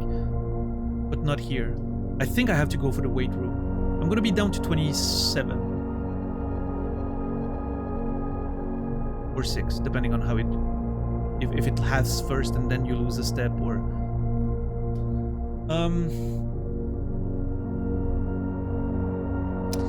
I mean, we still have a bunch of steps, right?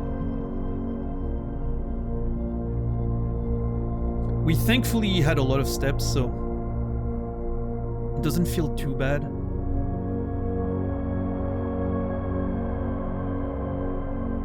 I think I have to go for it.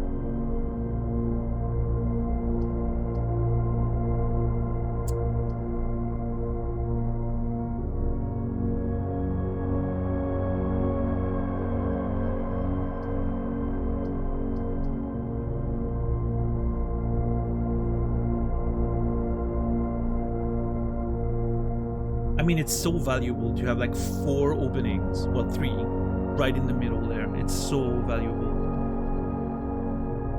It's hard to go against it.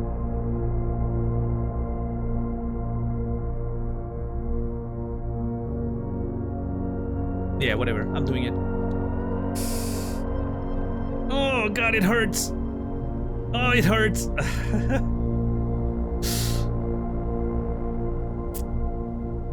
It's fine. We'll find a way to refill. Hopefully, we'll find like maybe the kitchen or something. Get some food in us or whatever. Yeah, I mean it sucks, but it's okay. It's okay. I've never run out of steps yet, so I think it's fine. This is my penalty for skipping leg day. All right, goodbye, archives. You're my favorite room in the game so far. Thank you. What a good time. Thank you for changing my entire perspective on the game. Making me love it even more than I already did.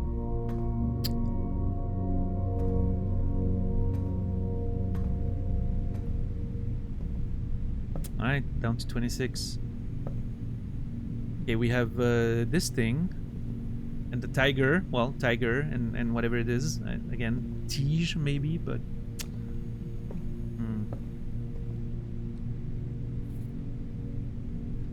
The broken lever could prove useful.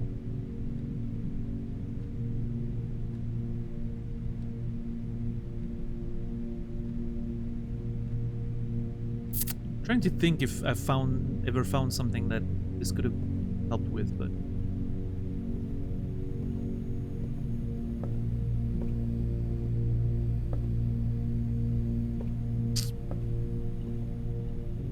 you know what I would like right now?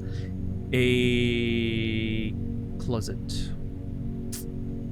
I think a closet would be great. Get some items. I would put it down there, potentially.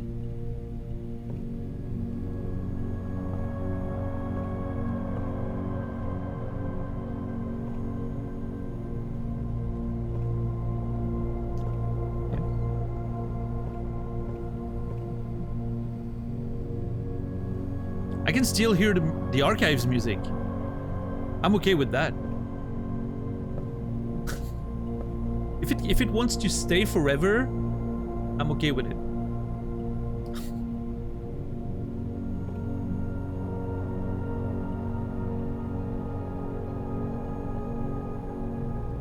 Okay, let's take a note.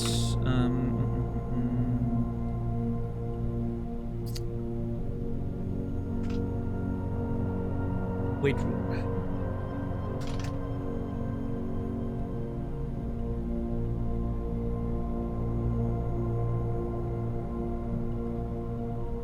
We have a tiger. I mean, I could reuse some of those. I didn't think of it, but oh well, actually, I could reuse some of the screenshots I've already taken, but you know why I'm not doing it? Because I don't know if the frame matters. Because you have different frames depending on which room. I don't know if the frame is important. But if it is, I want to make sure I keep track of them. Of what frames you get in which room, right?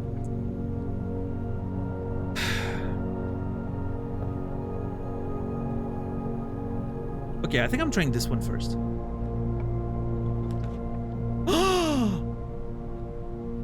What? 7 locked doors?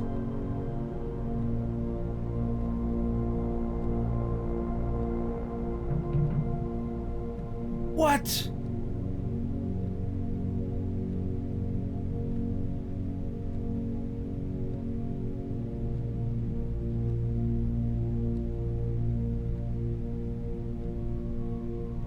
So I don't think this one makes a lot of sense here because I'm losing like a lot of entrances, right?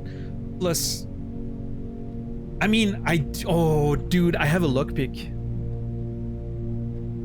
I have a lockpick. I could open a lot of these doors at no cost, potentially.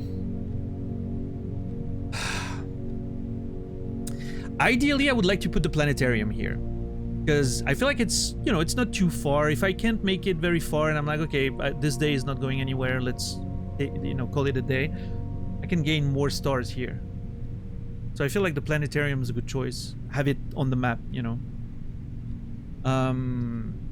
I could take a risk and take the archive because, you know, I'm not losing too much.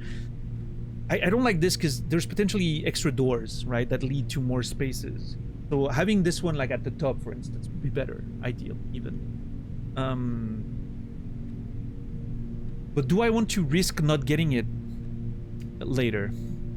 I think maybe. We have a lot of drafts, right? 1, 2, 3, 4 more drafts minimum. There's a decent chance, especially with the we have more chances to get 4 rooms, like 4 quadruple rooms, which I think this is one of. So there's a good chance we'll see this one again, I think.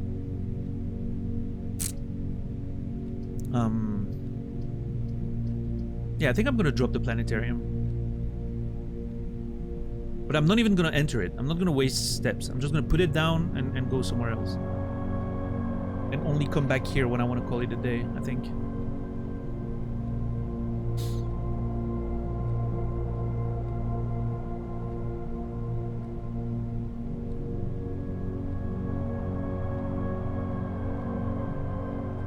I wish that bedroom down there was in a better spot. Let me tell you.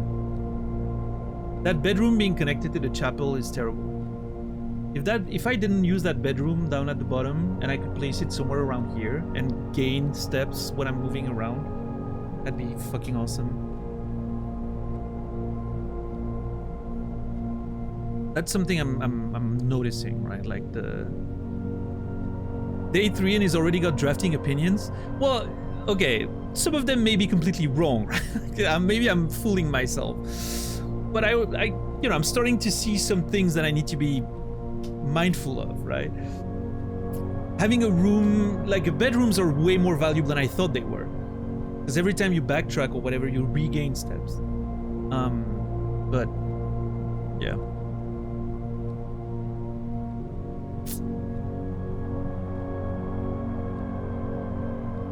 For sure, yeah.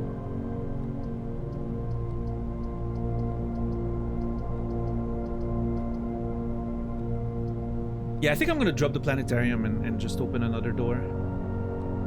Yeah, let's do that. I feel strongly about that. I'm not even going in. Just opening it for later. Alright, let's do this one. Fuck! That is not great. Oh god, we're losing all that space down there now.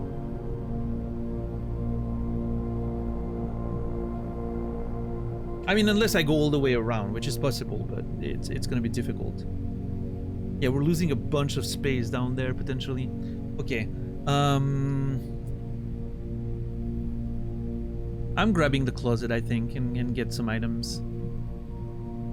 I'm really low on gems, which sucks right now.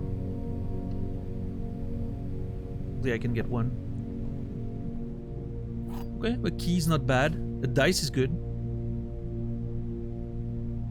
I do like the dice.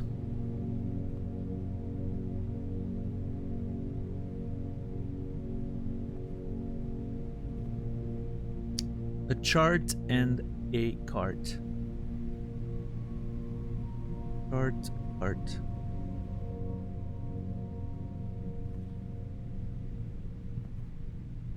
Okay, closet. Oh, I think the music has finally stopped. Question mark?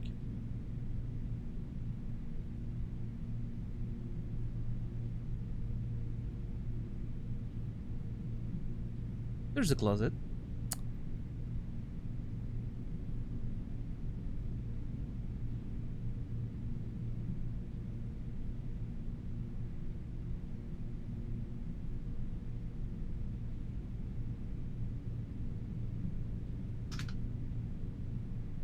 Yeah, I think the next step of my notes is going to be reorganizing everything in terms of colors.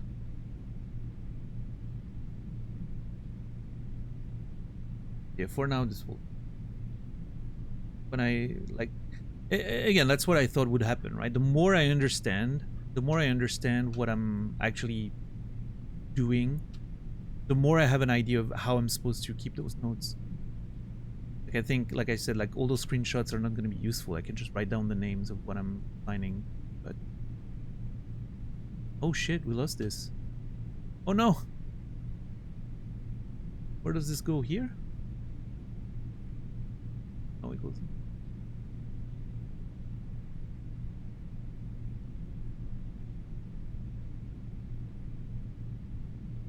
Okay, once I'm done moving all those things, I'll... Yeah. I love that I had some ideas of like writing down the characters, which I still have to do. There's a bunch of characters in this game. There's some setting, there's some plot. it turns out those things will be filled eventually. But I love that initially everything was a random note.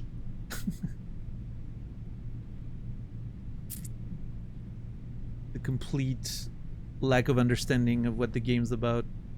What a beautiful moment. Okay.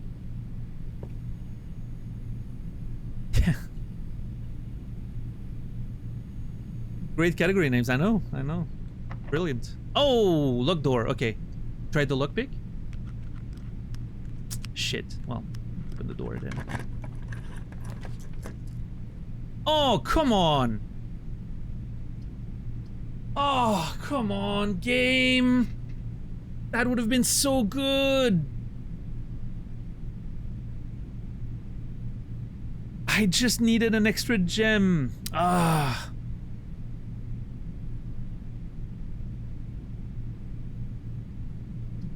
Can rotate. That's nice. Okay, do I redraw or do I risk the archive floor plan?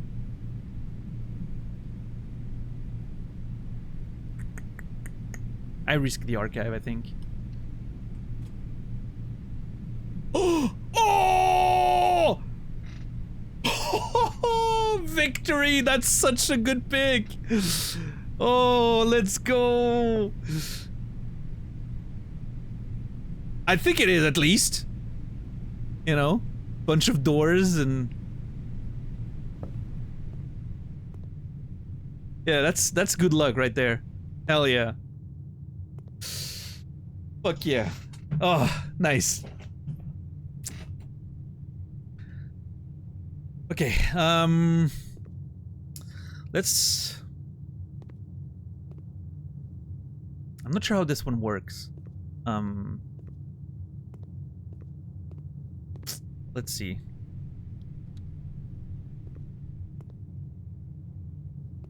Okay.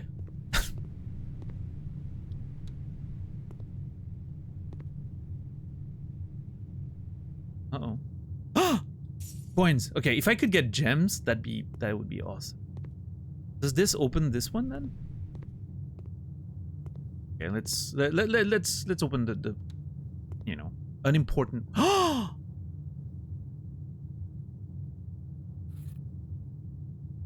Oh my god, we need to find a terminal.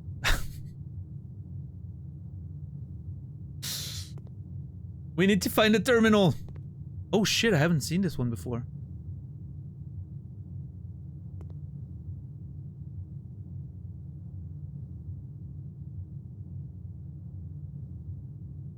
I haven't seen this one before. A plane...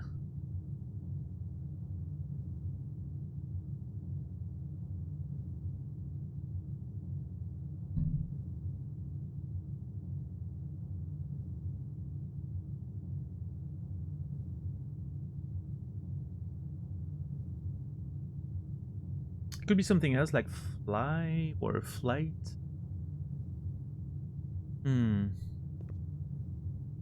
What could this be? Paint? Globe? Paint? Globe?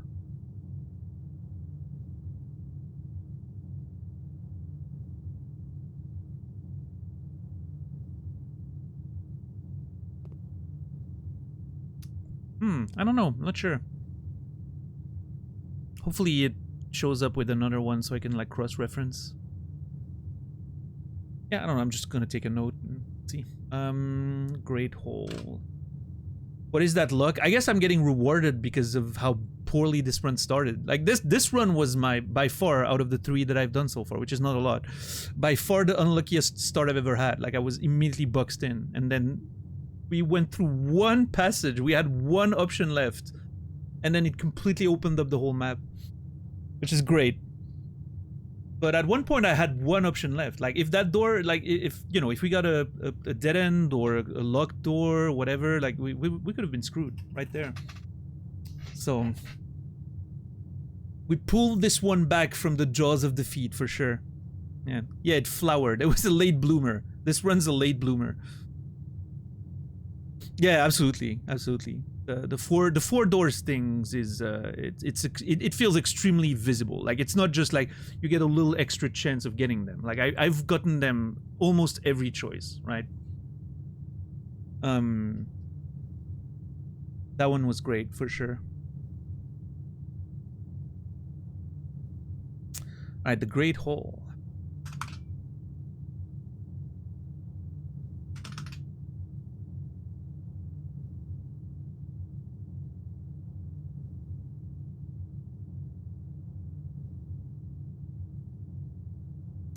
All right, let's take a little screenshot of those two. What's up, Firmage? How are you doing today? We're still getting several runs today? About that, I don't think so. Listen, I went in with the best of intentions, okay? I really wanted to try to get to that antechamber fast. And then, you know, bad luck happened, a lot of dead ends, and then the archives happened. You can't blame me for the archives. You know, I don't think that one's my fault, really.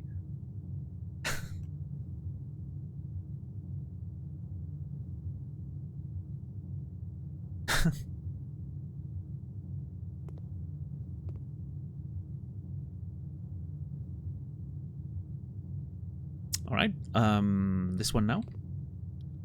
These a gem, a couple gems, a nice little couple. Oh, what?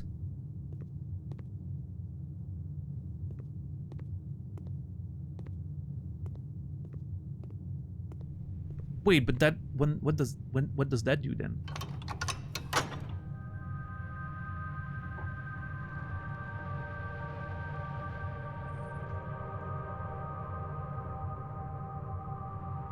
Did I just open the side of the antechamber there? Hold on. Oh, I think I understand. You need to open the doors before you can get there. Like if I had gone all the way there without a lever, I think you end up against like a closed door or something. Now I think this side opened. Because the moon was on this one, right? Like the little crescent moon I could notice. I think you can see it here. It's very, yeah, it's very small, but. So I think this side, the right side's open now. So we need to get to the antechamber through here. Well, lest we find more, you know, unless we find more, levers. Which I guess the broken lever is if we can find like a spot to open the door, right? But you need the broken lever to do it. Or maybe it's next, like even maybe next to the antechamber, you get like a broken lever, and if you find one, you can open the door or something. I'm just thinking out loud of possibilities, right? But this is great. Like the Great Hall here is awesome. It's really opening up the space. I'm feeling pretty okay about this one. We'll see. Okay, hold on. I thought what I thought it would do was I thought pulling this would open this door, right? Because of the way it looked, but that's a lot better than what I thought it would do. Okay, so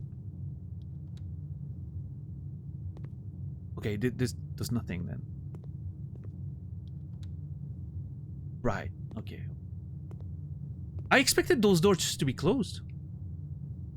It says 7 locked doors. I assume, you know, I would need keys. I misunderstood what that meant.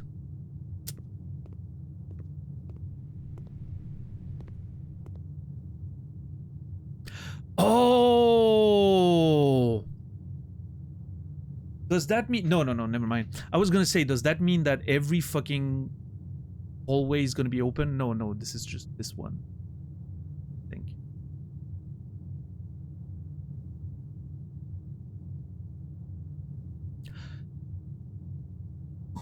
That's the one. Holy fuck, I just got it. The foyer. Every orange hallway doors is always unlocked.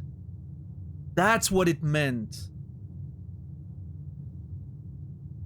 That is such a good room. Okay, that's actually like the combination of the foyer and the Great Hall, nuts. Yeah. Especially like positioned right where it is right now, bang in the middle of the map, opening up towards every this was a very lucky draw. And that was an archive, by the way. I went in blind. Like this one was like a blind pick. The streamer seed, yeah. Yeah, that was very, very lucky. Holy shit.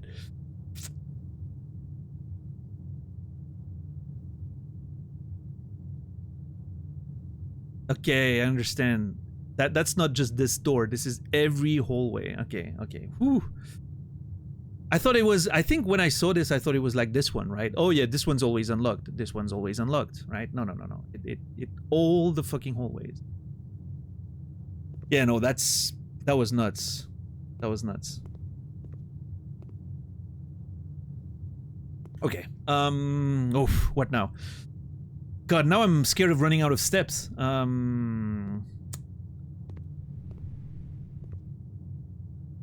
Yeah, putting that little planetarium here. You know, not too bad, I don't think. Because the Great Hall is very much better positioned here, that's for sure, yeah. I got paid. I mean, it was my thought process, so I'm glad it paid off. Okay, what do I do now? I need to be careful not to run out of steps.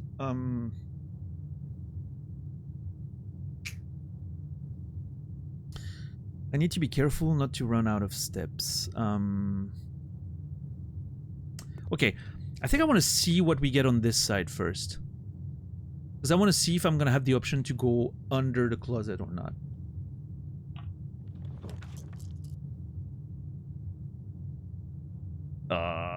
Shit. Sucks.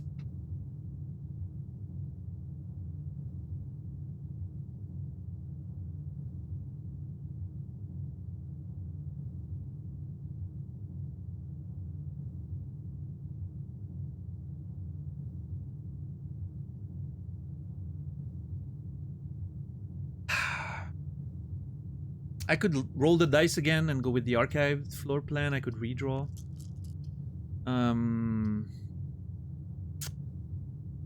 I think I'm okay with putting the bedroom here, the bunk room. I don't think it's gonna do much because I don't have anything that...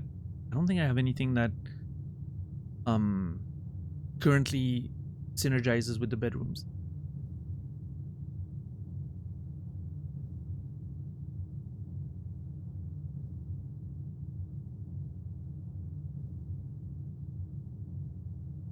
But then putting that here would be pretty much giving up on the bottom left, the bottom right there altogether. I don't think we don't open access to it now. We're not gonna go all the way around. I don't.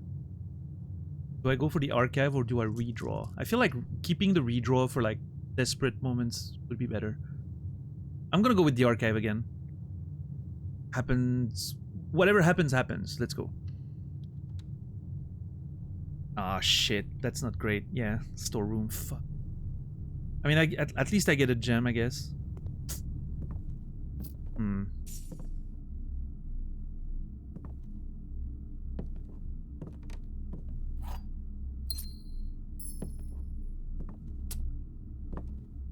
Stag in a stage. Yeah, I think we God damn it. The problem is the right side is the way we have the door open at the antechamber, right? So I need to find my way to the right side sooner than later. We still have some options, right? But yeah, it sucks that we're losing the whole bottom there. I mean, I don't know. We might get super lucky and I can go all the way around, but I doubt it.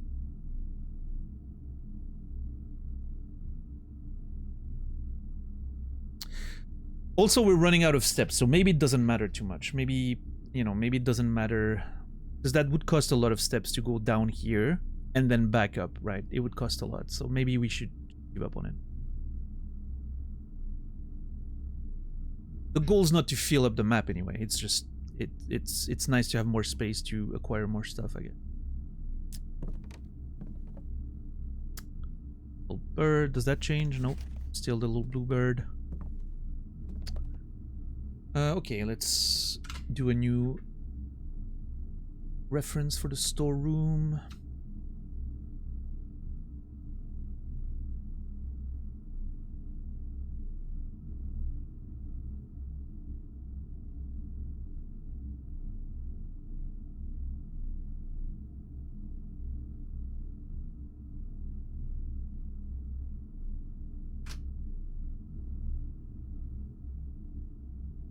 Painting.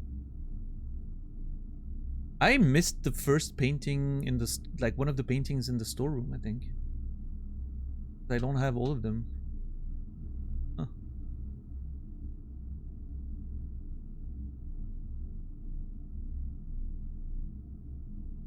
Okay, so the stage. Nope. Right. Fucking button. Stage.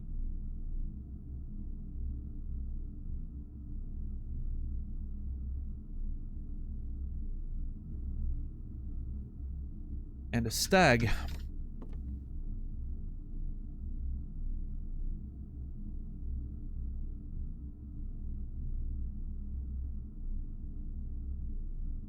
Great hole.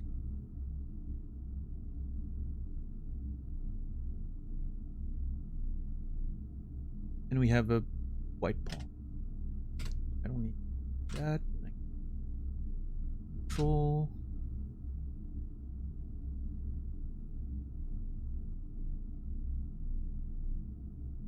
There we go. Nice. Again, I think that way of taking notes is gonna be. I think tomorrow I'm gonna switch to a different note-taking style. I think I'm not gonna take a screenshot of all the pictures. Keeping one for like the frame, which frame is in which room. I think that may not be a terrible idea. But then I'm just gonna write down the names. I think. We'll see. We'll see. We'll see. Okay, now we have a few more gems to play with. Where do we go from here? I'm gonna go left side first, I think.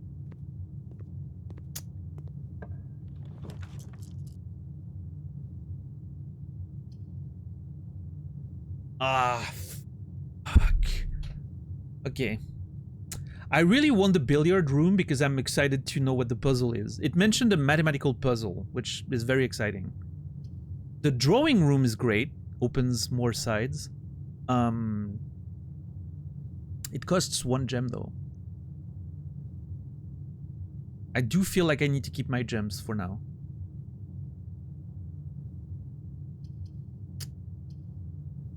This only leads us back to the archive. Unfortunately, we're closing a lot of spaces really fast.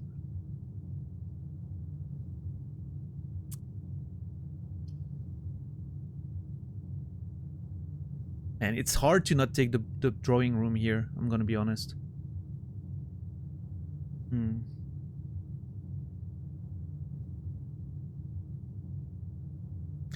In both cases, the top direction is blocked.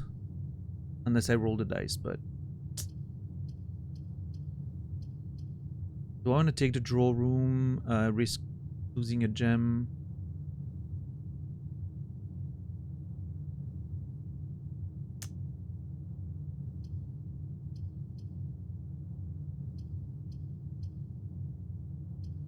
I think I need to keep my gems. Because a lot of the rooms that are valuable now require a lot of gems to use. And I think by doing this, I might open up one extra option, but maybe I'm delaying getting fucked, right? Like, because I just won't have the gems to do whatever I need. Whereas the puzzle maybe could reward me with some, right? On the other hand. So. Yeah, you know what? I'm going for it.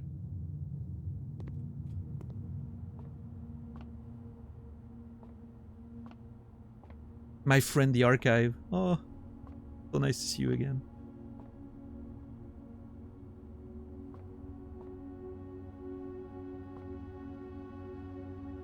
What is that?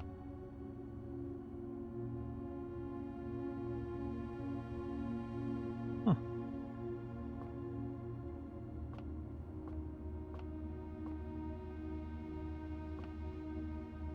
Okay.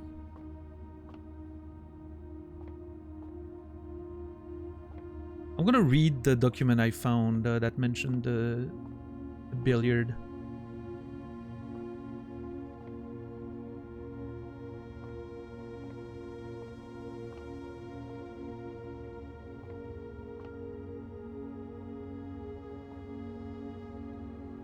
Plus, minus, time, multiplication, division.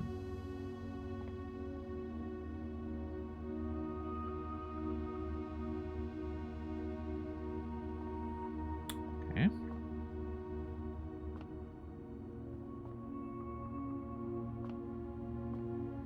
Get some numbers on the table. Numbers here. Still unsure what those two are. Okay, let's... Okay, methodical. First, take the screenshots of the paintings. Get that out of the way.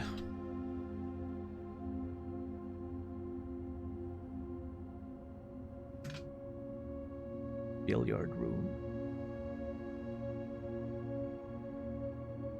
I'm not sure what that one on the left is. The one on the right, it can be a tag, it can be a 10.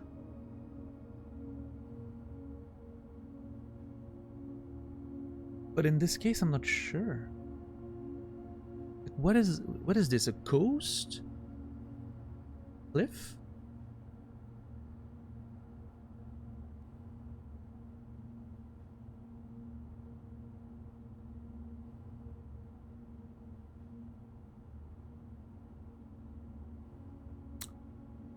Coast cost?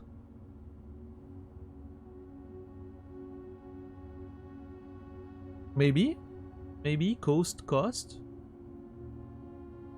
Like it costs 10, right? Like that's a price tag or something? I don't know.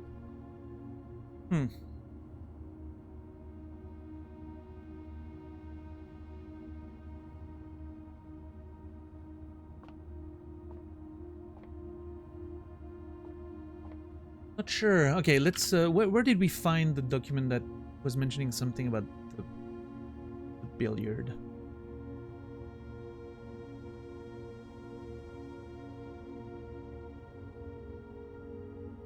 There it is. Sinclair, I just wanted... Okay, hold on. Let me bring that up for you guys. Also appreciate your new game in the billiard room. It was well worth the wait, as I always enjoy your mathematical puzzles, and I appreciated that I didn't need to know the rules of darts to play your variation.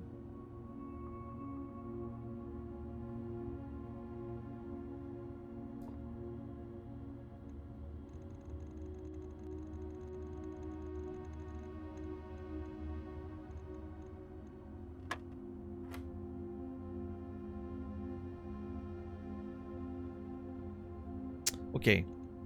I pressed on 7 here, and then 8 and 12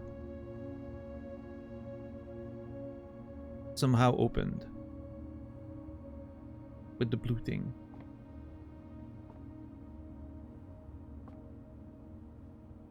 I don't know if I'm supposed to look at some of those numbers, like on the table.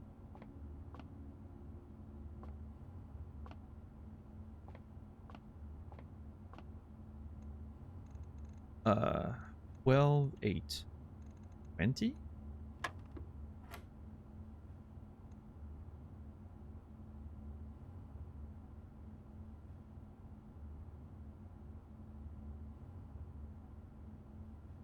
Hold on.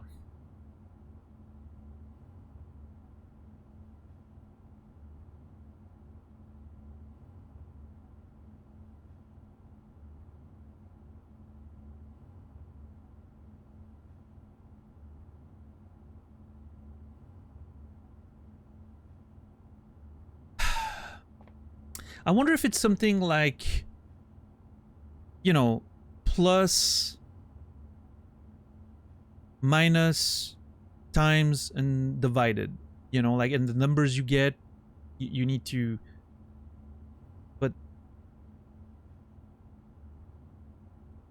So like this would be like 20 minus 3? 17? I don't know. I think the colors may be important too. Like, well, okay, this one's blue. This one, I think the other one was also yellow when they were there. Oh, also, hold on. It was yellow and yellow, I think.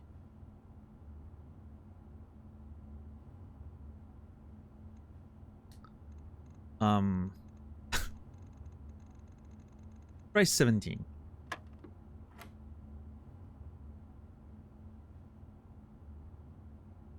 13.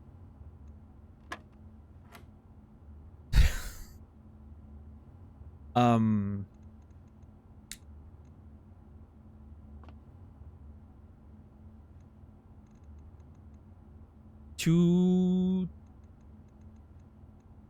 times 6, 12?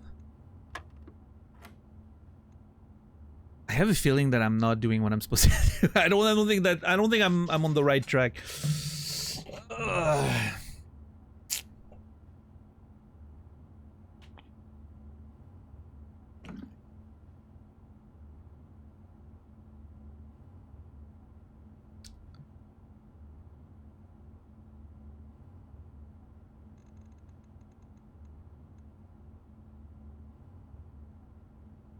$15.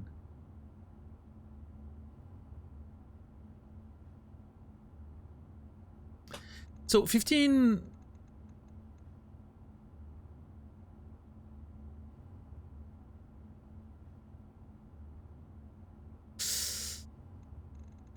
$15 minus 13 is 2 times 3, 6. Oh, that was it? Holy fuck, I think I figured it out. I think that was it. It was literally like the blue one's the first one, and like you go from center to the outside, right? You go from the center to the outside, and then you go in order. That's what I followed. If that's not it, I accidentally, you know, I accidentally got it, but it worked, so...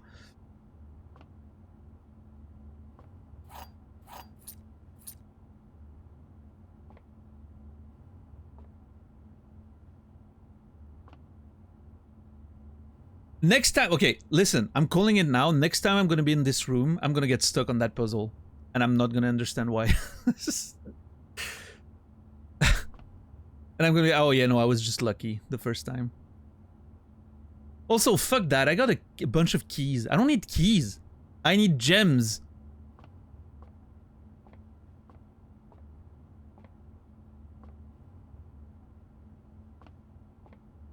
Yeah, Brainy. Hopefully that's not what happened here for me. Hopefully I actually figured it out. I don't know. Well, it will only be confirmed next time I'm here, right? Next time I'm here and I do the same thing again, it is how we'll know if I figured it out or not. But yeah, the way I followed here was like you go from the center to the outside and you follow the order of the operations, right? But I don't know. We'll see.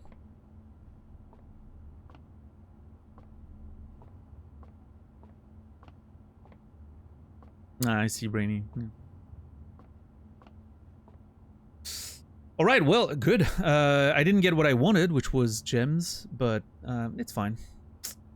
It's okay. I think I'm gonna go to the left side first. If we can get a bunch of stuff on the way up, that'd be nice. I'm gonna lose a bunch of steps though, but I'm feeling it. I'm feeling the map starting to close on me. Like it's getting cramped in here. So.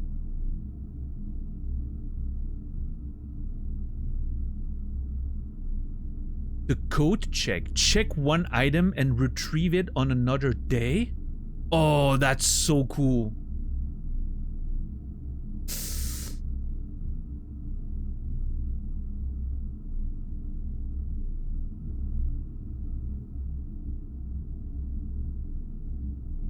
Man.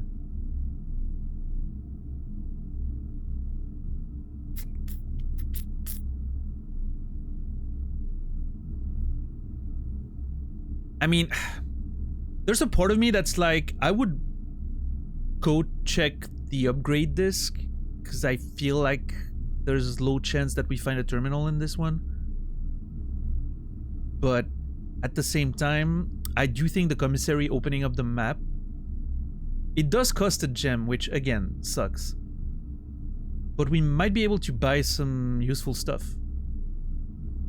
Including something that might give us some steps back or something. I do have a little bit of money, so...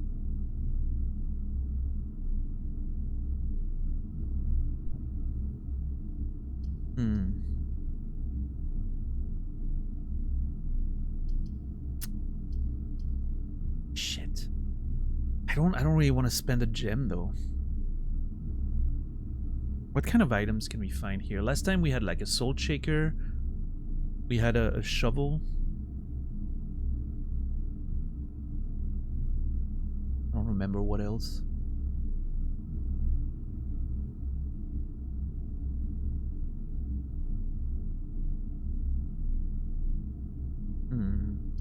There's a part of me that kind of wants to risk the floor plan. You know, roll the dice and... I don't feel like spending that gem here. Again, I'm really feeling that if I spend the gems, I'm gonna get fucked anyway.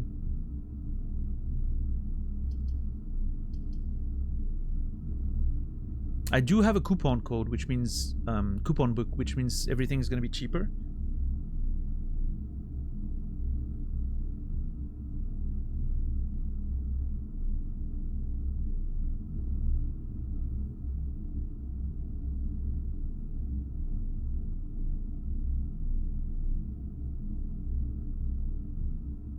I'm rolling the dice. I'm willing to risk it. I think. This gives me one more option, though. Okay, store. I'm gonna regret this.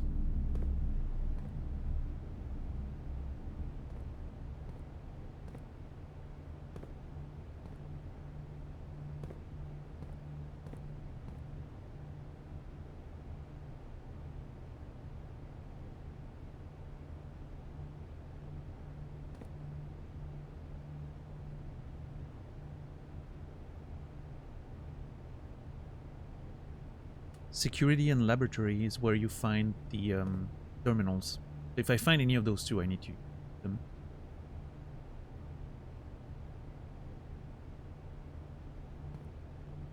A bath and...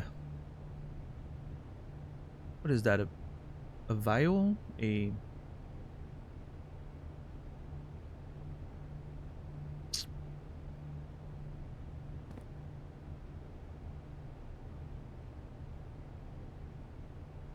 Man, how do you call those things? A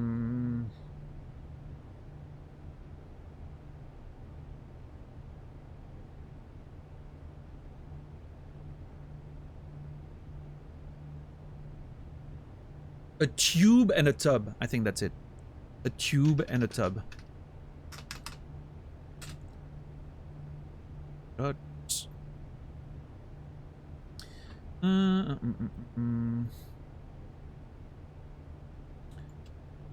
Store. Commissary. Yeah.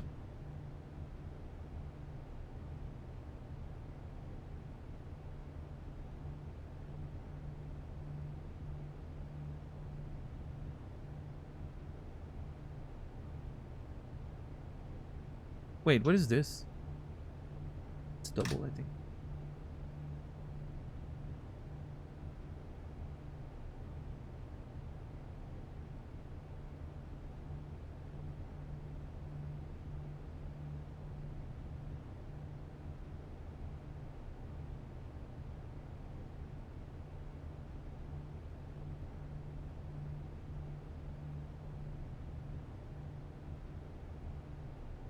I'll put it here. Oh no, that's not what I wanted to do. What did I do? There we go.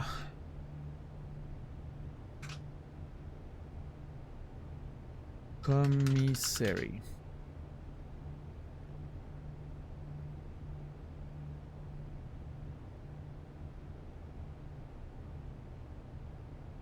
Yeah.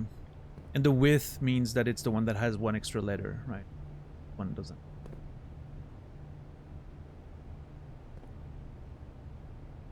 Okay, what kind of items do we get? Salt shaker, compass, shovel, sledgehammer. Those are the same as last time. I think that those are just the items you get. I feel like they're the exact same we got.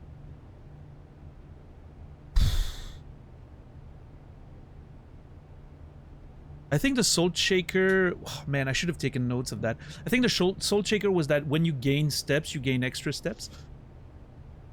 Like when you eat food, you gain extra steps, I think.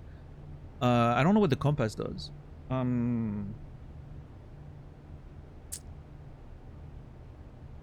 The compass... You know what other game this reminds me of? Zelda. You guys remember the first Zelda on NES? The you know, the dungeons felt a little bit like those maps with like different doors and passages, you know, like interconnected like grid of rooms. And the compass in Zelda told you where the boss was, right? That was the purpose, I think. So I'm thinking here the compass is gonna give me the location of something important. So it's tempting to, you know, even though I need the steps, I think I want to... I think the knowledge is more valuable in those early runs, right? The knowledge is important. So I think I'm going to buy the compass.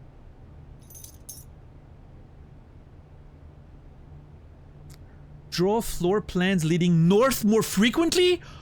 Oh, that's awesome. That's good.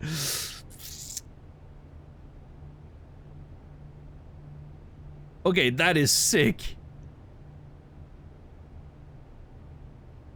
The coupon code didn't do anything. I got screwed, I think. Wait. Coupon code. Save 1. Oh, no, I did save 1. I had 7, I only spent 5. Yeah. Oh, I'll take it. That's fine. I thought it was half price. I thought, for some reason, I mixed that up with this, right? Like, I thought the coupon code was half price, but no. It's only you save 1, that's it. I have a feeling like one of these days there's gonna be something in there.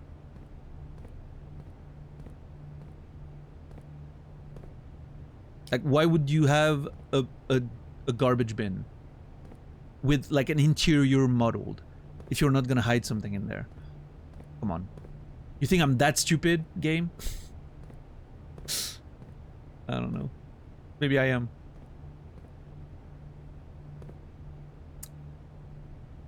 Alright, well, let's... next room. Oh, fuck off. I mean, I have keys. Oh, lockpick. That lockpick is just so good. Well, that sucks. I don't know what the boudoir does. I've never had it. It doesn't say anything. It's just a room. I mean, it's a bedroom, but... Or I take the risk of taking the gem cost floor archive. Or I redraw. I can redraw.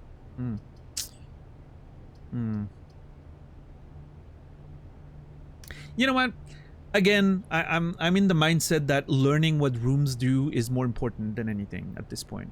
No, wait, I've been in the boudoir.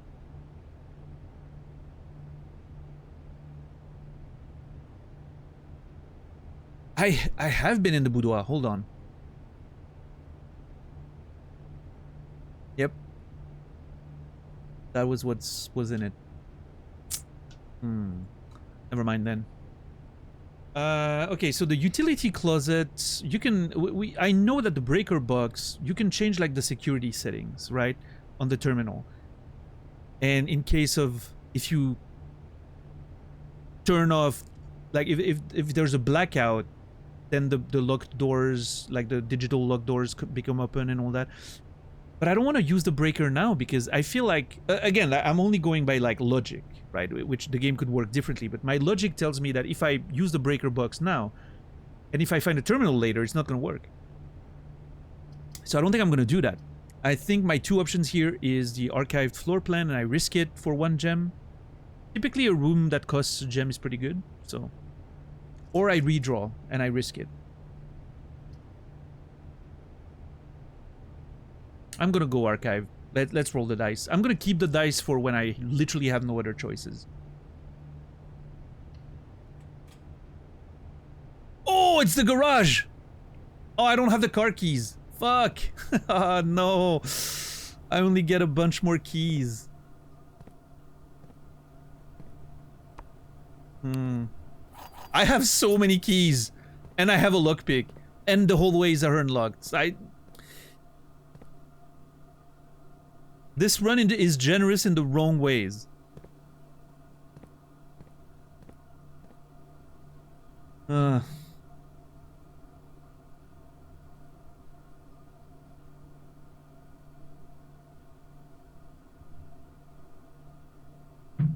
Keys, just what I needed, yeah.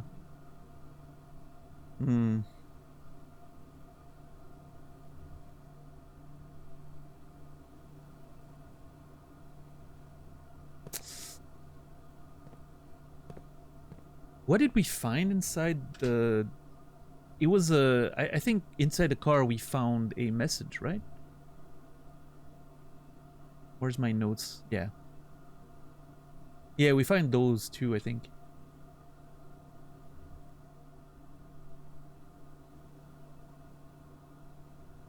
Okay, hold on.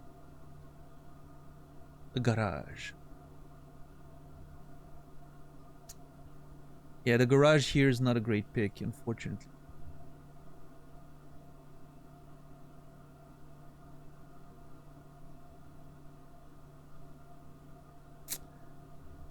Fortunately, not a great pick. I'm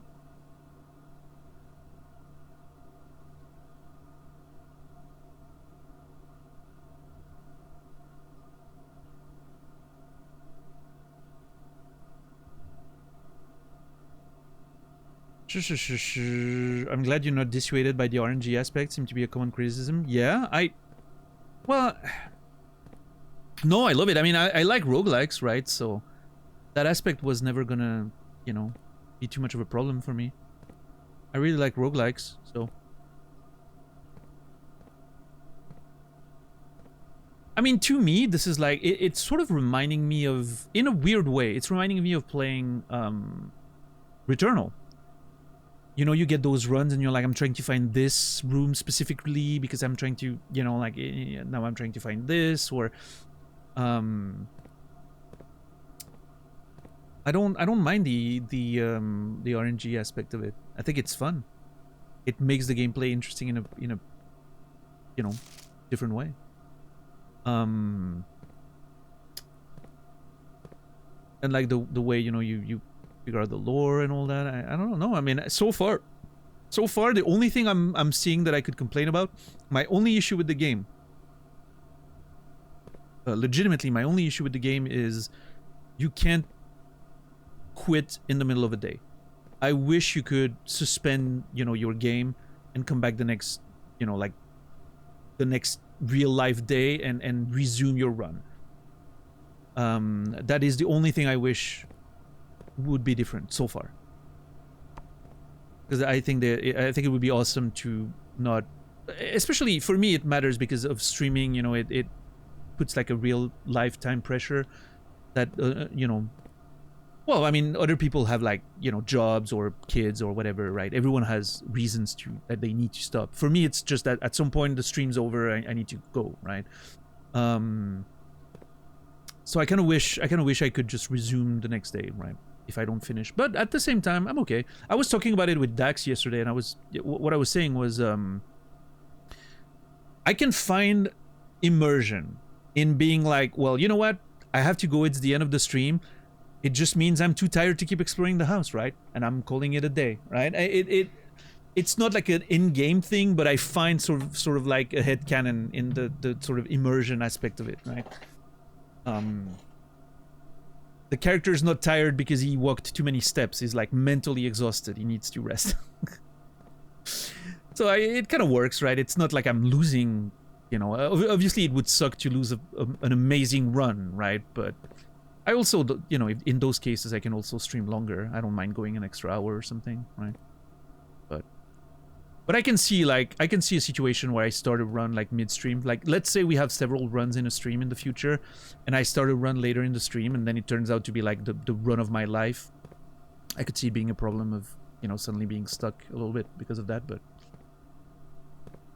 yeah, I don't know, Macaro. I think it's a bit of an oversight. It might be a technical limitation with how they do, you know, how the information's I don't know. I'm not sure. Yeah, I don't know. There might be a technical limitation that we're not aware of, but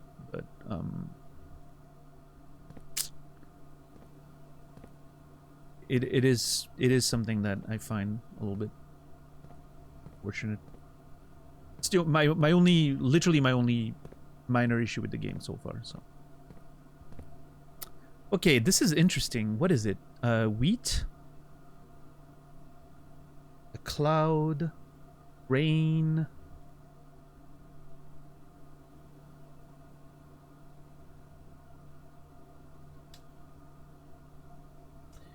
Wheat. Heat?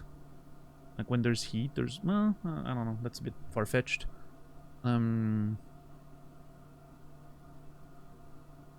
Yeah, I don't know yet. I haven't figured that one yet.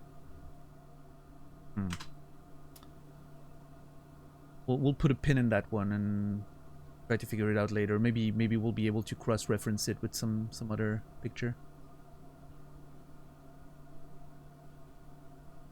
If most of them have like cross-references, it's gonna be good, because that's gonna help me find the words. Cloud, rain, hail.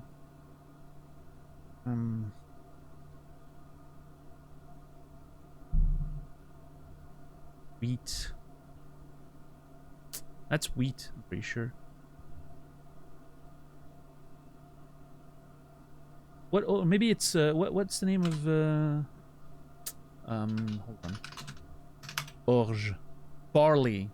No, that's it. I don't know. We'll figure out later. Sure.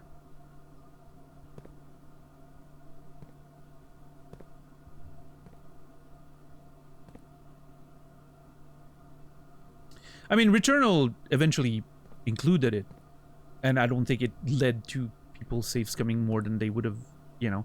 If you want to cheat, you'll be able to cheat, right?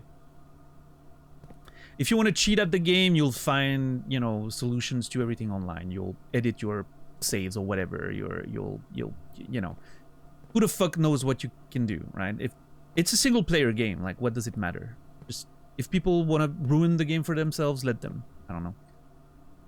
I think if the reason is to avoid people safe scumming, I think that's a terrible reason. Especially, again, like, you can have a save, like, it doesn't really save, it just suspends, like, it saves, right? But as soon as you connect back to the game, it deletes your save, right? And like,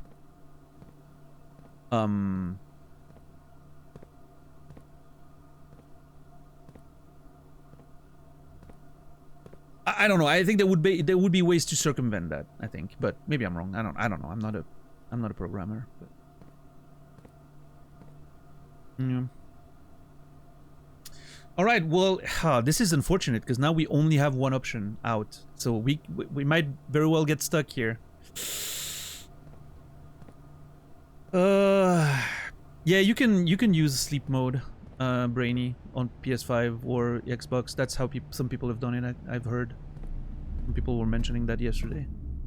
But obviously for me it's not an option. I'm playing on PC. Again, it's a minor thing. Listen, it's my third day and so far it hasn't been a problem. Knock on wood. I just feel like it might be more of a problem later when I start like doing faster runs to achieve specific things I might want to achieve. And like we sort of go through runs a bit faster maybe. And then suddenly I start a run later in the stream and then that's the big one, right? But we'll see. We'll address the problem with it. All right, last door we have right now. Knock on wood.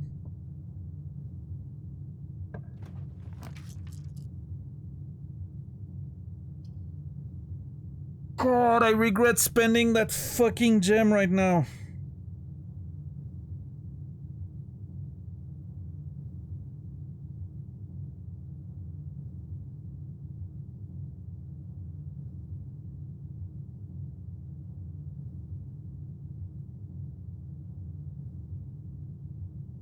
Oh, fuck, dude. I said it even, I told myself I shouldn't spend that gem because I'm gonna get fucked later. That would have been the perfect room here because it goes north and east, which is the direction we want to go.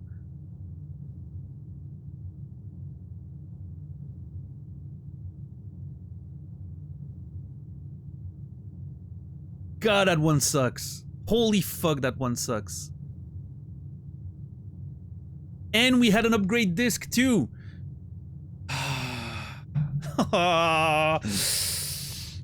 Yes, exactly, DJ. Hoarding is correct.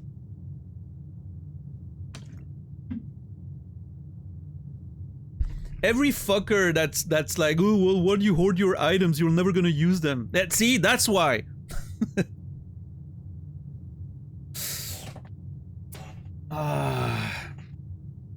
Well, it wouldn't work that way though, Lynn. That's the thing, right? Because as soon as you get back in the game, it would delete your save. So save skimming wouldn't work in that way.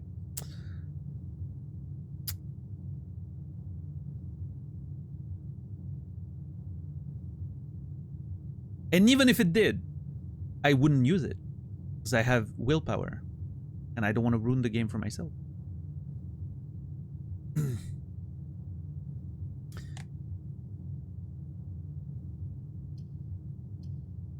Fuck. Okay, well, basically I have two options, right? I can't fucking go security. So either I roll the dice or I redraw. This is kind of the... What's the name of that? The Monty Hole problem, right? I don't know what's behind this. So I think I just redraw because, you know, I don't lose anything. I redraw and then I can always pick the archive floor plan, right? I you know, might as well roll the dice now, right? I lose nothing. I only potentially get better options.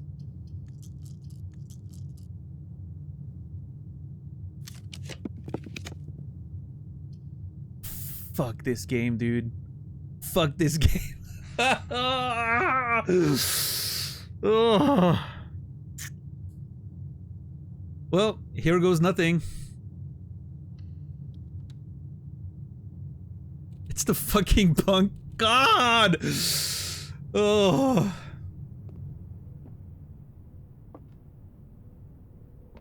Well, hey. At least I get to say hi to little hamster. My little buddy there. I'm gonna call him Desmond. Until I know if he has a real name. Little buddy Desmond. And I get to take the screenshots because last time I was here, we were in a bit of a hurry and I didn't take any screenshots for the bunk room, I think. So this time we get to actually take notes. So this is great. Works out perfectly fine. And then I can just go to the fucking observatory and sleep.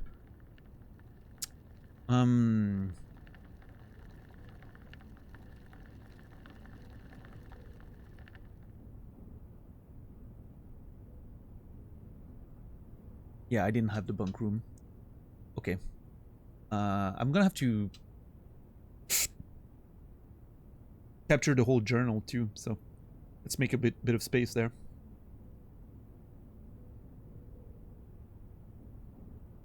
I think this one's gonna go up. Bunk room. God, man, we had such a we had such a great streak of luck at some point. Like, we had so many open ways. Can you like, it's so crazy. When we opened the Great Hall, the world was our oyster. And then suddenly everything closed one after the other immediately. But at some point we had like 5 open passages, right? Like it was crazy. Bang in the middle too. And all of them ended up being a fucking dead end. Oh, we only needed one more gem, dude. One gem and I could have had the fucking security. That would have been so perfect. Dax, yeah. Hey, that's how you learn. It's awesome though. But see, that's the beauty of it. That's why I always, again, like every time I have a moment like that, I get vindicated with the rules we have with the no backseating and no help with the channel, right? Because if I was, you know, on a different channel that allows that, someone would have been like, oh, take the Great Hall, you have the, you know, the foyer, it's so, you know, so fucking awesome. And you lose on that magical moment where you realize what's happening yourself and you're like, oh my god, this is so fucking great, right? Like those moments are so valuable for the value of the stream, I think. Like that gaming experience, right? It makes everything so much more fun. And I think not just as a player, but as a viewer too, right? I mean, everyone has their own preferences, but you know, I personally, if I'm watching a stream, I love those moments, right? When everything just suddenly clicks and you're like, oh, now they get it. It's so fun. Like, it's so much fun. But yeah, the RNG, honestly, we just talked about that earlier, right? The RNG, I think it adds something to this game. Like this excitement of those moments of like sudden like good luck or bad luck, like it definitely adds to the dynamic of the gameplay. I would call it a positive. Right now, in the way and it could change later, but the way I feel about the game right now, to me, it's a positive.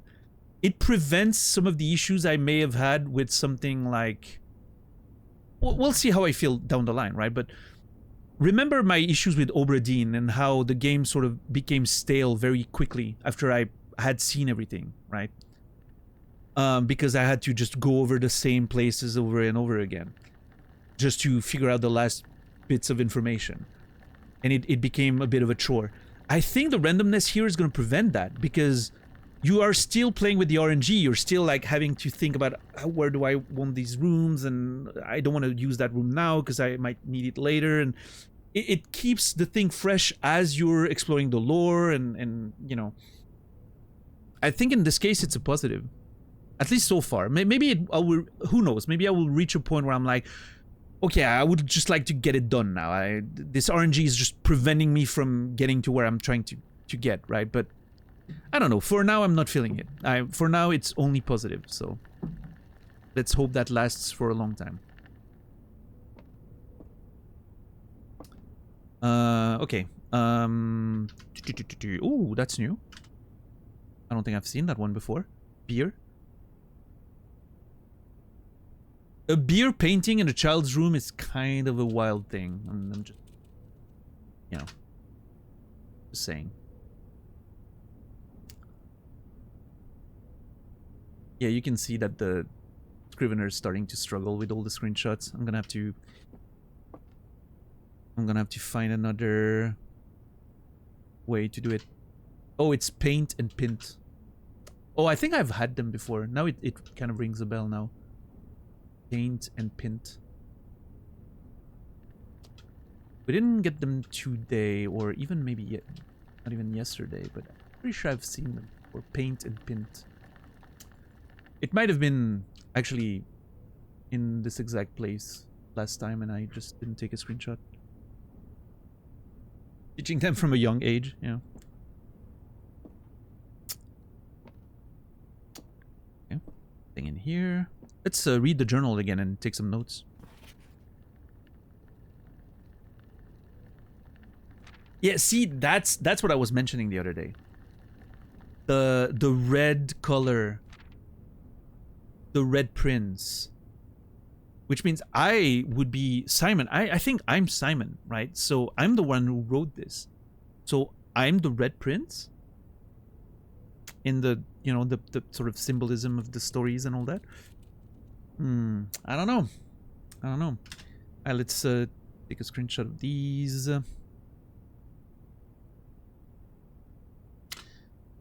We read the story the other day.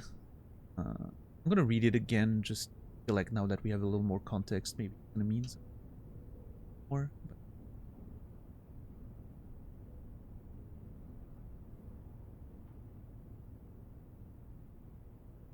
Today is a good day because Simon is at camp, and he is not as much fun as my friends. I will not have to share my toys, and I will not have to share my room, and I will not have to share my snacks. Having a younger brother is not as much fun as they told me it would be, but today will be a good day because he is at camp. So I'm the younger brother in this scenario. Herbie... Wait, isn't Herbie like short for Herbert? Which is the name of... Okay, there's a few options there. My brother could have been named after our great... like our grand uncle or whatever. I'm gonna have to make a family tree at some point. Or I could have been named after...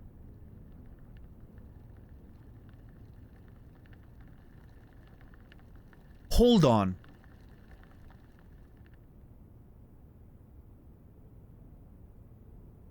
If Herbie is our great or grand uncle, it means Simon is his brother, which means it's our grandfather. Being named after your grandfather is a pretty common thing, right? In certain cultures and all that.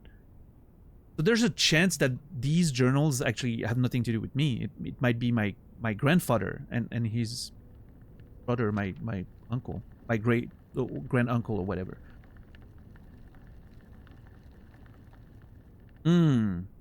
Interesting. Yeah, I'm gonna have to start a family tree at some point.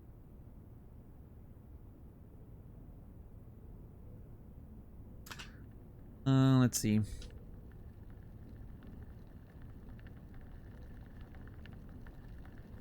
Oh, not here. Ah. Everything is starting to be very spread.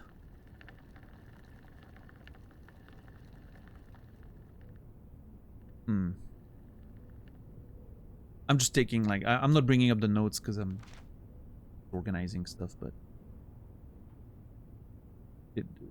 it's starting to spread a lot. I also had more fun at camp than he had in his entire life. So again, like...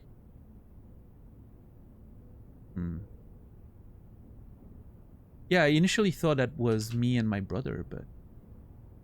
Maybe I didn't have a brother then. Because that was my only indication that I had a brother. But maybe I did not. Maybe I was an only child, and that's why, you know, the book was inspired by the son, right? Singular. No mention of a brother or anything. Which would explain why I'm the only one sort of, you know, inheriting the house.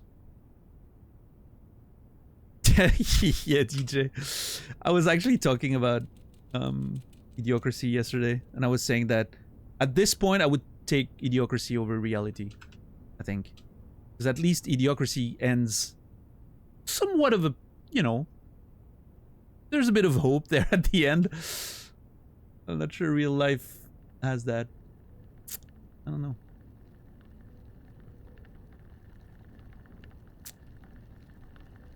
Today's a good day because I got my brother in trouble from reading my private journal without my permission, writing mean things in it too. He also threw my model airplane in the bushes outside, but I got it back. If he does it again, he will not get to go to the park on Friday, and I will make sure he does not get presents for his birthday. What's up, Emmy? I don't need any presents because I have my brother's book because he won't stop writing about me, and today is a good day because I know he cries and when he can find his book, and even though he is older, he is a crybaby. We're a fucking asshole, is what we are.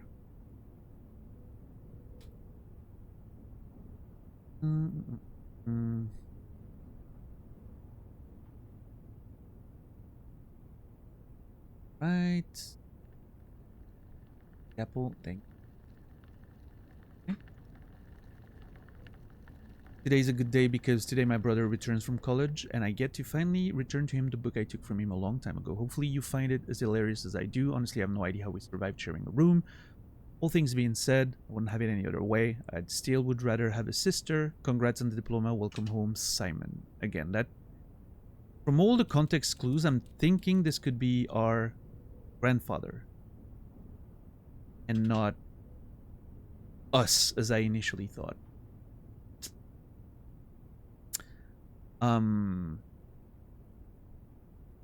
Yeah, we'll see. We'll see. Interesting. Hold on there. So I can... Alright. These are my notes. You can see how I organize that. The bunk room. Cool. But yeah, I'm gonna have to find another way to deal with the... Like, I'm gonna have to lower the amount of screenshots for sure. We're not gonna survive this. Or I have to use another software and transfer things. We'll see. We will see. Okay. Kernel. Old video games. But that's like in the 80s. Like those things are from the 80s, right? VHS and all that, which doesn't really fit. Like our grandfather didn't grow up in the 80s. That doesn't fit the timeline, I don't think. Our grandfather, like our mom, was an author and we were already born in the 80s, right? So maybe it is me and my brother. I have one. And my brother was named after another member. Okay. That is so mean.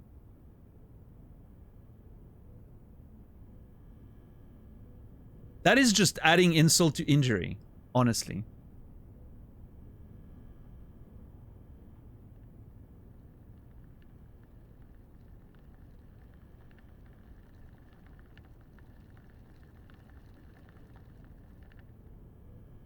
Fuck.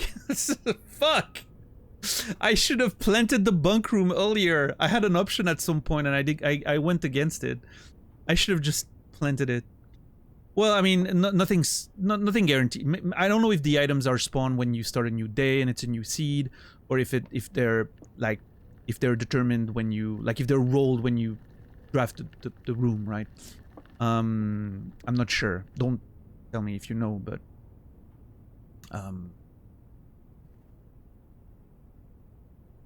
yeah, it would have it maybe would have not changed anything. We don't know. Well, goodbye, little buddy. We tried our best. Fucking hell. I'm so mad because of those two. Oh, God. Yeah, I don't think we have anything else, right? Like, there's no way to remove a room. What a shame. What a damn shame. Still a bunch of room I haven't found. But I did, actually. Desmond. Unless he has a canon name that I find later. I will name him Desmond.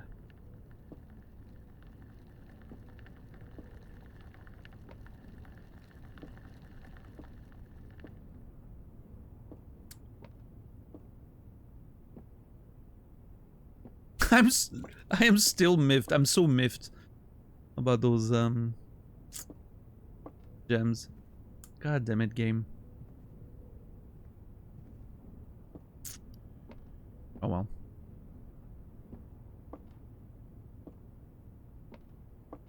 Alright, well.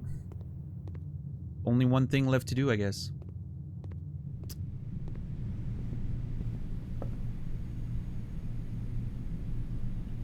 We're also running out of steps, so...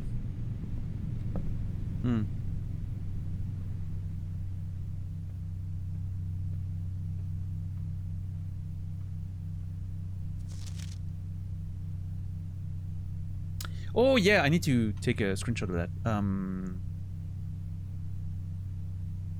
Planetarium.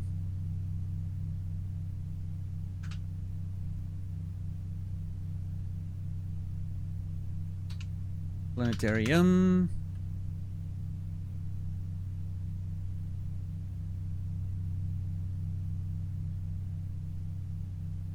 Bam. Then we get the full list that we need to we can refer to. if we go to the observatory, don't.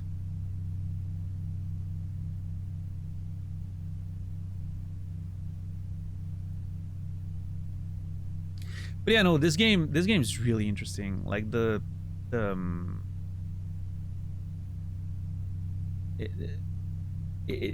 way it feels like a combination of a few different games that I've enjoyed. I'm getting a little bit of a Gone Home vibe. I mentioned that. A little bit of an Outer Wilds vibe. A little bit of a this and that, and it's, you know, it really feels good.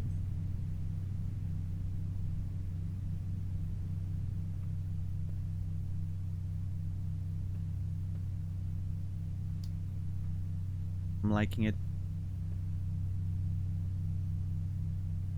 All right, well.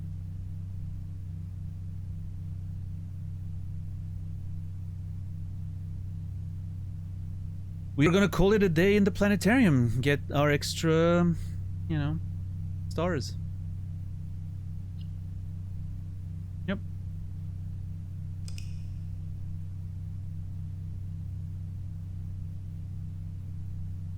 God, this run was so promising. Ordinary villa, 26 rooms. It's only one more room than yesterday, even though we went so much further. Rank 7. 41 steps taken, 6 items found, and 8 new rooms.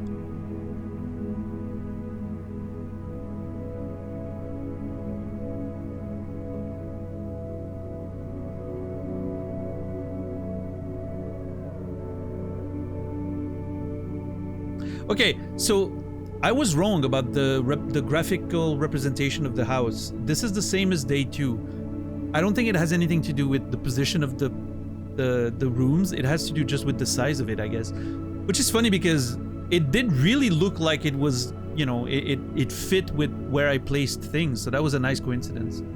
But it seems like it's just a matter of like the size of the thing.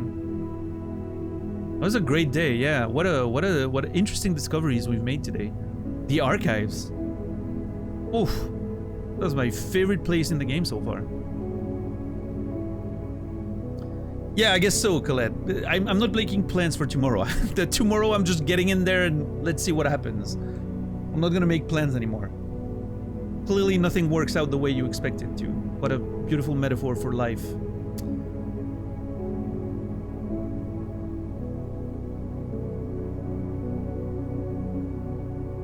Alright, day 3. Save. And quit. Day 4, ladies and gentlemen, will be a story for tomorrow.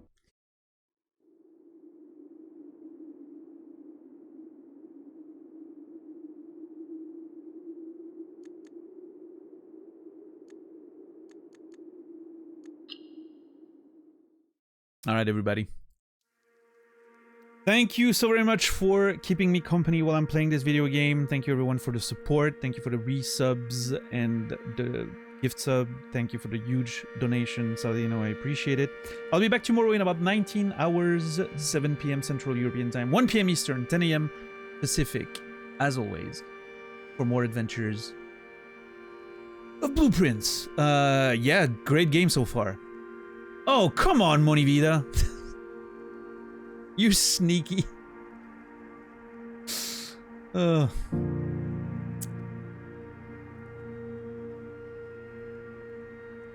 Terrible behavior. No, thank you, everyone. I'm gonna send you guys over to Nasrallah, who is playing Silk Song for the very first time. So I think I'm gonna go send you there, because why not?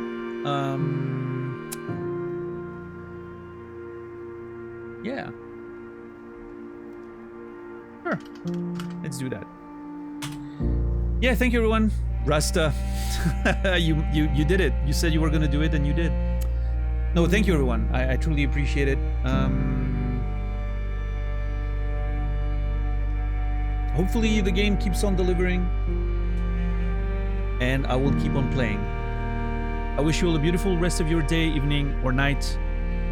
I'll see you guys tomorrow. And until then, remember me, And I will remember you.